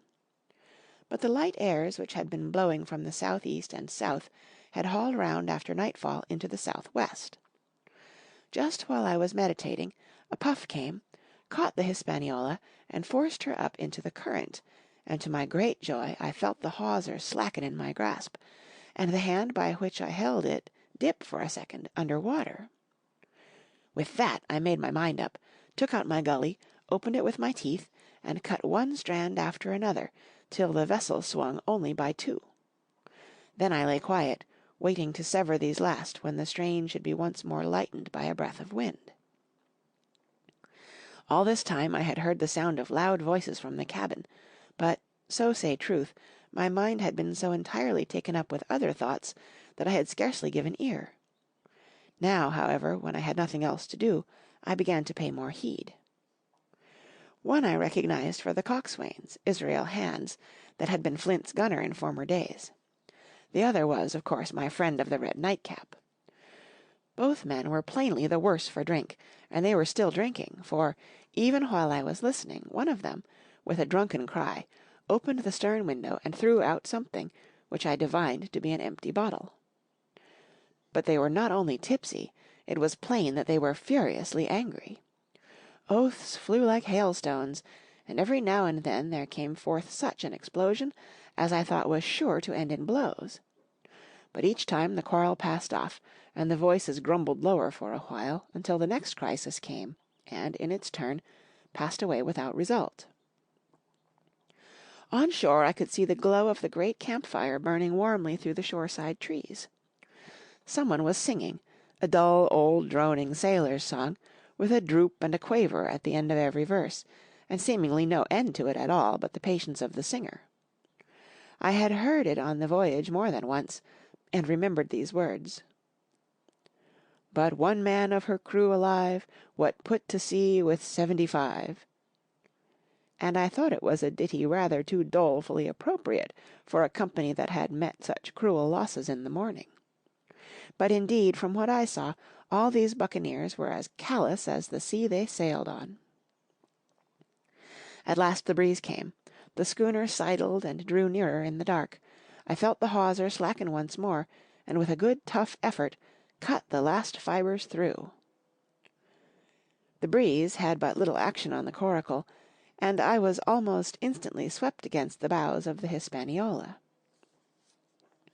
At the same time the schooner began to turn upon her heel, spinning slowly, end for end, across the current. I wrought like a fiend, for I expected every moment to be swamped, and since I found I could not push the Coracle directly off, I now shoved straight astern. At length I was clear of my dangerous neighbour, and just as I gave the last impulsion, my hands came across a light cord that was trailing overboard across the stern bulwarks. Instantly I grasped it. Why I should have done so, I can hardly say. It was at first mere instinct, but once I had it in my hands and found it fast, curiosity began to get the upper hand, and I determined I should have one look through the cabin window. I pulled in hand over hand on the cord, and, when I judged myself near enough, rose at infinite risk to about half my height, and thus commanded the roof and a slice of the interior of the cabin. By this time the schooner and her little consort were gliding pretty swiftly through the water. Indeed, we had already fetched up level with the campfire. The ship was talking, as sailors say, loudly, treading the innumerable ripples with an incessant weltering splash, and until I got my eye above the window-sill, I could not comprehend why the watchmen had taken no alarm. One glance, however, was sufficient, and it was only one glance that I durst take from that unsteady skiff. It showed me Hands and his companion locked together in deadly wrestle, each with a hand upon the other's throat. I dropped upon the thwart again, none too soon, for I was near overboard. I could see nothing for the moment but those two furious and crimsoned faces swaying together under the smoky lamp, and I shut my eyes to let them grow once more familiar with the darkness. The endless ballad had come to an end at last, and the whole diminished company about the campfire had broken into the chorus I had heard so often. 15 men on the dead man's chest, yo-ho-ho, and a bottle of rum. Drink and the devil had done for the rest, yo-ho-ho, and a bottle of rum.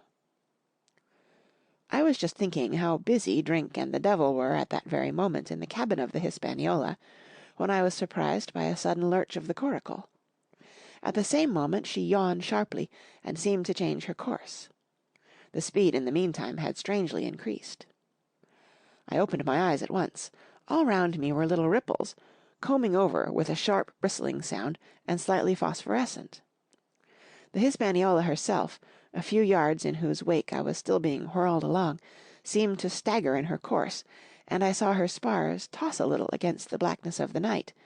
Nay, as I looked longer, I made sure she also was wheeling to the southward. I glanced over my shoulder, and my heart jumped against my ribs. There, right behind me, was the glow of the campfire. The current had turned at right angles, sweeping round along it with the tall schooner and the little dancing Coracle. Ever quickening, ever bubbling higher, ever muttering louder, it went spinning through the narrows for the open sea. Suddenly the schooner in front of me gave a violent yaw, turning perhaps through 20 degrees, and almost at the same moment one shout followed another from on board. I could hear feet pounding on the companion ladder, and I knew that the two drunkards had at last been interrupted in their quarrel, and awakened to a sense of their disaster. I lay down flat in the bottom of that wretched skiff, and devoutly recommended my spirit to its Maker. At the end of the straits, I made sure we must fall into some bar of raging breakers, where all my troubles would be ended speedily, and though I could, perhaps, bear to die, I could not bear to look upon my fate as it approached. So I must have lain for hours, continually beaten to and fro upon the billows, now and again wetted with flying sprays, and never ceasing to expect death at the next plunge. Gradually weariness grew upon me, a numbness, an occasional stupor fell upon my mind even in the midst of my terrors, until sleep at last supervened, and in my sea-tossed coracle I lay and dreamed of home and the old Admiral Benbow. End of Chapter 23. Chapter 24. The Cruise of the Coracle. It was broad day when I awoke, and found myself tossing at the southwest end of Treasure Island. The sun was up, but was still hid from me behind the great bulk of the spy-glass, which on this side descended almost to the sea in formidable cliffs.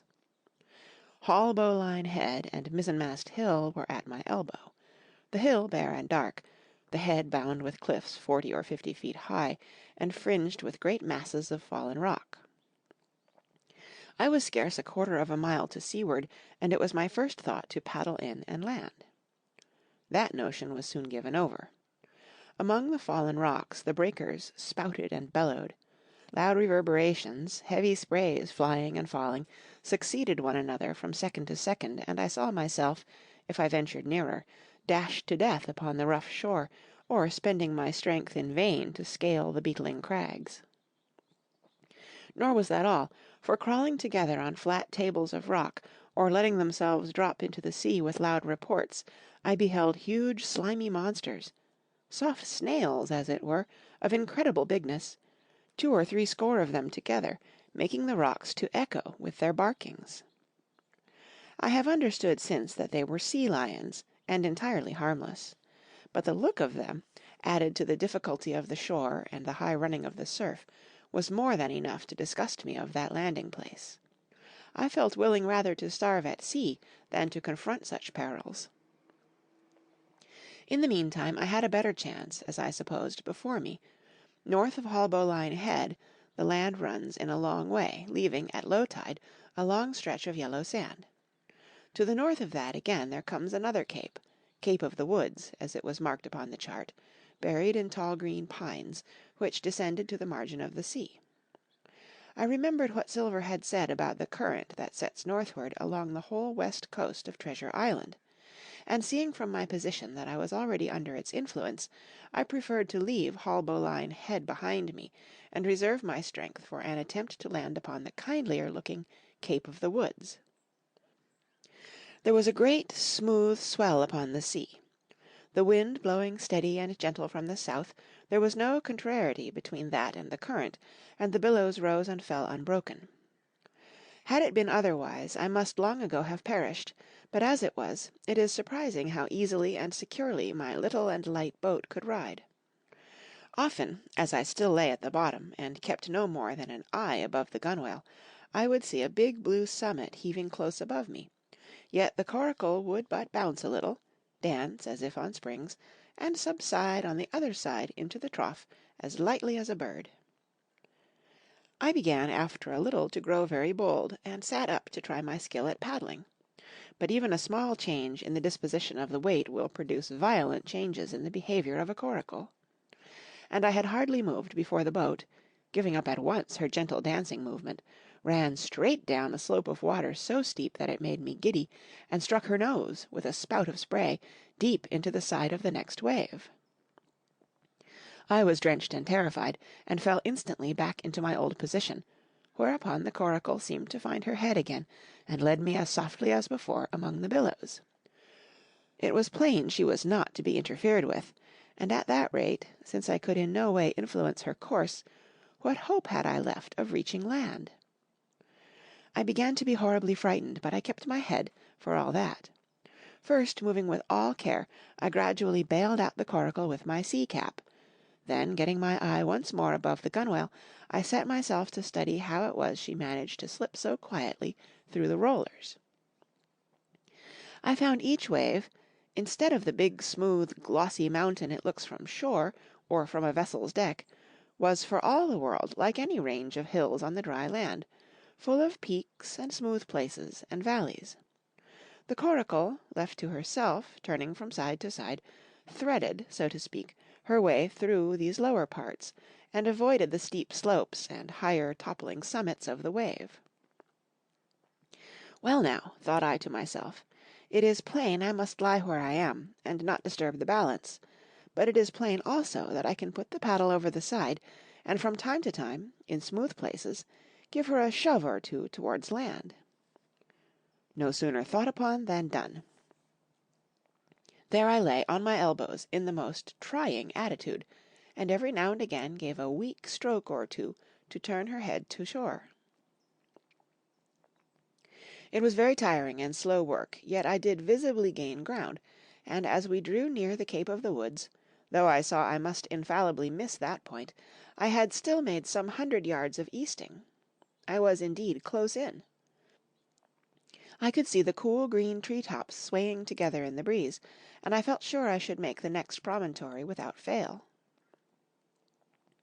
It was high time, for I now began to be tortured with thirst. The glow of the sun from above, its thousandfold reflection from the waves, the sea-water that fell and dried upon me, caking my very lips with salt, combined to make my throat burn and my brain ache. The sight of the trees so near at hand had almost made me sick with longing, but the next current had soon carried me past the point, and, as the next reach of sea opened out, I beheld a sight that changed the nature of my thoughts. Right in front of me, not half a mile away, I beheld the Hispaniola under sail. I made sure, of course, that I should be taken, but I was so distressed for want of water that I scarce knew whether to be glad or sorry at the thought, and, long before I had come to a conclusion, surprise had taken possession of my mind, and I could do nothing but stare and wonder. The Hispaniola was under her mainsail and 2 jibs, and the beautiful white canvas shone in the sun like snow or silver. When I first sighted her, all her sails were drawing; she was laying a course about northwest, and I presumed the men on board were going round the island on their way back to the anchorage. Presently she began to fetch more and more to the westward, so that I thought they had sighted me and were going about in chase. At last, however, she fell right into the wind's eye, was taken dead aback, and stood there a while, helpless, with her sails shivering. "Clumsy fellows," said I, "they must still be drunk as owls." And I thought how Captain Smollett would have set them skipping. Meanwhile the schooner gradually fell off, and filled again upon another tack, sailed swiftly for a minute or so, and brought up once more dead in the wind's eye. Again and again was this repeated. To and fro, up and down, north, south, east, and west, the Hispaniola sailed by swoops and dashes, and at each repetition ended as she had begun, with idly flapping canvas. It became plain to me that nobody was steering, and if so, where were the men? Either they were dead drunk or had deserted her, I thought, and perhaps if I could get on board, I might return the vessel to her captain. The current was bearing coracle and schooner southward at an equal rate. As for the latter's sailing, it was so wild and intermittent, and she hung up each time so long in irons, that she certainly gained nothing if she did not lose. If only I dared to sit up and paddle, I made sure that I could overhaul her. The scheme had an air of adventure that inspired me, and the thought of the water breaker beside the fore companion doubled my growing courage. Up I got, was welcomed almost instantly by another cloud of spray, but this time stuck to my purpose, and set myself, with all my strength and caution, to paddle after the unsteered Hispaniola. Once I shipped a sea so heavy that I had to stop and bail, with my heart fluttering like a bird, but gradually I got into the way of the thing, and guided my coracle among the waves, with only now and then a blow upon her bows and a dash of foam in my face. I was now gaining rapidly on the schooner. I could see the brass glisten on the tiller as it banged about, and still no soul appeared upon her decks. I could not choose but suppose she was deserted.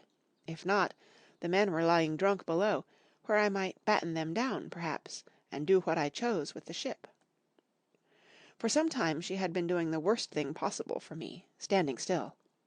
She was headed nearly due south, yawing, of course, all the time. Each time she fell off, her sails partly filled, and these brought her, in a moment, right to the wind again. I have said this was the worst thing possible for me, for, helpless as she looked in this situation, with the canvas cracking like cannon, and the blocks trundling and banging on the deck, she still continued to run away from me, not only with the speed of the current, but by the whole amount of her leeway, which was naturally great. But now at last I had my chance. The breeze fell, for some seconds, very low, and the current gradually turning her, the Hispaniola revolved slowly round her centre, and at last presented me her stern, with the cabin window still gaping open, and the lamp over the table still burning on into the day. The mainsail hung drooped like a banner. She was stock still, but for the current. For the last little while I had even lost, but now, redoubling my efforts, I began once more to overhaul the chase. I was not 100 yards from her when the wind came again in a clap. She filled on the port tack and was off again, stooping and skimming like a swallow. My first impulse was one of despair, but my second was towards joy. Round she came, till she was broadside on to me. Round still, till she had covered a half, and then 2/3, and then 3/4 of the distance that separated us. I could see the waves boiling white under her forefoot. Immensely tall she looked to me from my low station in the coracle. And then of a sudden I began to comprehend. I had scarce time to think, scarce time to act and save myself. I was on the summit of one swell when the schooner came stooping over the next. The bowsprit was over my head. I sprang to my feet and leaped, stamping the coracle under water. With one hand I caught the jib boom, while my foot was lodged between the stay and the brace, and as I still clung there, panting, a dull blow told me that the schooner had charged down upon and struck the coracle, and that I was left without retreat on the Hispaniola. End of Chapter 24. Chapter 25. I Strike the Jolly Roger. I had scarce gained a position on the bowsprit when the flying jib flapped and filled upon the other tack, with a report like a gun. The schooner trembled to her keel under the reverse, but the next moment, the other sail still drawing, the jib flapped back again and hung idle. This had nearly tossed me off into the sea, and now I lost no time, crawled back along the bowsprit, and tumbled head foremost on the deck. I was on the lee side of the forecastle, and the mainsail, which was still drawing, concealed from me a certain portion of the after deck. Not a soul was to be seen. The planks, which had not been swabbed since the mutiny, bore the print of many feet, and an empty bottle, broken by the neck, tumbled to and fro like a live thing in the scuppers. Suddenly the Hispaniola came right into the wind. The jibs behind me cracked aloud. The rudder slammed to. The whole ship gave a sickening heave and shudder, and at the same moment the main boom swung inboard, the sheet groaning in the blocks, and showed me the lee after deck. There were the two watchmen, sure enough. Redcap on his back, as stiff as a handspike, with his arms stretched out like those of a crucifix, and his teeth showing through his open lips. Israel Hands propped against the bulwarks, his chin on his chest, his hands lying open before him on the deck, his face as white under its tan as a tallow candle. For a while the ship kept bucking and sidling like a vicious horse, the sails filling, now on one tack, now on another, and the boom swinging to and fro till the mast groaned aloud under the strain. Now and again, too, there would come a cloud of light sprays over the bulwark, and a heavy blow of the ship's bows against the swell, so much heavier weather was made of it by this great rigged ship than by my home-made lopsided Coracle, now gone to the bottom of the sea. At every jump of the schooner, Redcap slipped to and fro, but, what was ghastly to behold, neither his attitude nor his fixed, teeth-disclosing grin was anyway disturbed by this rough usage. At every jump, too, Hands appeared still more to sink into himself and settle down upon the deck, his feet sliding ever farther out, and the whole body canting towards the stern, so that his face became, little by little, hid from me, and at last I could see nothing beyond his ear and the frayed ringlet of one whisker. At the same time I observed, around both of them, splashes of dark blood upon the planks, and began to feel sure that they had killed each other in their drunken wrath. While I was thus looking and wondering, in a calm moment when the ship was still, Israel Hands turned partly round, and, with a low moan, writhed himself back to the position in which I had seen him first. The moan, which told of pain and deadly weakness, and the way in which his jaw hung open, went right to my heart. But when I remembered the talk I had overheard from the apple barrel, all pity left me. I walked aft until I reached the mainmast. "Come aboard, Mr. Hands," I said ironically. He rolled his eyes round heavily, but he was too far gone to express surprise. All he could do was to utter one word, "Brandy." It occurred to me there was no time to lose, and, dodging the boom as it once more lurched across the deck, I slipped aft and down the companion stairs into the cabin. It was such a scene of confusion as you can hardly fancy. All the lockfast places had been broken open in quest of the chart. The floor was thick with mud, where the ruffians had sat down to drink or consult after waiting in the marshes round their camp. The bulkheads, all painted in clear white, and beaded round with gilt, bore a pattern of dirty hands. Dozens of empty bottles clinked together in corners to the rolling of the ship. One of the doctor's medical books lay open on the table, half of the leaves gutted out, I suppose, for pipe lights. In the midst of all this the lamp still cast a smoky glow, obscure and brown as umber. I went into the cellar. All the barrels were gone, and of the bottles a most surprising number had been drunk out and thrown away. Certainly, since the mutiny began, not a man of them could ever have been sober. Foraging about, I found a bottle with some brandy left, for Hands, and for myself I routed out some biscuit, some pickled fruits, a great bunch of raisins, and a piece of cheese. With these I came on deck, put down my own stock behind the rudder-head, and well out of the coxswain's reach, went forward to the water-breaker, and had a good, deep drink of water, and then, and not till then, gave Hands the brandy. He must have drunk a gill before he took the bottle from his mouth. "Aye," said he, "by thunder, but I wanted some of that." I had sat down already in my own corner and begun to eat. "Much hurt?" I asked him. He grunted, or rather I might say he barked. "If that doctor was aboard," he said, "I'd be right enough in a couple of turns, but I don't have no manner of luck, you see, and that's what's the matter with me. As for that swab, he's good and dead, he is," he added, indicating the man with the red cap. "He warn't no seaman anyhow, and where mought you have come from?" "Well," said I, "I've come aboard to take possession of the ship, Mr. Hands, and you'll please regard me as your captain until further notice." He looked at me sourly enough, but said nothing. Some of the colour had come back into his cheeks, though he still looked very sick, and still continued to slip out and settle down as the ship banged about. "By the by," I continued, "I can't have these colours, Mr. Hands, and by your leave I'll strike 'em. Better none than these.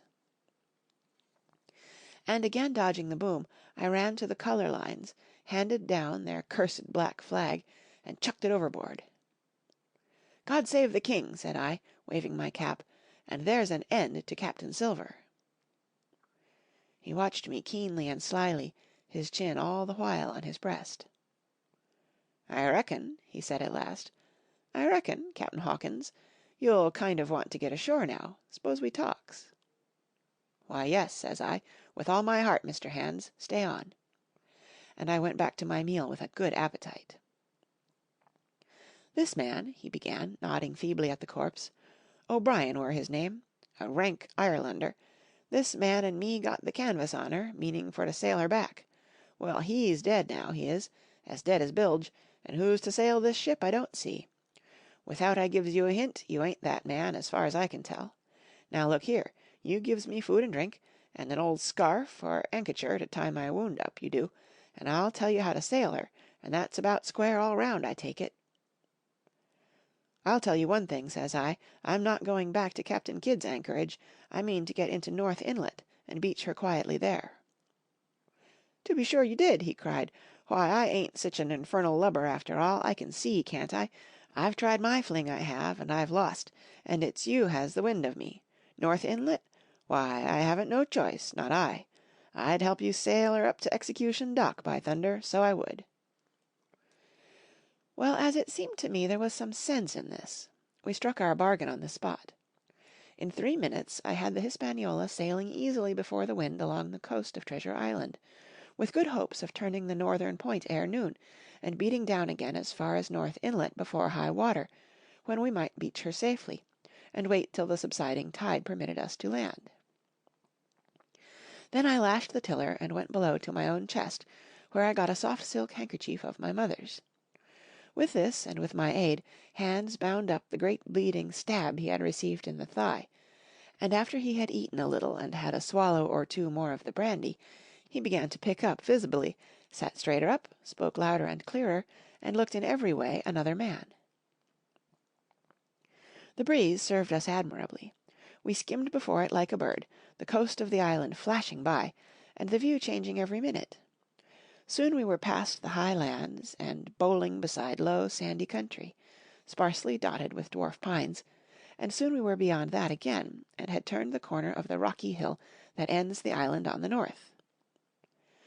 I was greatly elated with my new command, and pleased with the bright sunshiny weather, and these different prospects of the coast. I had now plenty of water, and good things to eat, and my conscience, which had smitten me hard for my desertion, was quieted by the great conquest I had made. I should, I think, have had nothing left me to desire but for the eyes of the coxswain as they followed me derisively about the deck, and the odd smile that appeared continually on his face. It was a smile that had in it something both of pain and weakness, a haggard old man's smile, but there was, besides that, a grain of derision, a shadow of treachery in his expression, as he craftily watched, and watched, and watched me at my work. End of chapter 25. Chapter 26. Israel Hands. The wind, serving us to a desire, now hauled into the west. We could run so much the easier from the northeast corner of the island to the mouth of the North Inlet. Only, as we had no power to anchor, and dared not beach her till the tide had flowed a good deal farther, time hung on our hands. The coxswain told me how to lay the ship to. After a good many trials I succeeded, and we both sat in silence, over another meal. "Cap'n," said he, at length, with that same uncomfortable smile, "here's my old shipmate, O'Brien. S'pose you was to heave him overboard. I ain't particular as a rule, and I don't take no blame for settling his hash, but I don't reckon him ornamental now, do you?" "I'm not strong enough, and I don't like the job, and there he lies for me," said I.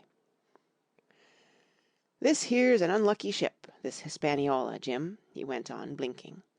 "There's a power of men been killed in this Hispaniola, a sight o' poor seamen dead and gone since you and me took ship to Bristol. I never seen sich dirty luck, not I. There was this here O'Brien, now. He's dead, ain't he?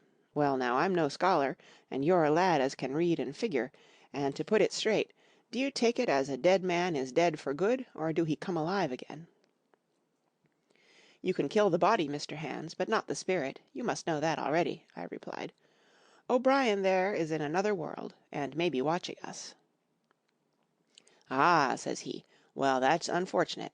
Appears as if killing parties was a waste of time. Howsomever, sperits don't reckon for much, by what I've seen. I'll chance it with the sperits, Jim. And now you've spoke up free, and I'll take it kind if you'd step down into that there cabin and get me shiver my timbers, I can't hit the name on't.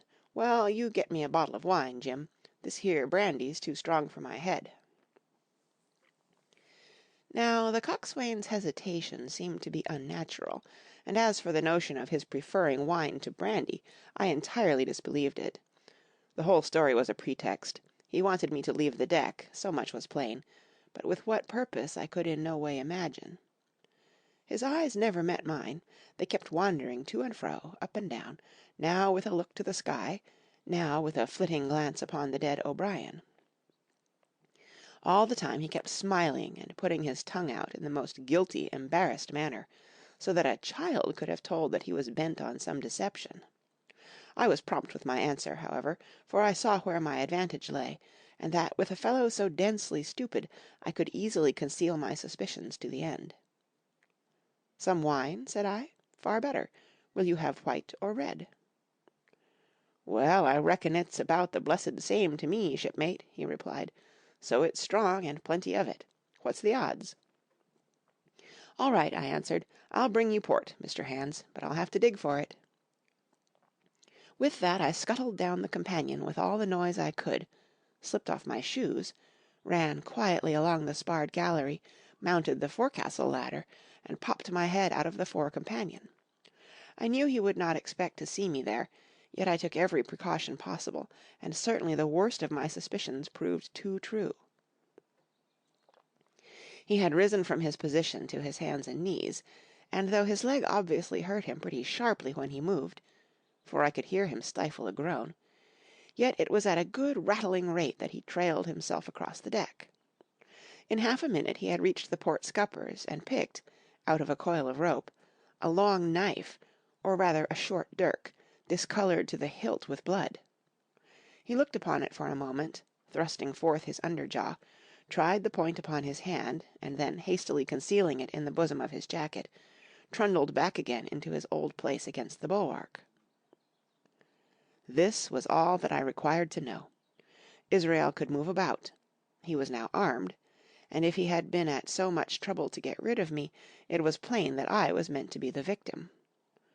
What he would do afterwards, whether he would try to crawl right across the island from North Inlet to the camp among the swamps, or whether he would fire Long Tom, trusting that his own comrades might come first to help him, was, of course, more than I could say. Yet I felt sure that I could trust him in one point, since in that our interests jumped together, and that was in the disposition of the schooner. We both desired to have her stranded safe enough in a sheltered place, and so that, when the time came, she could be got off again with as little labour and danger as might be. And until that was done, I considered that my life would certainly be spared. While I was thus turning the business over in my mind, I had not been idle with my body. I had stolen back to the cabin, slipped once more into my shoes, and laid my hand at random on a bottle of wine, and now, with this for an excuse, I made my reappearance on the deck. Hands lay as I had left him, all fallen together in a bundle, and with his eyelids lowered, as though he were too weak to bear the light.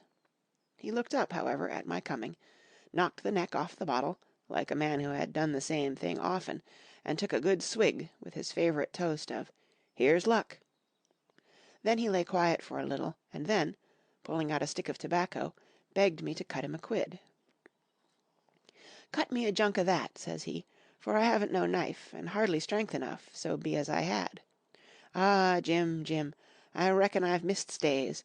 Cut me a quid, as'll likely be the last, lad, for I'm for my long home, and no mistake." "Well," said I, "I'll cut you some tobacco, but if I was you and thought myself so badly, I would go to my prayers like a Christian man. "Why?" said he. "Now you tell me why." "Why?" I cried. "You were asking me just now about the dead. You've broken your trust. You've lived in sin and lies and blood. There's a man you killed lying at your feet this moment, and you ask me why.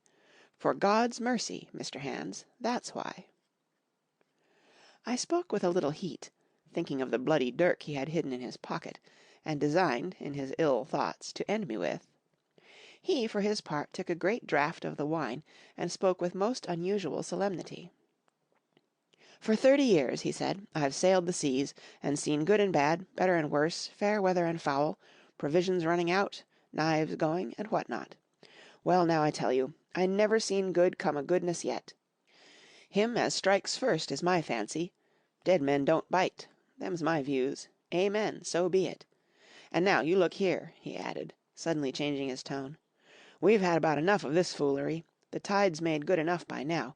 You just take my orders, Captain Hawkins, and we'll sail slap in and be done with it."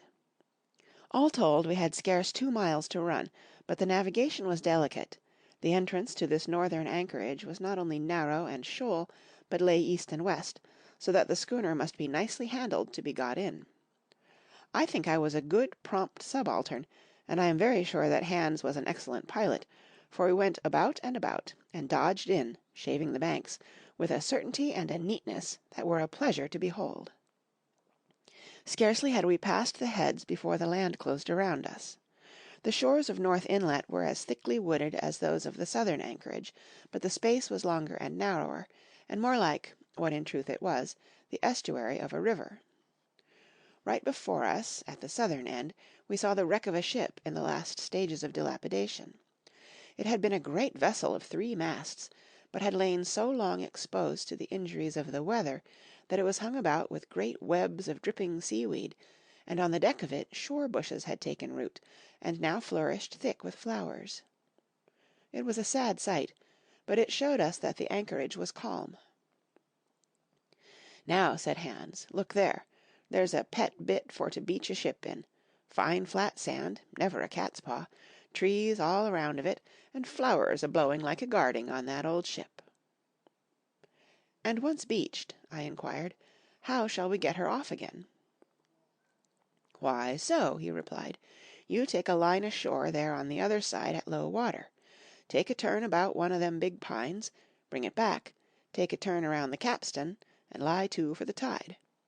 Come high water, all hands take a pull upon the line, and off she comes as sweet as nature. And now, boy, you stand by.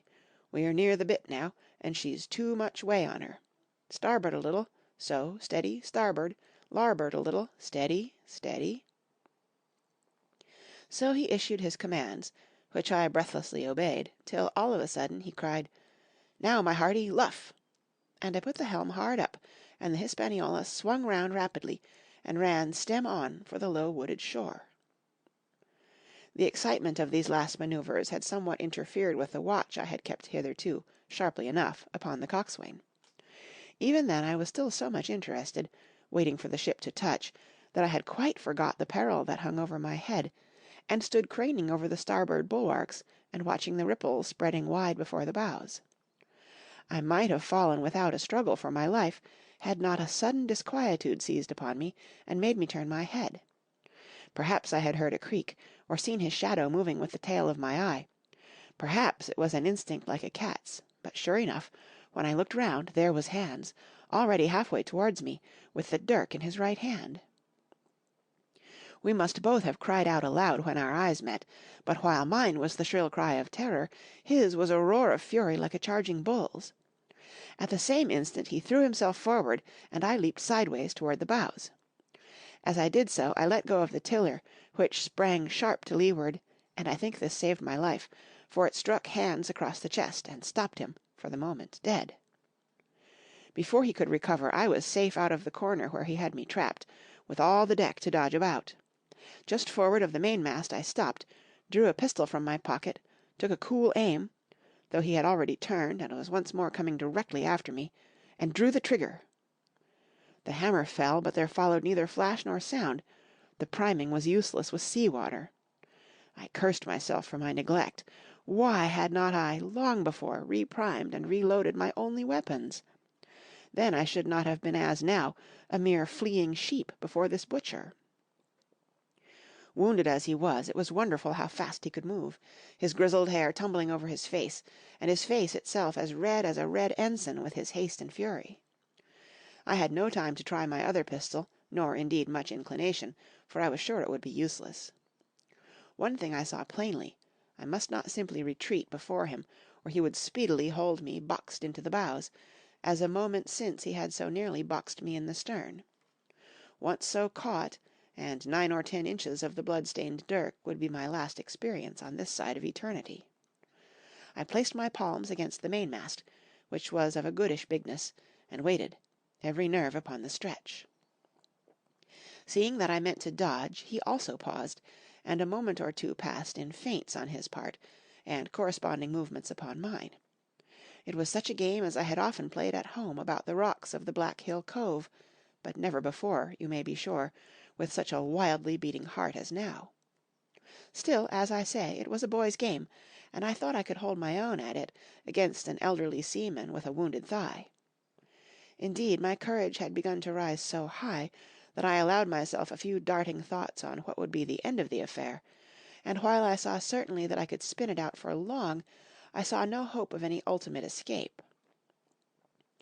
Well, while things stood thus, suddenly the Hispaniola struck, staggered, ground for an instant in the sand, and then, swift as a blow, canted over to the port side, till the deck stood at an angle of 45 degrees, and about a puncheon of water splashed into the scupper holes, and lay in a pool between the deck and the bulwark. We were both of us capsized in a second, and both of us rolled, almost together, into the scuppers, the dead Redcap, with his arms still spread out, tumbling stiffly after us. So near were we, indeed, that my head came against the coxswain's foot with a crack that made my teeth rattle. Blow and all, I was the first afoot again, for hands had got involved with the dead body. The sudden canting of the ship had made the deck no place for running on. I had to find some new way of escape, and that upon the instant, for my foe was almost touching me. Quick as thought, I sprang into the mizzen shrouds, rattled up hand over hand, and did not draw a breath till I was seated on the cross-trees. I had been saved by being prompt. The dirk had struck not half a foot below me, as I pursued my upward flight, and there stood Israel Hands with his mouth open and his face upturned to mine, a perfect statue of surprise and disappointment.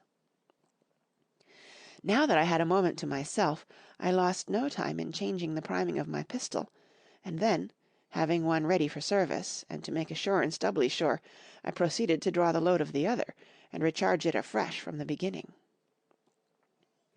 My new employment struck Hands all of a heap.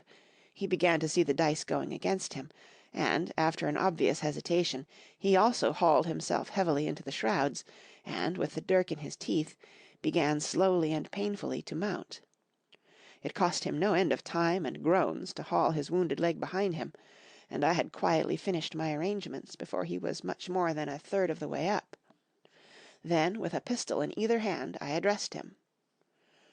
"One more step, Mr. Hands," said I, "and I'll blow your brains out. Dead men don't bite, you know," I added with a chuckle. He stopped instantly. I could see by the working of his face that he was trying to think, and the process was so slow and laborious that, in my new-found security, I laughed aloud. At last, with a swallow or two, he spoke, his face still wearing the same expression of extreme perplexity. In order to speak he had to take the dagger from his mouth, but in all else he remained unmoved. "Jim," says he, "I reckon we're fouled, you and me, and we'll have to sign articles.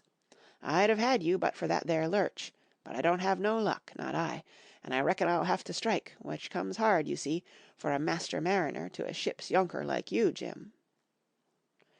I was drinking in his words and smiling away, as conceited as a cock upon a wall, when, all in a breath, back went his right hand over his shoulder. Something sang like an arrow through the air. I felt a blow, and then a sharp pang, and there I was pinned by the shoulder to the mast. In the horrid pain and surprise of the moment, I scarce can say it was by my own volition, and I am sure it was without a conscious aim, both my pistols went off, and both escaped out of my hands. They did not fall alone. With a choked cry, the coxswain loosed his grasp upon the shrouds, and plunged head first into the water. End of chapter 26. Chapter 27. Pieces of 8. Owing to the cant of the vessel, the masts hung far out over the water, and from my perch on the cross-trees I had nothing below me but the surface of the bay. Hans, who was not so far up, was, in consequence, nearer to the ship, and fell between me and the bulwarks. He rose once to the surface in a lather of foam and blood, and then sank again for good. As the water settled, I could see him lying huddled together on the clean bright sand, in the shadow of the vessel's sides. A fish or two whipped past his body. Sometimes, by the quivering of the water, he appeared to move a little, as if he were trying to rise, but he was dead enough, for all that, being both shot and drowned, and was food for fish in the very place where he had designed my slaughter. I was no sooner certain of this than I began to feel sick, faint, and terrified. The hot blood was running over my back and chest. The dirk, where it had pinned my shoulder to the mast, seemed to burn like a hot iron, yet it was not so much these real sufferings that distressed me, for these, it seemed to me, I could bear without a murmur. It was the horror I had upon my mind of falling from the cross-trees into that still green water, beside the body of the coxswain. I clung with both hands till my nails ached, and I shut my eyes as if to cover up the peril. Gradually my mind came back again, my pulses quieted down to a more natural time, and I was once more in possession of myself. It was my first thought to pluck forth the dirk, but either it struck too hard or my nerve failed me, and I desisted with a violent shudder. Oddly enough, this very shudder did the business. The knife, in fact, had come the nearest in the world to missing me altogether. It held me by a mere pinch of skin, and this the shudder tore away. The blood ran down the faster, to be sure, but I was my own master again, and only tacked to the mast by my coat and shirt. These last I broke through with a sudden jerk, and then regained the deck by the starboard shrouds. For nothing in the world would I have again ventured, shaken as I was, upon the overhanging port shrouds, from which Israel had so lately fallen. I went below, and did what I could for my wound. It pained me a good deal, and still bled freely, but it was neither deep nor dangerous, nor did it greatly gall me when I used my arm. Then I looked around me, and as the ship was now, in a sense, my own, I began to think of clearing it from its last passenger, the dead man, O'Brien. He had pitched, as I have said, against the bulwarks, where he lay like some horrible, ungainly sort of puppet, life-size indeed, but how different from life's colour or life's comeliness. In that position I could easily have my way with him, and as the habit of tragical adventures had worn off almost all my terror for the dead, I took him by the waist as if he had been a sack of bran, and with one good heave tumbled him overboard. He went in with a sounding plunge, the red cap came off, and remained floating on the surface, and as soon as the splash subsided, I could see him and Israel lying side by side, both wavering with the tremulous movement of the water. O'Brien, though still quite a young man, was very bald. There he lay, with that bald head across the knees of the man who had killed him, and the quick fishes steering to and fro over both. I was now alone upon the ship. The tide had just turned. The sun was within so few degrees of setting that already the shadow of the pines upon the western shore began to reach right across the anchorage and fall in patterns on the deck. The evening breeze had sprung up, and though it was well warded off by the hill with the two peaks upon the east, the cordage had begun to sing a little softly to itself, and the idle sails to rattle to and fro. I began to see a danger to the ship. The jibs I speedily doused and brought tumbling to the deck, but the mainsail was a harder matter. Of course, when the schooner canted over, the boom had swung outboard, and the cap of it and a foot or two of sail hung even under water. I thought this made it still more dangerous, yet the strain was so heavy that I half feared to meddle. At last I got my knife and cut the halyards. The peak dropped instantly. A great belly of loose canvas floated broad upon the water, and since, pull as I liked, I could not budge the downhaul, That was the extent of what I could accomplish. For the rest, the Hispaniola must trust to luck, like myself. By this time the whole anchorage had fallen into shadow, the last rays, I remember, falling through a glade of the wood, and shining, bright as jewels, on the flowery mantle of the wreck.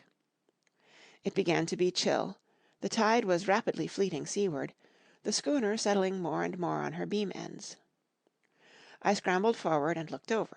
It seemed shallow enough, and holding the cut hawser in both hands for a last security, I let myself drop softly overboard. The water scarcely reached my waist, the sand was firm and covered with ripple marks, and I waded ashore in great spirits, leaving the Hispaniola on her side, with her mainsail trailing wide upon the surface of the bay. About the same time the sun went fairly down, and the breeze whistled low in the dusk among the tossing pines. At least and at last I was off the sea, nor had I returned thence empty-handed. There lay the schooner, clear at last from buccaneers, and ready for our own men to board and get to sea again. I had nothing nearer my fancy than to get home to the Stockade and boast of my achievements. Possibly I might be blamed a bit for my truantry, but the recapture of the Hispaniola was a clenching answer, and I hoped that even Captain Smollett would confess I had not lost my time. So thinking, and in famous spirits, I began to set my face homeward for the blockhouse and my companions. I remembered that the most easterly of the rivers which drain into Captain Kidd's anchorage ran from the two-peaked hill upon my left, and I bent my course in that direction that I might pass the stream while it was small. The wood was pretty open, and keeping along the lower spurs, I had soon turned the corner of that hill, and not long after waded to the mid-calf across the watercourse. This brought me near to where I had encountered Ben Gunn, the Maroon, and I walked more circumspectly, keeping an eye on every side. The dusk had come nigh hand completely, and, as I opened out the cleft between the two peaks, I became aware of a wavering glow against the sky where, as I judged, the man of the island was cooking his supper before a roaring fire. And yet I wondered in my heart that he should show himself so careless. For if I could see this radiance, might it not reach the eyes of Silver himself, where he camped upon the shore among the marshes? Gradually the night fell blacker. It was all I could do to guide myself even roughly towards my destination. The double hill behind me, and the spyglass on my right hand, loomed faint and fainter. The stars were few and pale, and in the low ground where I wandered, I kept tripping among bushes, and rolling into sandy pits. Suddenly a kind of brightness fell about me. I looked up. A pale glimmer of moonbeams had alighted on the summit of the spyglass, and soon after I saw something broad and silvery moving low down behind the trees, and knew the moon had risen. With this to help me, I passed rapidly over what remained to me of my journey, and, sometimes walking, sometimes running, impatiently drew near to the Stockade. Yet as I began to thread the grove that lies before it, I was not so thoughtless that I slacked my pace and went a trifle warily. It would have been a poor end of my adventures to get shot down by my own party in mistake. The moon was climbing higher and higher.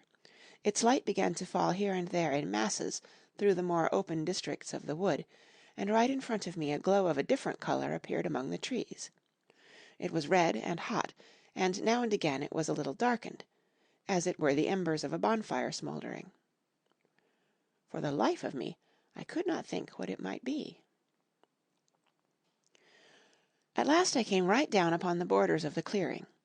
The western end was already steeped in moonshine. The rest, and the blockhouse itself, still lay in a black shadow, checkered with long silvery streaks of light. On the other side of the house an immense fire had burned itself into clear embers, and shed a steady red reverberation, contrasted strongly with the mellow paleness of the moon. There was not a soul stirring, nor a sound beside the noises of the breeze. I stopped, with much wonder in my heart, and perhaps a little terror also. It had not been our way to build great fires. We were, indeed, by the captain's orders, somewhat niggardly of firewood, and I began to fear that something had gone wrong while I was absent. I stole round by the eastern end, keeping close in shadow, and at a convenient place where the darkness was thickest, crossed the palisade. To make assurance surer, I got upon my hands and knees and crawled, without a sound, towards the corner of the house. As I drew nearer, my heart was suddenly and greatly lightened.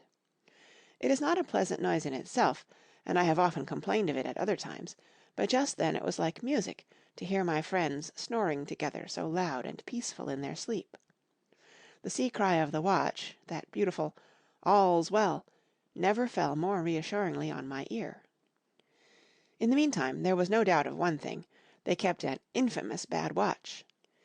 If it had been Silver and his lads that were now creeping in on them, not a soul would have seen daybreak. That was what it was, thought I, to have the captain wounded, and again I blamed myself sharply for leaving them in that danger, with so few to mount guard. By this time I had got to the door and stood up. All was dark within, so that I could distinguish nothing by the eye. As for sounds, there was the steady drone of the snorers, and a small occasional noise, a flickering or pecking that I could in no way account for. With my arms before me, I walked steadily in. I should lie down in my own place, I thought with a silent chuckle, and enjoy their faces when they found me in the morning. My foot struck something yielding. It was a sleeper's leg, and he turned and groaned, but without awakening. And then, all of a sudden, a shrill voice broke forth out of the darkness. "Pieces of 8, pieces of 8, pieces of 8, pieces of 8, pieces of 8," and so forth, without pause or change, like the clacking of a tiny mill. Silver's green parrot, Captain Flint! It was she whom I had heard pecking at a piece of bark. It was she, keeping better watch than any human being, who thus announced my arrival with her wearisome refrain. I had no time left me to recover. At the sharp, clipping tone of the parrot, the sleepers awoke and sprang up, and with a mighty oath the voice of Silver cried, "Who goes?" I turned to run, struck violently against one person, recoiled, and ran full into the arms of a second who, for his part, closed upon and held me tight. "Bring a torch, Dick," said Silver, when my capture was thus assured. And one of the men left the log-house, and presently returned with a lighted brand. End of chapter 27. Chapter 28. In the enemy's camp. The red glare of the torch lighting up the interior of the blockhouse showed me the worst of my apprehensions realized. The pirates were in possession of the house and stores. There was the cask of cognac. There were the pork and bread, as before, and, what tenfold increased my horror, not a sign of any prisoner. I could only judge that all had perished, and my heart smote me sorely that I had not been there to perish with them. There were 6 of the buccaneers, all told. Not another man was left alive. 5 of them were on their feet, flushed and swollen, suddenly called out of the first sleep of drunkenness. The 6th had only risen upon his elbow. He was deadly pale, and the blood-stained bandage round his head told that he had recently been wounded, and still more recently dressed. I remembered the man who had been shot and had run back among the woods in the great attack, and doubted not that this was he. The parrot sat, preening her plumage, on Long John's shoulder. He himself, I thought, looked somewhat paler and more stern than I was used to. He still wore the fine broadcloth suit in which he had fulfilled his mission, but it was bitterly the worse for wear, daubed with clay and torn with the sharp briars of the wood. "So," said he, "here's Jim Hawkins, shiver my timbers, dropped in like, eh? Well, come I take that friendly."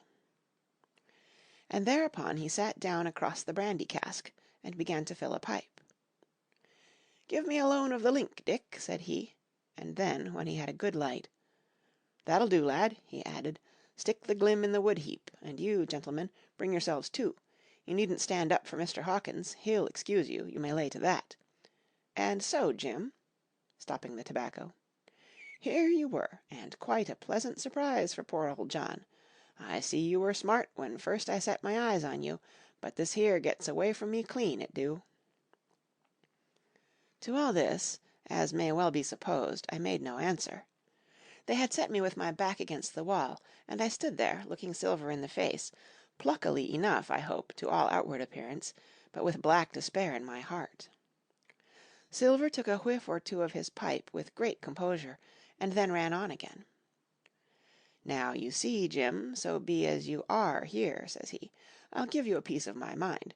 I've always liked you, I have, for a lad of spirit, and the picter of my own self when I was young and handsome.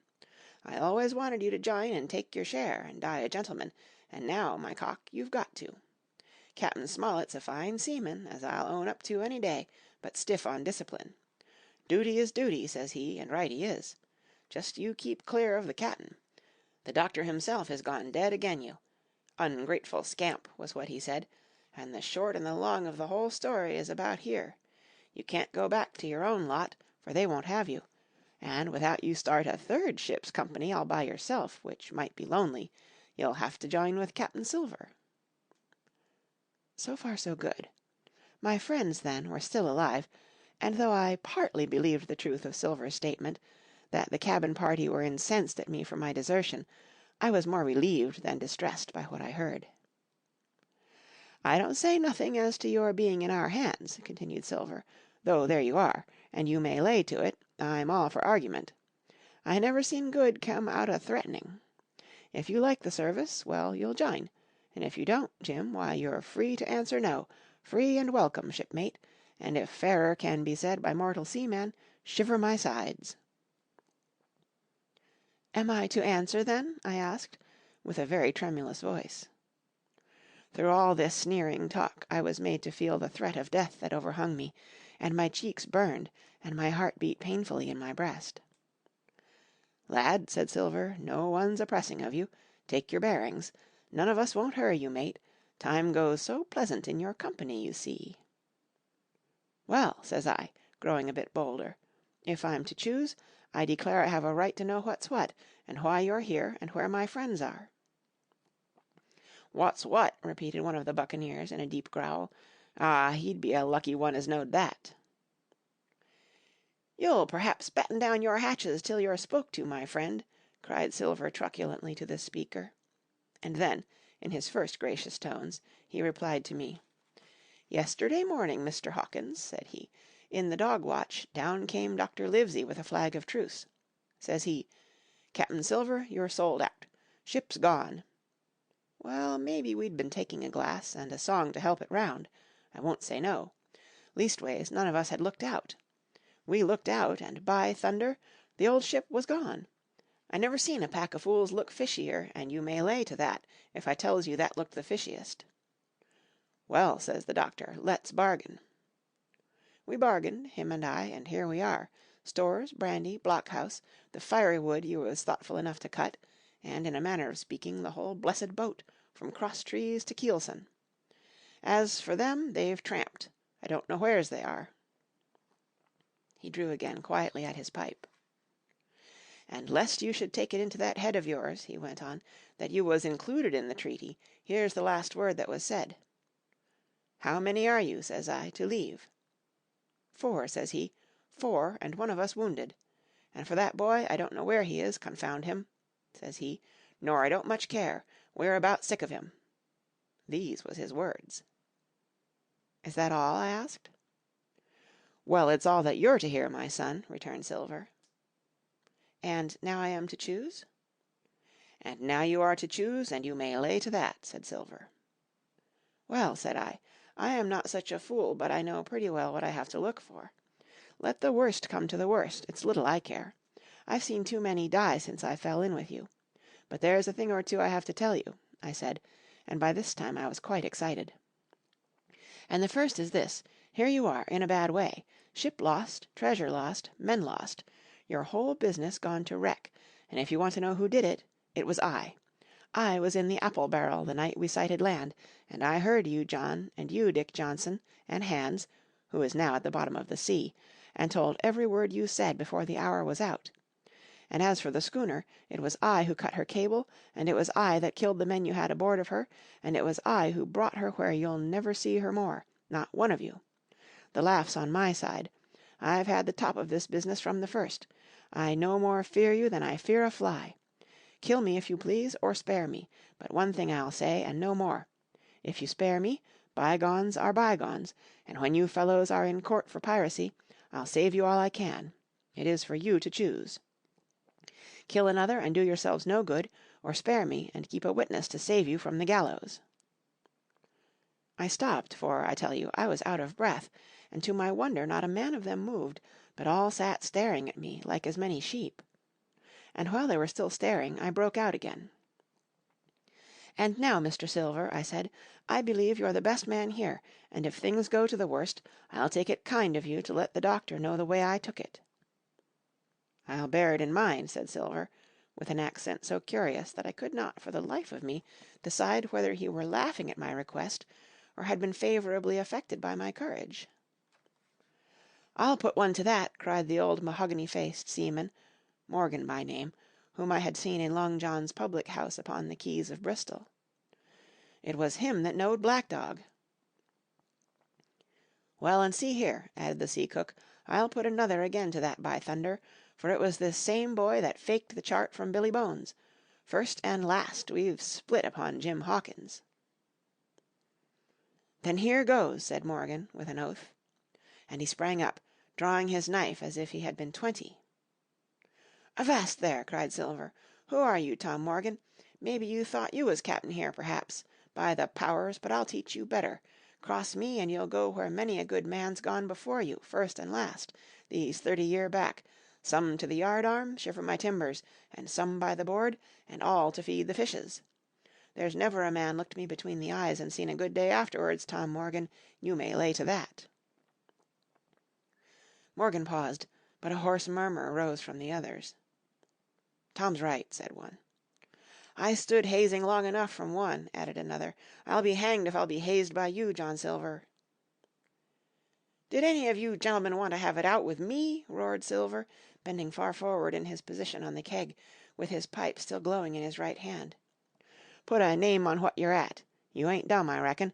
Him that wants shall get it. Here I lived this many years, and a son of a rum puncheon cock his hat athwart my hawse at the latter end of it. You know the way. You're all gentlemen of fortune by your account. Well, I'm ready. Take a cutlass him that dares, and I'll see the colour of his inside, crutch and all, before that pipe's empty."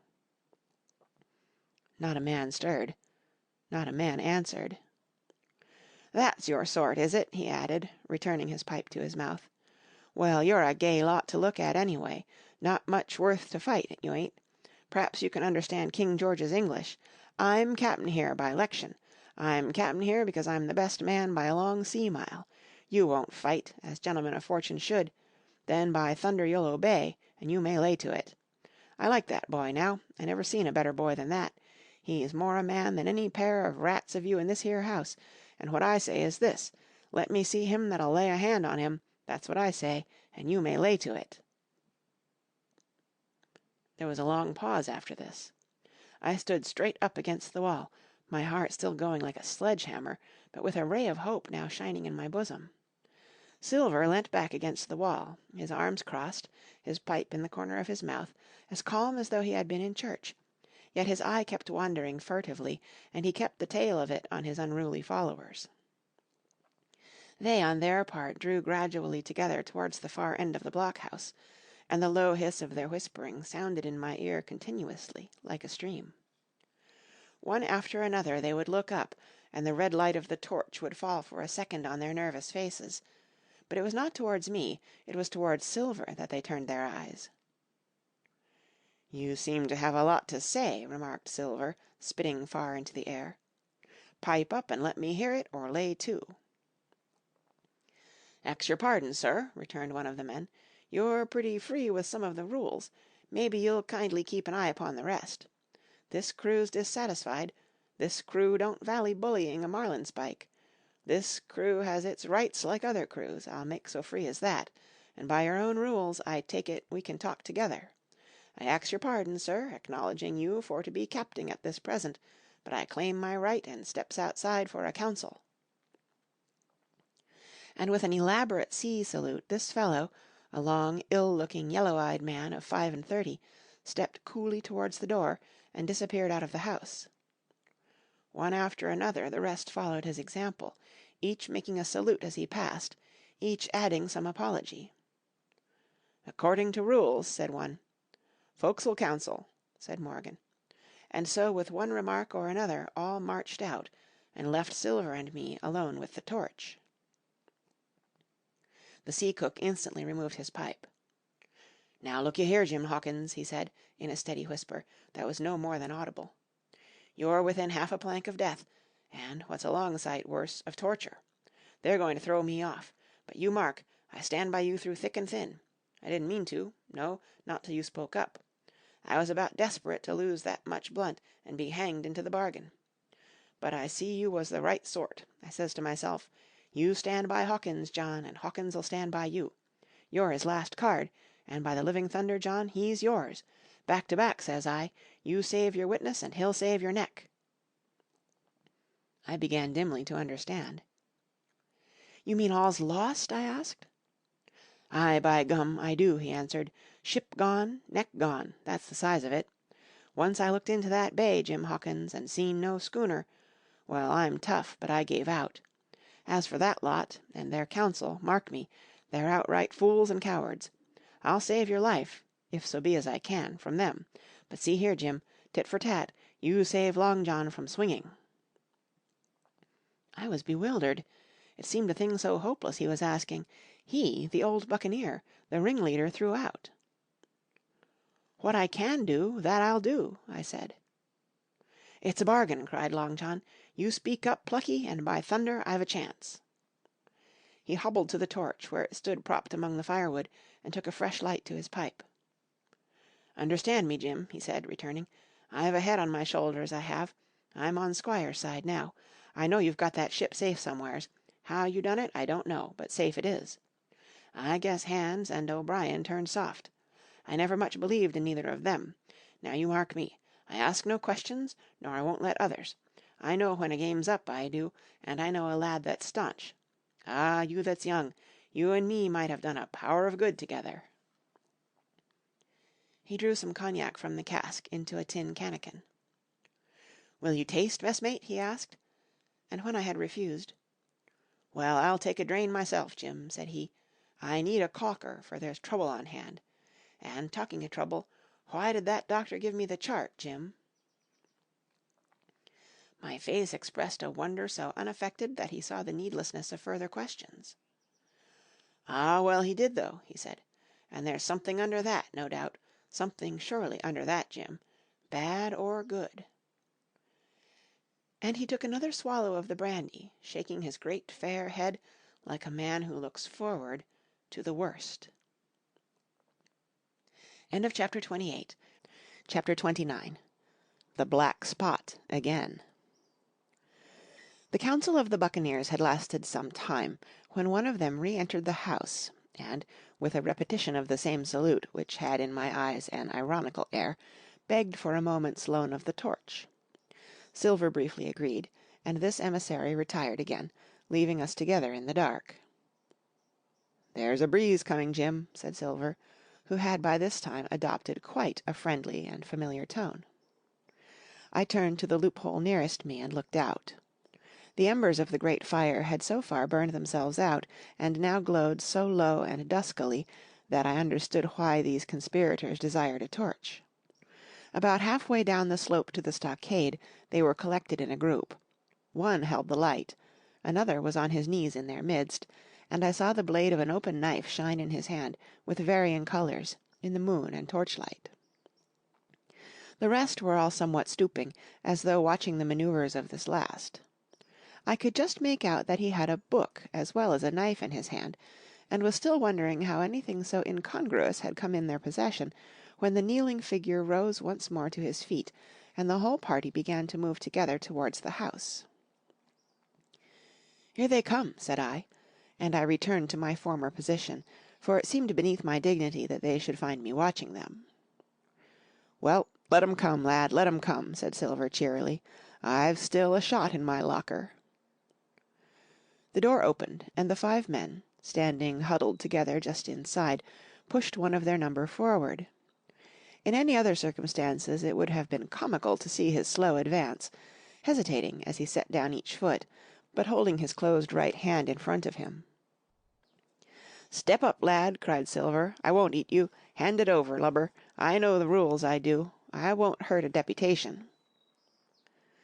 Thus encouraged, the buccaneer stepped forth more briskly, and having passed something to Silver from hand to hand, slipped yet more smartly back again to his companions. The sea cook looked at what had been given him. "The black spot. I thought so," he observed. "Where might you have got the paper? Why, hello, look here now, this ain't lucky. You've gone and cut this out of a Bible. What fools cut a Bible?" "Ah, there," said Morgan, "there, what did I say? No good'll come of that, I said." "Well, you've about fixed it now among you," continued Silver. "You'll all swing now, I reckon. What soft-headed lubber had a Bible?" "It was Dick," said one. "Dick, was it? Then Dick can get to prayers," said Silver. "He's seen his slice of luck, has Dick, and you may lay to that." But here the long man with the yellow eyes struck in. "Belay that talk, John Silver," he said. "This crew has tipped you the black spot in full council, as in duty bound. Just you turn it over, as in duty bound, and see what's wrote there. Then you can talk." "Thankee, George," replied the sea cook. "You always was brisk for business, and has the rules by heart, George, as I'm pleased to see. Well, what is it, anyway? Ah, deposed. That's it, is it? Very pretty wrote, to be sure, like print, I swear. Your hand a right, George? Why, you was getting quite a leading man in this here crew. You'll be cap'n next, I shouldn't wonder. Just oblige me with that torch again, will you? This pipe don't draw." "Come now," said George, "you don't fool this crew no more. You're a funny man, by your account, but you're over now, and you'll maybe step down off that barrel and help vote." "I thought you said you knowed the rules," returned Silver contemptuously. "Leastways, if you don't, I do. And I wait here, and I'm still your cap'n, mind, till you outs with your grievances and I reply. In the meantime, your black spot ain't worth a biscuit. After that, we'll see." "Oh," replied George, "you don't be under no kind of apprehension. We're all square, we are. First, you've made a hash of this cruise. You'll be a bold man to say no to that. Second, you let the enemy out of this here trap for nothing. Why did they want out? I dunno, but it's pretty plain they wanted it. Third, you wouldn't let us go at them upon the march. Oh, we see through you, John Silver. You want to play booty. That's what's wrong with you. And then fourth, there's this here boy." "Is that all?" asked Silver quietly. "Enough, too," retorted George. "We'll all swing and sun dry for your bungling." "Well, now, look here. I'll answer these 4 pints. One after another I'll answer 'em. I made a hash of this cruise, did I? Well, now, you all know what I wanted, and you all know, if that had been done, that we'd a been aboard the Hispaniola this night as ever was, every man of us alive and fit and full of good plum duff, and the treasure in the hold of her, by thunder. Well, who crossed me? Who forced my hand, as was the lawful cap'n? Who tipped me the black spot the day we landed, and began this dance? Ah, it's a fine dance, I'm with you there, and looks mighty like a hornpipe in a rope's end at Execution Dock by London town, it does. But who done it? Why, it was Anderson, and Hands, and you, George Merry. And you are the last above board of that same meddling crew, and you have the Davy Jones's insolence to up and stand for cap'n over me. You, that sank the lot of us. By the powers, but this tops the stiffest yarn to nothing." Silver paused, and I could see by the faces of George and his late comrades that these words had not been said in vain. "That's for number 1," cried the accused, wiping the sweat from his brow, for he had been talking with a vehemence that shook the house. "Why, I give you my word, I'm sick to speak to you. You've neither sense nor memory, and I leave it to fancy where your mother's was that let you come to sea. Sea! Gentlemen of fortune, I reckon tailors is your trade." "Go on, John," said Morgan. "Speak up to the others." "Ah, the others," returned John. "They're a nice lot, ain't they? You say this cruise is bungled. Ah, by gum, if you could understand how bad it's bungled, you would see. We're that near the gibbet that my neck's stiff with thinking on it. You've seen 'em, maybe, hanged in chains, birds about 'em, seamen pinting 'em out as they go down with the tide. 'Who's that?' says one. 'That? Why, that's John Silver. I knowed him well,' says another. And you can hear the chains a jangle as you go about and reach for the other boy. Now, that's about where we are, every mother's son of us, thanks to him, and Hans, and Anderson, and other ruination fools of you. And if you want to know about number 4, and that boy, why, shiver my timbers, isn't he a hostage? Are we a-going to waste a hostage? No, not us. He might be our last chance, and I shouldn't wonder. Kill that boy? Not me, mates. And number 3? Ah, well, there's a deal to say to number 3. Maybe you don't count it nothing to have a real college doctor come to see you every day. You, John, with your head broke, or you, George Mary, that had the egg shakes upon you not 6 hours agone, and has your eyes the colour of lemon peel to this same moment on the clock. And maybe perhaps you didn't know there was a consort coming either, but there is, and not so long till then, and we'll see who'll be glad to have a hostage when it comes to that. And as for number 2, and why I made a bargain, well, you came crawling on your knees to me to make it. On your knees you came, you was that downhearted, and you'd have starved too if I hadn't. But that's a trifle. You look there, that's why. And he cast down upon the floor a paper that I instantly recognized, none other than the chart on yellow paper with the 3 red crosses that I had found in the oilcloth at the bottom of the captain's chest. Why the doctor had given it to him was more than I could fancy. But if it were inexplicable to me, the appearance of the chart was incredible to the surviving mutineers. They leaped upon it like cats upon a mouse. It went from hand to hand, one tearing it from another, and by the oaths and the cries and the childish laughter with which they accompanied their examination, you would have thought, not only were they fingering the very gold, but were at sea with it, besides, in safety. "Yes," said one, "that's Flint, sure enough. J.F., and a score below, with a clove hitch to it. So he done ever." "Mighty pretty," said George, "but how are we to get away with it, and us no ship?" Silver suddenly sprang up, and supporting himself with a hand against the wall, "Now I give you warning, George," he cried, "one more word of your sauce, and I'll call you down and fight you. How? Why, how do I know? You had ought to tell me that, you and the rest, that lost me my schooner, with your interference, burn you. But not you, you can't, you hain't got the invention of a cockroach. But civil you can speak, and shall, George Mary, you may lay to that." "That's fair enow," said the old man Morgan. "Fair, I reckon so," said the sea cook. "You lost the ship, I found the treasure. Who's the better man at that? And now I resign, by thunder. Elect whom you please to be your cap'n now. I'm done with it." "Silver!" they cried. "Barbecue forever! Barbecue for cap'n!" "So that's the tune, is it?" cried the cook. "George, I reckon you'll have to wait another turn, friend, and lucky for you as I'm not a revengeful man. But that was never my way. And now, shipmates, this black spot. 'Tain't much good now, is it? Dick's crossed his luck and spoiled his Bible, and that's about all." "It'll do to kiss the book on still, won't it?" growled Dick, who was evidently uneasy at the curse he had brought upon himself. "A Bible with a bit cut out," returned Silver derisively. "Not it. It don't bind no more'n a ballad book." "Don't it, though?" cried Dick with a sort of joy. "Well, I reckon that's worth having, too." "Here, Jim, here's a curiosity for you," said Silver, and he tossed me the paper. It was a round, about the size of a crown piece. One side was blank, for it had been the last leaf. The other contained a verse or two of Revelation, these words among the rest, which struck sharply home upon my mind: "Without are dogs and murderers." The printed side had been blackened with wood ash, which already began to come off and soil my fingers. On the blank side had been written with the same material the one word, "Deposed." I have that curiosity beside me at this moment, but not a trace of writing now remains beyond a single scratch, such as a man might make with his thumb-nail. That was the end of the night's business. Soon after, with a drink all round, we lay down to sleep, and the outside of Silver's vengeance was to put George Mary up for sentinel, and threaten him with death if he should prove unfaithful.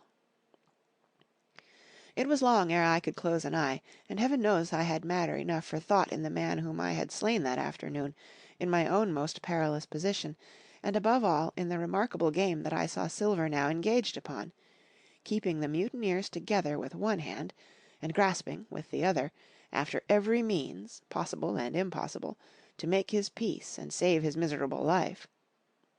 He himself slept peacefully, and snored aloud, yet my heart was sore for him, wicked as he was, to think on the dark perils that environed, and the shameful gibbet that awaited him. End of chapter 29. Chapter 30. On Parole. I was wakened, indeed we were all wakened, for I could see even the sentinel shake himself together from where he had fallen against the door-post, by a clear hearty voice hailing us from the margin of the wood. "Blockhouse ahoy!" it cried. "Here's the doctor!" And the doctor it was. Although I was glad to hear the sound, yet my gladness was not without admixture. I remembered with confusion my insubordinate and stealthy conduct, and when I saw where it had brought me, among what companions, and surrounded by what dangers, I felt ashamed to look him in the face. He must have risen in the dark, for the day had hardly come, and when I ran to a loophole and looked out, I saw him standing, like Silver once before, up to the mid-leg in creeping vapour. "You, doctor, top of the morning to you, sir," cried Silver, broad awake and beaming with good nature in a moment. "Bright and early, to be sure, and it's the early bird, as the saying goes, that gets the rations. George, shake up your timbers, son, and help Dr. Livesey over the ship's side. All a-doing well, your patients was, all well and merry." So he pattered on, standing on the hill-top, with his crutch under his elbow, and one hand upon the side of the log-house, quite the old John in voice, manner, and expression. "We've quite a surprise for you, too, sir," he continued. "We've a little stranger here, he! A new boarder and lodger, sir, and looking fit and taut as a fiddle. Slept like a supercargo, he did, right alongside of John, stem to stem he was, all night." Dr. Livesey was by this time across the stockade and pretty near the cook, and I could hear the alteration in his voice as he said, "Not Jim?" "The very same Jim as ever was," says Silver. The doctor stopped outright, although he did not speak, and it was some seconds before he seemed able to move on. "Well, well," he said, at last, "duty first and pleasure afterwards, as you might have said yourself, Silver. Let us overhaul these patients of yours." A moment afterwards he had entered the blockhouse, and, with one grim nod to me, proceeded with his work among the sick. He seemed under no apprehension, though he must have known that his life, among these treacherous demons, depended on a hair, and he rattled on to his patients as if he were paying an ordinary professional visit in a quiet English family. His manner, I suppose, reacted on the men, for they behaved to him as if nothing had occurred, as if he were still ship's doctor, and they still faithful hands before the mast. "You're doing well, my friend," he said to the fellow with the bandaged head. "And if ever any person had a close shave it was you. Your head must be as hard as iron. Well, George, how goes it?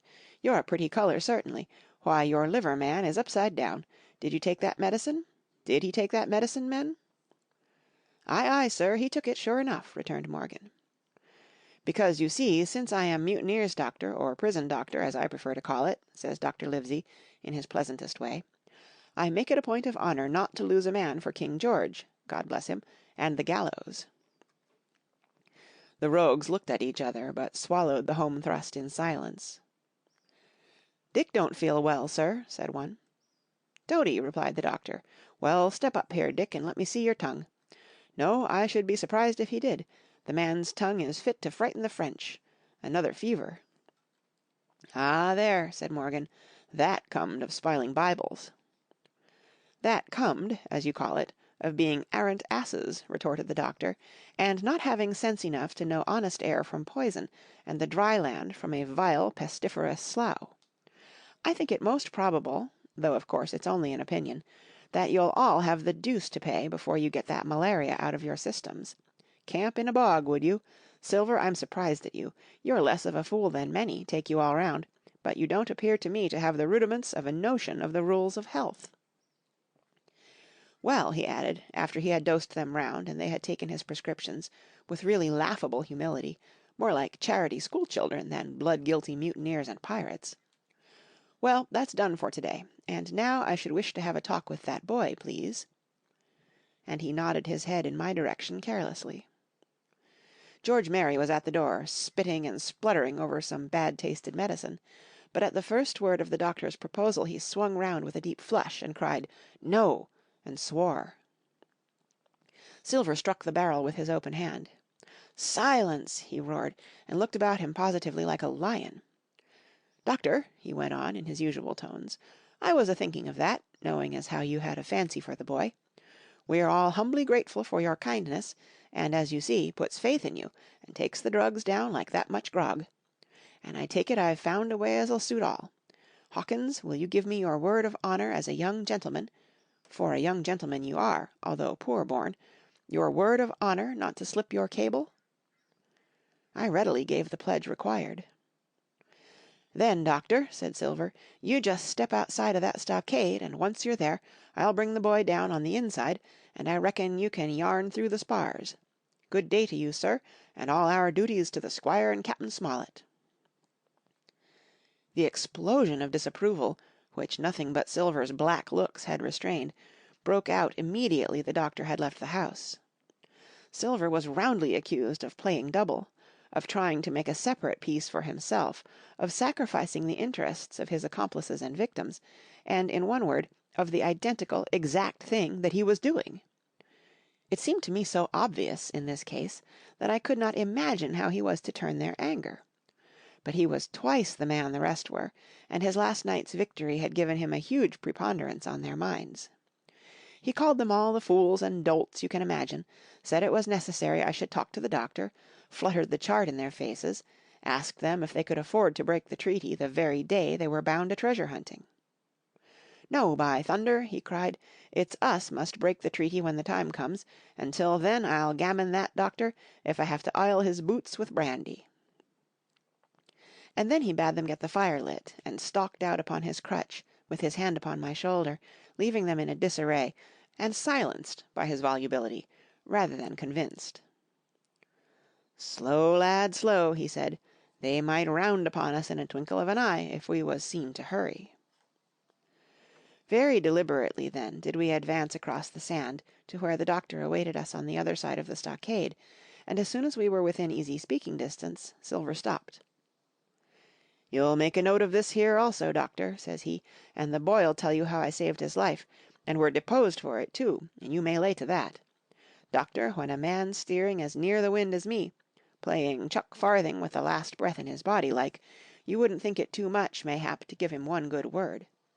You'll please bear in mind it's not my life only now, it's that boy's into the bargain, and you'll speak me fair, doctor, and give me a bit o' hope to go on, for the sake of mercy." Silver was a changed man once he was out there and had his back to his friends and the blockhouse. His cheeks seemed to have fallen in, his voice trembled, never was a soul more dead in earnest. "Why, John, you're not afraid?" asked Dr. Livesey. "Doctor, I'm no coward, no, not I, not so much," and he snapped his fingers.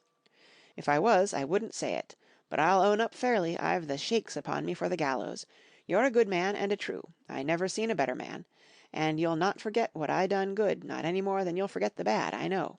And I step aside, see here, and leave you and Jim alone, and you'll put that down for me too, for it's a long stretch, is that." So saying, he stepped back a little way till he was out of earshot, and there sat down upon a tree stump, and began to whistle, spinning round now and again upon his seat so as to command a sight, sometimes of me and the doctor, and sometimes of his unruly ruffians as they went to and fro in the sand, between the fire, which they were busy rekindling, and the house, from which they brought forth pork and bread to make the breakfast. "So, Jim," said the doctor sadly, "here you are. As you have brewed, so shall you drink, my boy. Heaven knows I cannot find it in my heart to blame you, but this much I will say, be it kind or unkind. When Captain Smollett was well, you dared not have gone off, and when he was ill, and couldn't help it, by George, it was downright cowardly." I will own that I here began to weep. "Doctor," I said, "you might spare me. I have blamed myself enough. My life's forfeit anyway, and I should have been dead by now if Silver hadn't stood for me. And, doctor, believe this, I can die, and I dare say I deserve it, but what I fear is torture. If they come to torture me—" "Jim," the doctor interrupted, and his voice was quite changed. "Jim, I can't have this. Whip over, and we'll run for it." "Doctor," said I passed my word." I know," he cried. "We can't help that, Jim, now. I'll take it on my shoulders. Holus bolus, blame and shame, my boy. But stay here I cannot let you. Jump! One jump and you're out, and we'll run for it like antelopes." "No," I replied, "you know right well you wouldn't do the thing yourself, neither you nor squire nor captain, and no more will I. Silver trusted me, I passed my word, and back I go. But, doctor, you did not let me finish. If they come to torture me, I might let slip a word of where the ship is, for I got the ship, part by luck and part by risking, and she lies in North Inlet on the southern beach, and just below high water. At half tide she must be high and dry." "The ship!" exclaimed the doctor. Rapidly I described to him my adventures, and he heard me out in silence. "There's a kind of fate in this," he observed, when I had done. "Every step it's you that saves our lives, and do you suppose by any chance that we are going to let you lose yours? That would be a poor return, my boy. You found out the plot. You found Ben Gunn. The best deed that ever you did or will do, though you live to 90. Oh, by Jupiter, and talking of Ben Gunn, why, this is the mischief in person. Silver!" he cried. "Silver! I'll give you a piece of advice," he continued, as the cook drew near again. "Don't you be in any great hurry after that treasure." "Why, sir, I do my possible, which that ain't," said Silver. "I can only, asking your pardon, save my life and the boy's by seeking for that treasure, and you may lay to that." "Well, Silver," replied the doctor, "if that is so, I'll go one step further. Look out for squalls when you find it." "Sir," said Silver, "as between man and man, that's too much and too little. What you're after, why you left the blockhouse, why you've given me that there chart, I don't know, now do I? And yet I done your bidding with my eyes shut and never a word of hope. But no, this here's too much. If you won't tell me what you mean plain out, just say so, and I'll leave the helm." "No," said the doctor musingly, "I've no right to say more. It's not my secret, you see, Silver, or I give you my word I'd tell it you. But I'll go as far with you as I dare go, and a step beyond, for I'll have my wig sorted by the captain, or I'm mistaken. And first I'll give you a bit of hope. Silver, if we both get alive out of this wolf trap, I'll do my best to save you, short of perjury." Silver's face was radiant. "You couldn't say more, I'm sure, sir, not if you was my mother," he cried. "Well, that's my first concession," added the doctor. "My second is a piece of advice. Keep the boy close beside you, and when you need help, halloo. I'm off to seek it for you, and that itself will show you if I speak at random. Good-bye, Jim." And Dr. Livesey shook hands with me through the stockade, nodded to Silver, and set off at a brisk pace into the wood. Chapter 31. The Treasure Hunt. Flint's Pointer. "Jim," said Silver when we were alone, "if I saved your life, you saved mine, and I'll not forget it. I seen the doctor waving you to run for it, with the tail of my eye I did, and I seen you say no, as plain as hearing. Jim, that's one to you. This is the first glint of hope I had since the attack failed, and I owe it to you. And now, Jim, we're to go in for this here treasure hunting, with sealed orders, too, and I don't like it, and you and me must stick close, back to back like, and we'll save our necks in spite of fate and fortune." Just then a man hailed us from the fire that breakfast was ready, and we were soon seated here and there about the sand over biscuit and fried junk. They had lit a fire fit to roast an ox, and it was now grown so hot that they could only approach it from the windward, and even there not without precaution. In the same wasteful spirit they had cooked, I suppose, 3 times more than we could eat, and one of them, with an empty laugh, threw what was left into the fire, which blazed and roared again over this unusual fuel. I never in my life saw men so careless of the morrow. Hand to mouth is the only word that can describe their way of doing, and what with wasted food and sleeping sentries, though they were bold enough for a brush and be done with it, I could see their entire unfitness for anything like prolonged campaign. Even Silver, eating away, with Captain Flint upon his shoulder, had not a word of blame for their recklessness. And this the more surprised me, for I thought he had never shown himself so cunning as he did then.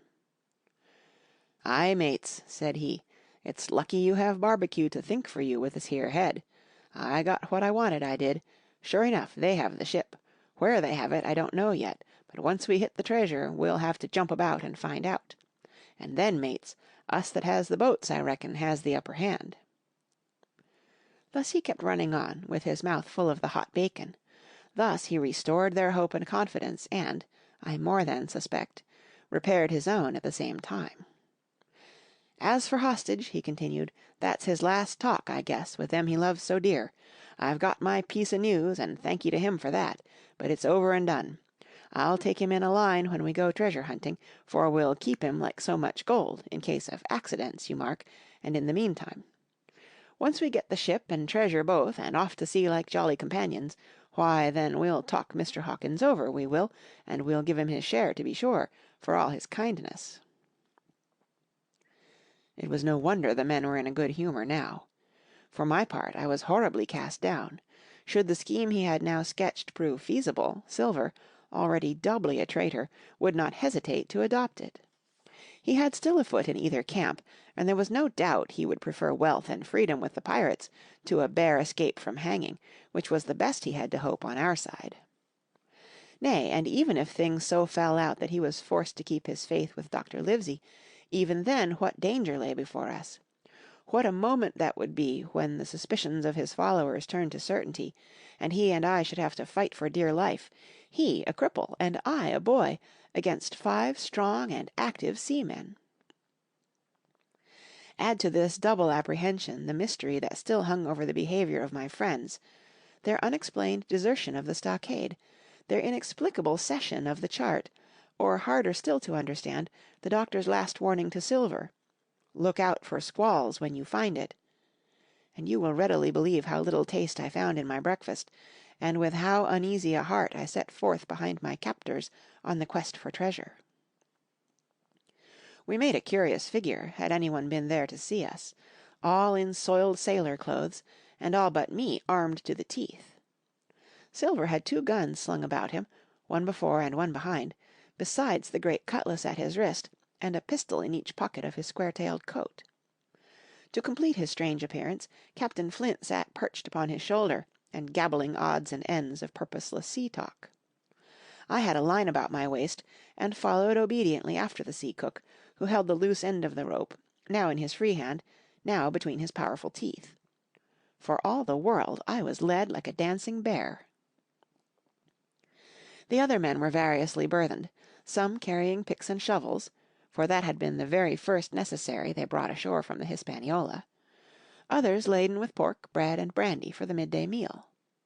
All the stores, I observed, came from our stock, and I could see the truth of Silver's words the night before.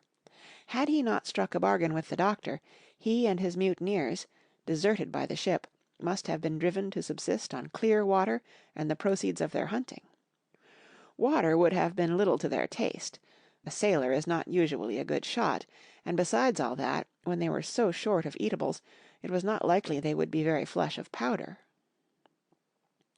Well, thus equipped we all set out, even the fellow with the broken head, who should certainly have kept in shadow, and straggled one after another to the beach, where the 2 gigs awaited us.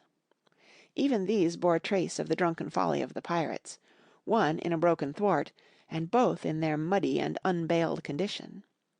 Both were to be carried along with us for the sake of safety, and so, with our numbers divided between them, we set forth upon the bosom of the anchorage. As we pulled over, there was some discussion on the chart.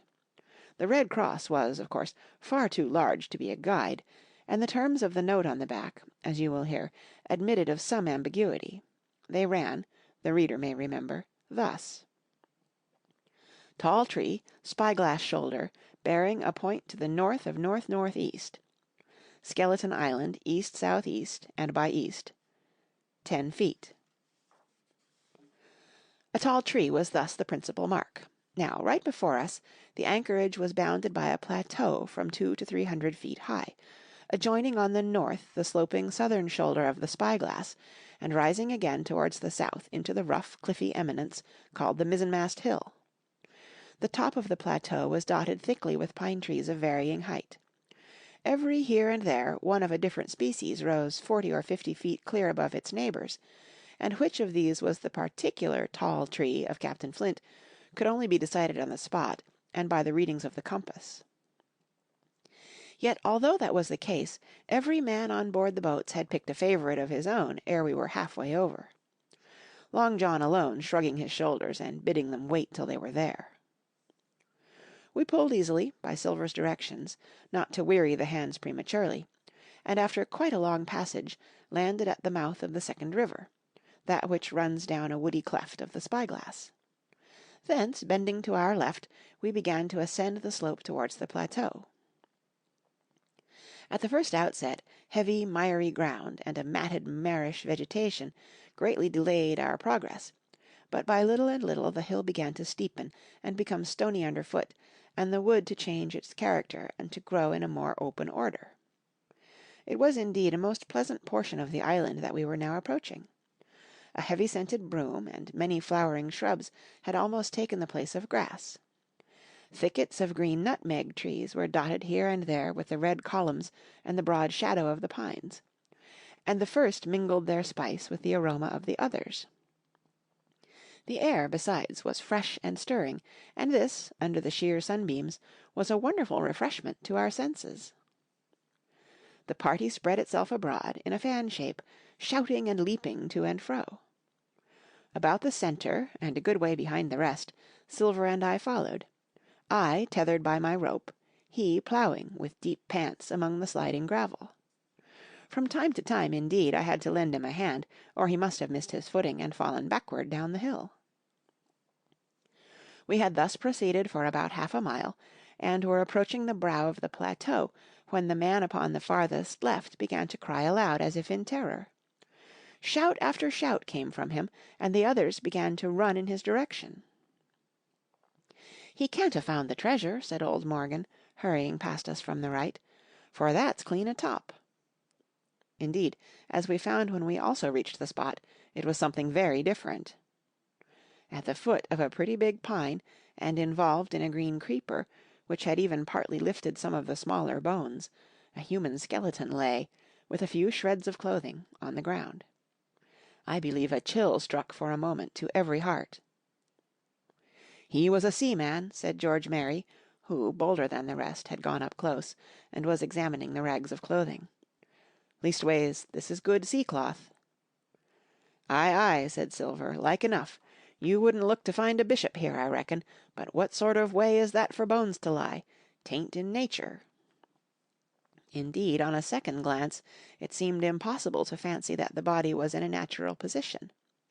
But for some disarray, the work, perhaps, of the birds that had fed upon him, or of the slow-growing creeper that had gradually enveloped his remains, the man lay perfectly straight, his feet pointing in one direction, his hands, raised above his head like a diver's, pointing directly in the opposite.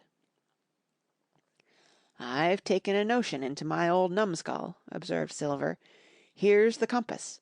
That's the tip-top p'int o' Skeleton Island sticking out like a tooth. Just take a bearing, will you, along the line of them bones." It was done. The body pointed straight in the direction of the island, and the compass read duly east, south, east, and by east. "I thought so," cried the cook. "This here is a p'inter. Right up there is our line for the Pole Star and the Jolly Dollars. But, by thunder, if it don't make me cold inside to think of Flint. This is one of his jokes, and no mistake. Him and these 6 was alone here. He killed 'em, every man, and this one he hauled here and laid down by compass, shiver my timbers. They're long bones, and the hair's been yellow. Ay, that would be Allardyce. You mind Allardyce, Tom Morgan?" "Ay, ay," returned Morgan. "I mind him. He owed me money, he did, and took my knife ashore with him." "Speaking of knives," said another, "why don't we find his'n lying around? Flint warn't the man to pick a seaman's pocket, and the birds, I guess, would leave it be." "By the powers, and that's true," cried Silver. "There ain't a thing left here," cried Merry, still feeling round among the bones. "Not a copper doit nor a baccy box. It don't look natural to me." "No, by gum, it don't," agreed Silver. "Not natural, nor not nice, says you. Great guns, messmates, but if Flint was living, this would be a hot spot for you and me. 6 they were, and 6 are we, and bones is what they are now." "I saw him dead with these here deadlights," said Morgan. "Billy took me in. There he laid, with penny pieces on his eyes." "Dead, ay, sure enough he's dead and gone below," said the fellow with the bandage. "But if ever sperrit walked, it would be Flint's. Dear heart, but he died bad, did Flint." "Ay, that he did," observed another. "Now he raged, and now he hollered for the rum, and now he sang. 15 men were his only song-mates, and I tell you true, I never rightly liked to hear it since. It was main hot, and the windy was open, and I hear that old song coming out as clear, and the death haul on the man already." "Come, come," said Silver, "stow this talk. He's dead and he don't walk, that I know. Leastways, he won't walk by day, and you may lay to that. Care killed a cat. Fetch ahead for the doubloons." We started, certainly, but in spite of the hot sun and the staring daylight, the pirates no longer ran separate and shouting through the wood, but kept side by side and spoke with bated breath. The terror of the dead buccaneer had fallen on their spirits. End of Chapter 31. Chapter 32. The Treasure Hunt. The Voice Among the Trees. Partly from the damping influence of this alarm, partly to rest Silver and the sick folk, the whole party sat down as soon as they had gained the brow of the ascent. The plateau being somewhat tilted towards the west, this spot on which we had paused commanded a wide prospect on either hand. Before us, over the tree-tops, we beheld the Cape of the Woods fringed with surf.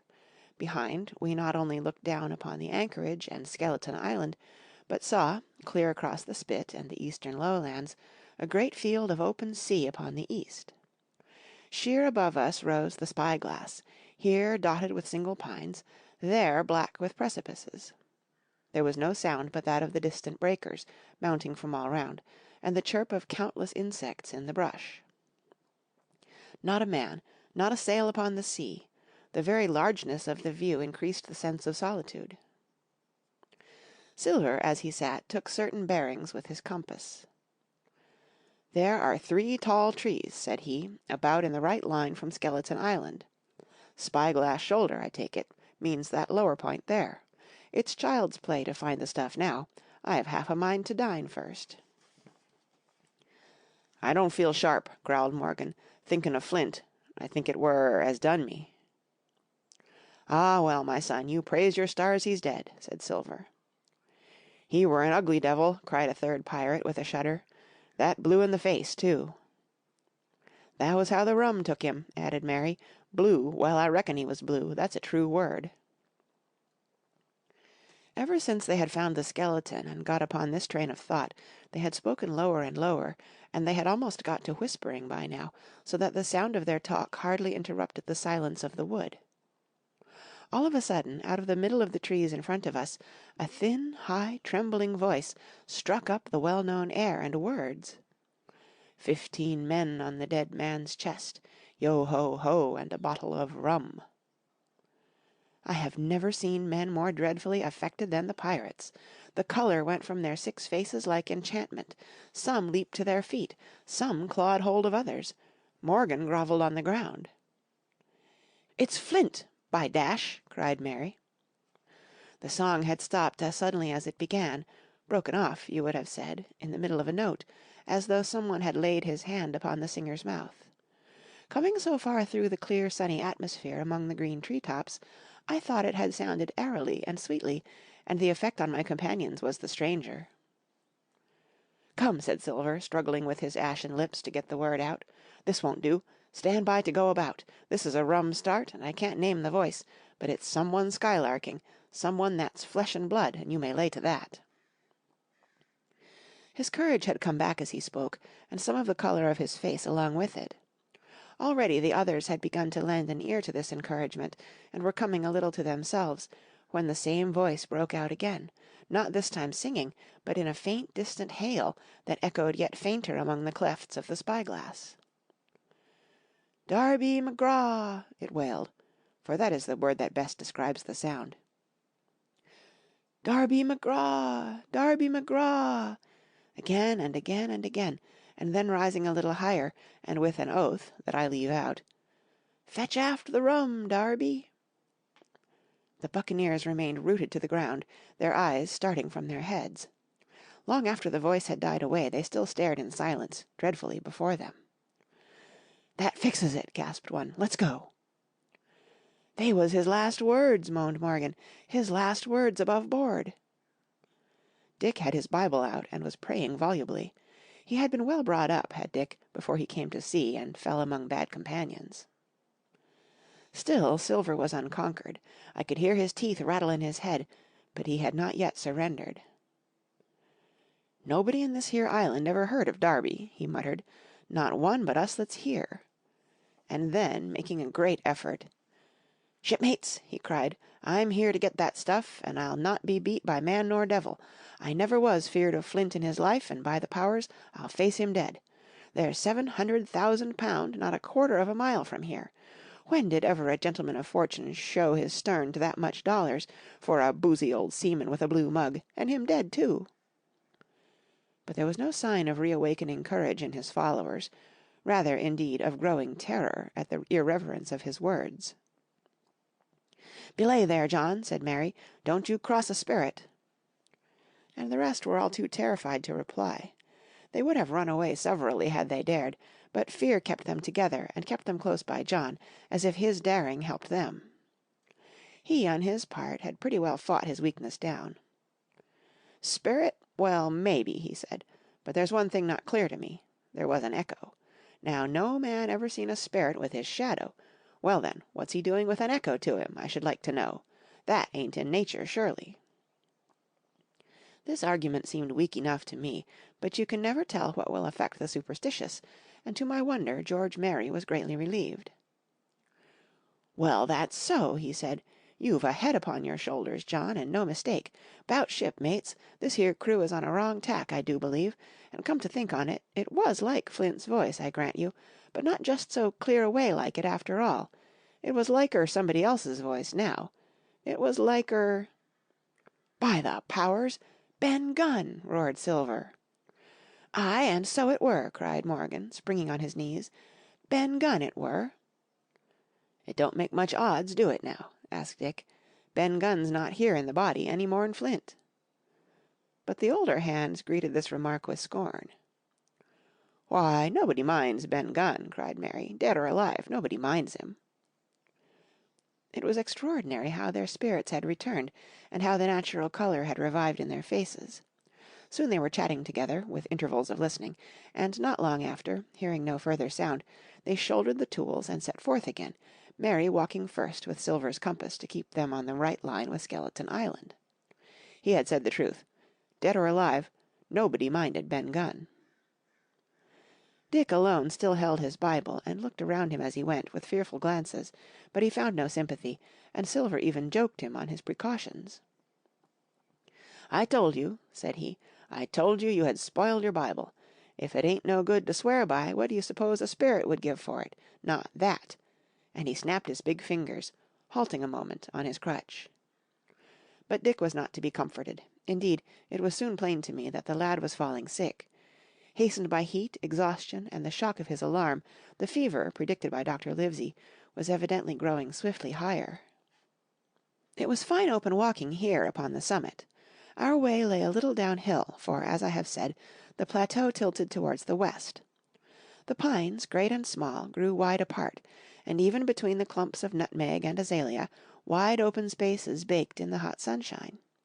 Striking, as we did, pretty near northwest across the island, we drew, on the one hand, ever nearer under the shoulders of the spyglass, and on the other looked ever wider over that western bay, where I had once tossed and trembled in the Coracle. The first of the tall trees was reached, and by the bearing proved the wrong one. So with the second. The third rose nearly 200 feet into the air, above a clump of underwood, a giant of a vegetable, with a red column as big as a cottage, and a wide shadow around, in which a company could have manoeuvred. It was conspicuous far to sea, both on the east and west, and might have been entered as a sailing mark upon the chart. But it was not its size that now impressed my companions. It was the knowledge that £700,000 in gold lay somewhere buried below its spreading shadow. The thought of the money, as they drew nearer, swallowed up their previous terrors. Their eyes burned in their heads, their feet grew speedier and lighter, their whole soul was bound up in that fortune, that whole lifetime of extravagance and pleasure that lay waiting there for each of them. Silver hobbled, grunting, on his crutch. His nostrils stood out and quivered. He cursed like a madman when the flies settled on his hot and shiny countenance. He plucked furiously at the line that held me to him, and from time to time turned his eyes upon me with a deadly look. Certainly he took no pains to hide his thoughts, and certainly I read them like print. In the immediate nearness of the gold, all else had been forgotten. His promise and the doctor's warning were both things of the past, and I could not doubt that he hoped to seize upon the treasure, find and board the Hispaniola under cover of night, cut every honest throat about that island, and sail away, as he had at first intended, laden with crimes and riches. Shaken as I was with these alarms, it was hard for me to keep up with the rapid pace of the treasure hunters. Now and again I stumbled, and it was then that Silver plucked so roughly at the rope, and launched at me his murderous glances. Dick, who had dropped behind us, and now brought up the rear, was babbling to himself both prayers and curses, as his fever kept rising. This also added to my wretchedness, and to crown all, I was haunted by the thought of the tragedy that had once been acted on that plateau, when that ungodly buccaneer with the blue face, he who died at Savannah singing and shouting for drink, had there with his own hand cut down his 6 accomplices. This grove, that was now so peaceful, must then have rung with cries, I thought, and even with the thought I could believe I heard it ringing still. We were now at the margin of the thicket. "Huzza, mates, all together!" shouted Mary, and the foremost broke into a run. And suddenly, not 10 yards further, we beheld them stop. A low cry arose. Silver doubled his pace, digging away with the foot of his crutch like one possessed, and next moment he and I had come also to a dead halt. Before us was a great excavation, not very recent, for the sides had fallen in, and grass had sprouted on the bottom. In this were the shaft of a pick broken in 2, and the boards of several packing cases strewn around. On one of these boards I saw, branded with a hot iron, the name Walrus, the name of Flint's ship. All was clear to probation. The cash had been found and rifled. The £700,000 were gone. End of Chapter 32. Chapter 33. The Fall of a Chieftain. There never was such an overturn in this world. Each of these 6 men was as though he had been struck, but with Silver the blow passed almost instantly. Every thought of his soul had been set full stretch like a racer on that money. Well, he was brought up in a single second, dead, and he kept his head, found his temper, and changed his plan before the others had had time to realize the disappointment. "Jim," he whispered, "take that, and stand by for trouble." And he passed me a double-barreled pistol. At the same time he began quietly moving northward, and in a few steps had put the hollow between us 2 and the other 5. Then he looked at me and nodded, as much as to say, "Here is a narrow corner," as indeed I thought it was. His looks were now quite friendly, and I was so revolted at these constant changes that I could not forbear whispering, "So you've changed sides again." There was no time left for him to answer in. The buccaneers, with oaths and cries, began to leap, one after another, into the pit, and to dig with their fingers, throwing the boards aside as they did so. Morgan found a piece of gold. He held it up with a perfect spout of oaths. It was a 2-guinea piece, and it went from hand to hand among them for a quarter of a minute. "2 guineas!" roared Mary, shaking it at Silver. "That's your £700,000, is it? You're the man for bargains, ain't you? You're him that never bungled nothing, you wooden-headed lubber." "Dig away, boys," said Silver, with the coolest insolence. "You'll find some pig-nuts, and I shouldn't wonder." "Pig-nuts!" repeated Mary in a scream. "Mates, do you hear that? I tell you now, that man there knew it all along. Look in the face of him, and you'll see it wrote there." "Ah, Mary," remarked Silver, "standing for cap'n again. You're a pushing lad, to be sure." But this time everyone was entirely in Mary's favour. They began to scramble out of the excavation, darting furious glances behind them. One thing I observed, which looked well for us. They all got out upon the opposite side from Silver. Well, there we stood, 2 on one side, 5 on the other, the pit between us, and nobody screwed up high enough to offer the first blow. Silver never moved. He watched them, very upright on his crutch, and looked as cool as ever I saw him. He was brave, and no mistake. At last Mary seemed to think a speech might help matters. "Mates," says he, "there's 2 of them alone there. One's the old cripple that brought us all here and blundered us down to this. The other's that cub that I mean to have the heart of. Now, mates."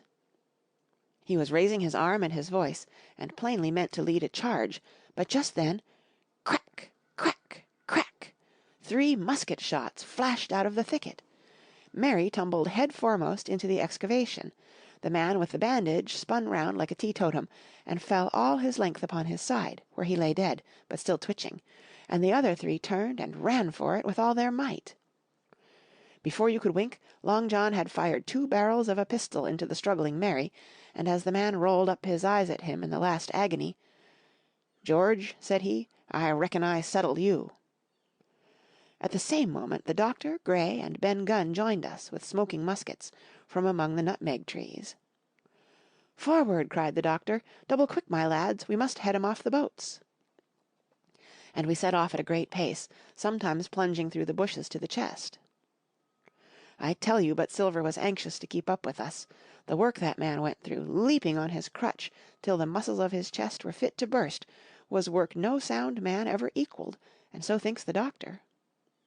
As it was, he was already 30 yards behind us, and on the verge of strangling, when we reached the brow of the slope. "Doctor," he hailed, "see there! No hurry!" Sure enough, there was no hurry. In a more open part of the plateau we could see the 3 survivors still running in the same direction as they had started, right for Mizzenmast Hill. We were already between them and the boats. And so we 4 sat down to breathe, while Long John, mopping his face, came slowly up with us. "Thank ye kindly, doctor," says he. "You came in about the nick, I guess, for me and Hawkins. And so it's you, Ben Gunn," he added.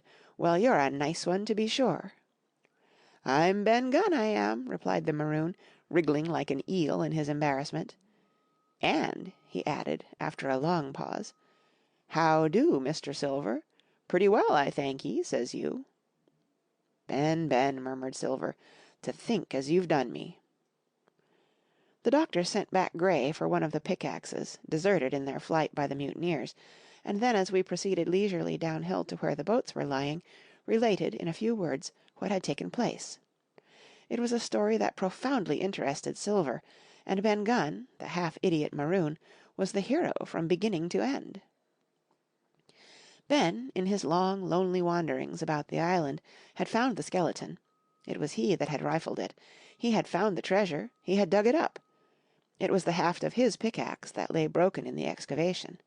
He had carried it on his back in many weary journeys, from the foot of the tall pine to a cave he had on the 2-pointed hill at the northeast angle of the island, and there it had lain stored in safety since 2 months before the arrival of the Hispaniola.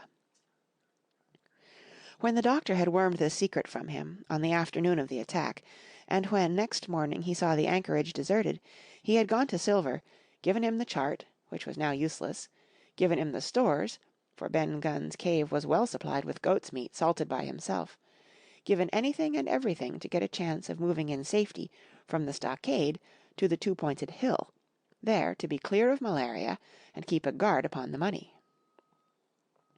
"As for you, Jim," he said, "it went against my heart, but I did what I thought best for those who had stood by their duty, and if you were not one of these, whose fault was it?"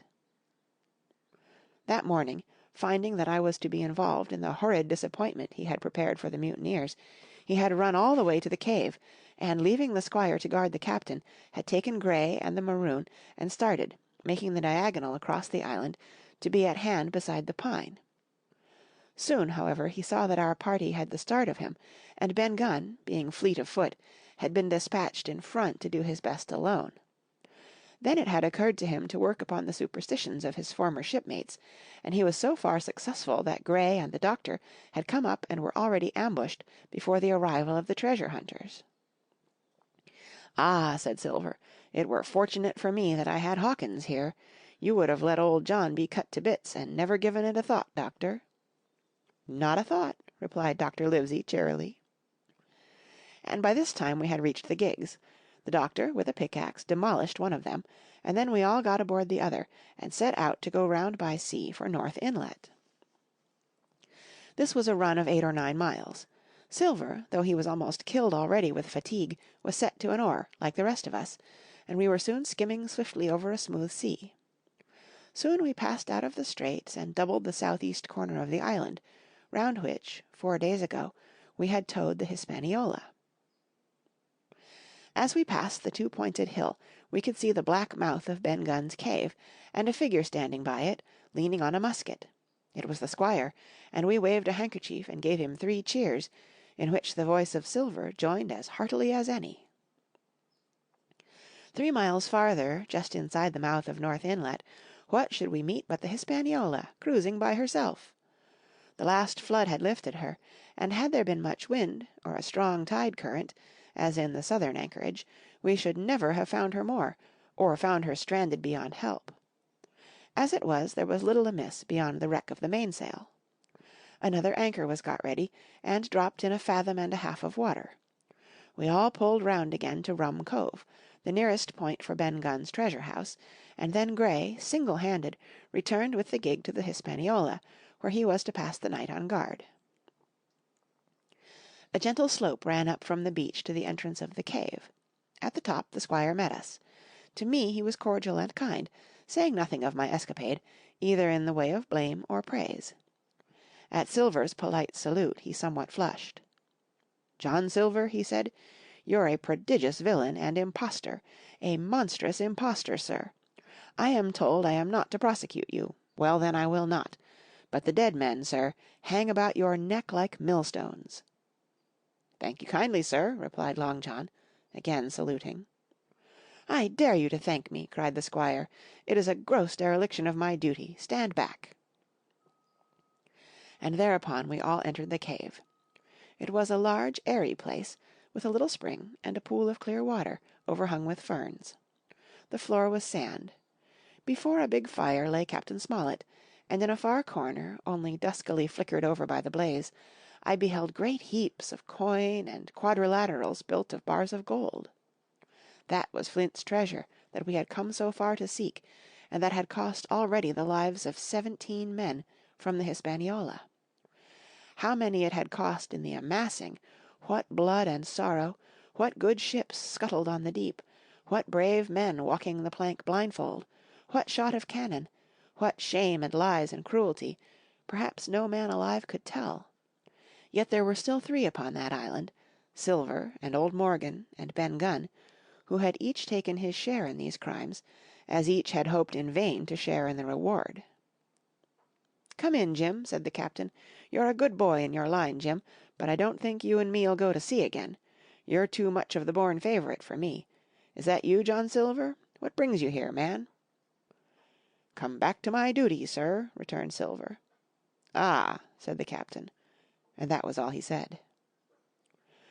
What a supper I had of it that night, with all my friends around me, and what a meal it was, with Ben Gunn's salted goat, and some delicacies, and a bottle of old wine from the Hispaniola. Never, I am sure, were people gayer or happier, and there was Silver, sitting back almost out of the firelight, but eating heartily, prompt to spring forward when anything was wanted, even joining quietly in our laughter, the same bland, polite, obsequious seaman of the voyage out. End of chapter 33. Chapter 34. And last.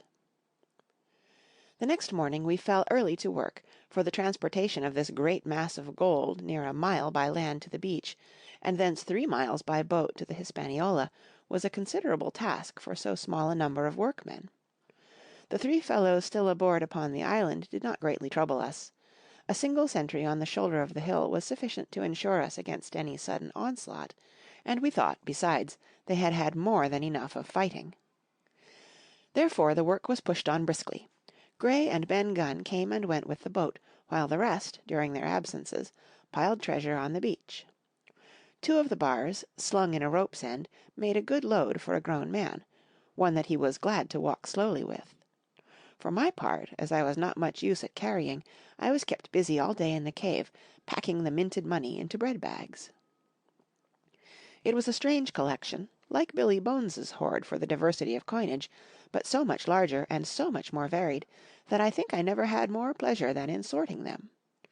English, French, Spanish, Portuguese, Georges and Louis, doubloons and double guineas and mois d'ors and sequins, the pictures of all the kings of Europe for the last 100 years, strange oriental pieces stamped with what looked like wisps of string or bits of spider's web, round pieces and square pieces, and pieces bored through the middle as if to wear them round your neck.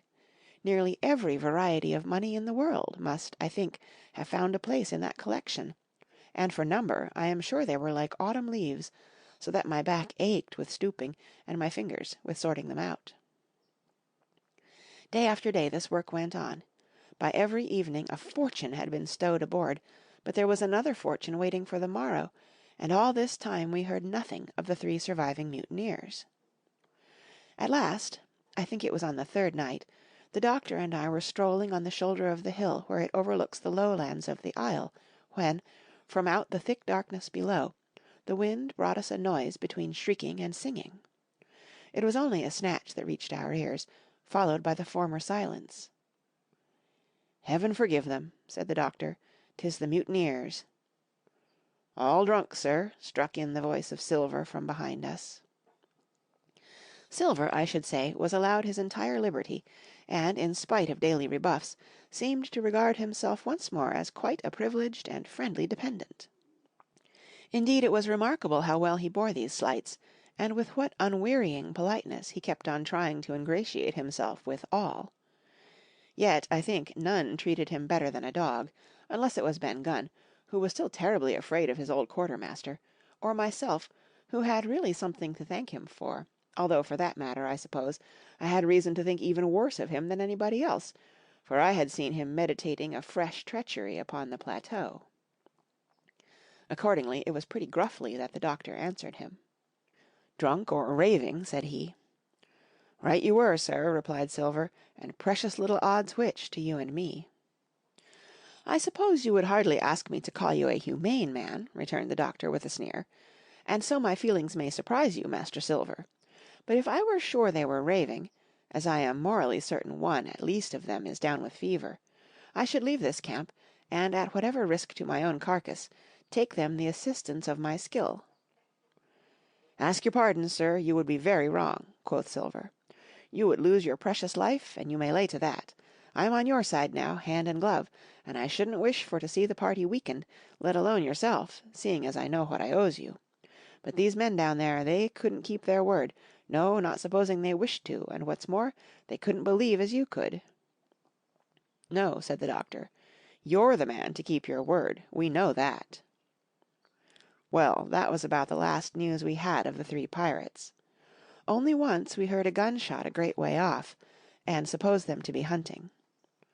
A council was held, and it was decided that we must desert them on the island, to the huge glee, I must say, of Ben Gunn, and with the strong approval of Grey. We left a good stock of powder and shot, the bulk of the salt goat, a few medicines, and some other necessaries, tools, clothing, a spare sail, a fathom or 2 of rope, and, by the particular desire of the doctor, a handsome present of tobacco. That was about our last doing on the island. Before that, we had got the treasure stowed, and had shipped enough water and the remainder of the goat meat, in case of any distress, and at last, one fine morning, we weighed anchor, which was about all that we could manage, and stood out of North Inlet, the same colours flying that the captain had flown and fought under at the Palisade. The 3 fellows must have been watching us closer than we thought for, as we soon had proved. For, coming through the Narrows, we had to lie very near the southern point, and there we saw all 3 of them kneeling together on a spit of sand, with their arms raised in supplication. It went to all our hearts, I think, to leave them in that wretched state, but we could not risk another mutiny, and to take them home for the gibbet would have been a cruel sort of kindness. The doctor hailed them, and told them of the stores we had left, and where they were to find them. But they continued to call us by name, and appeal to us, for God's sake, to be merciful, and not leave them to die in such a place. At last, seeing the ship still bore on her course, and was now swiftly drawing out of earshot, one of them, I know not which it was, leapt to his feet with a hoarse cry, whipped his musket to his shoulder, and sent a shot whistling over Silver's head, and through the mainsail.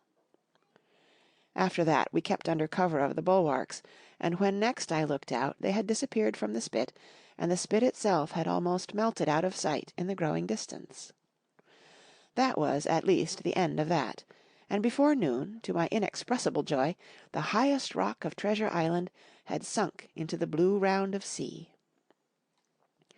We were so short of men that every one on board had to bear a hand, only the captain lying on a mattress in the stern and giving his orders, for, though greatly recovered, he was still in want of quiet. We laid her head for the nearest port in Spanish America, for we could not risk the voyage home without fresh hands, and as it was, what with baffling winds and a couple of fresh gales, we were all worn out before we reached it. It was just at sundown when we cast anchor in a most beautiful landlocked gulf, and were immediately surrounded by shore boats full of negroes and Mexican Indians and half-bloods selling fruits and vegetables and offering to dive for bits of money. The sight of so many good-humoured faces, especially the blacks, the taste of the tropical fruits, and above all the lights that began to shine in the town, made a most charming contrast to our dark and bloody sojourn on the island, and the doctor and the squire, taking me along with them, went ashore to pass the early part of the night.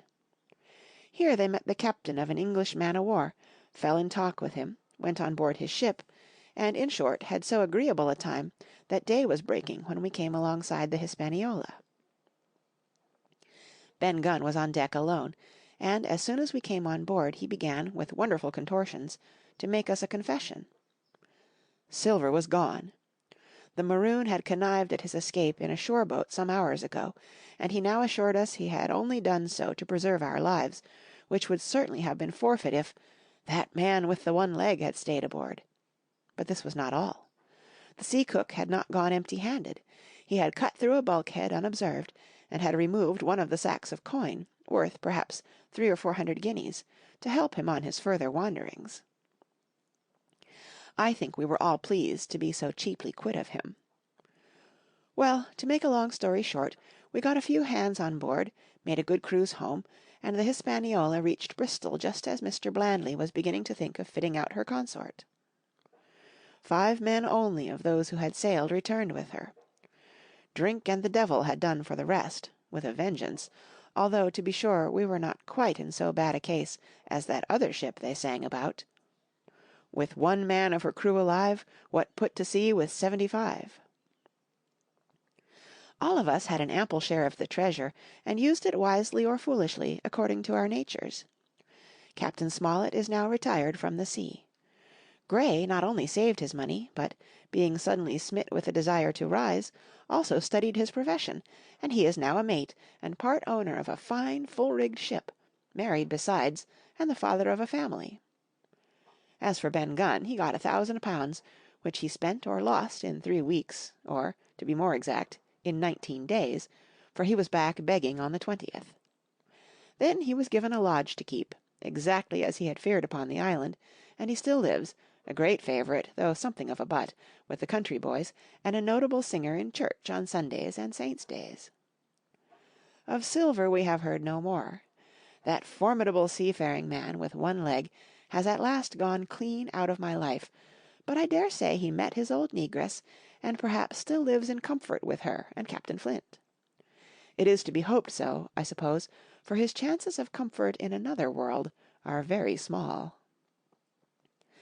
The bar silver and the arms still lie, for all that I know, where Flint buried them, and certainly they shall lie there for me. Oxen and wain ropes would not bring me back again to that accursed island, and the worst dreams that ever I have are when I hear the surf booming about its coasts, or start upright in bed, with the sharp voice of Captain Flint still ringing in my ears. "Pieces of 8! Pieces of 8!" End of Chapter 34 and the End of Treasure Island by Robert Louis Stevenson.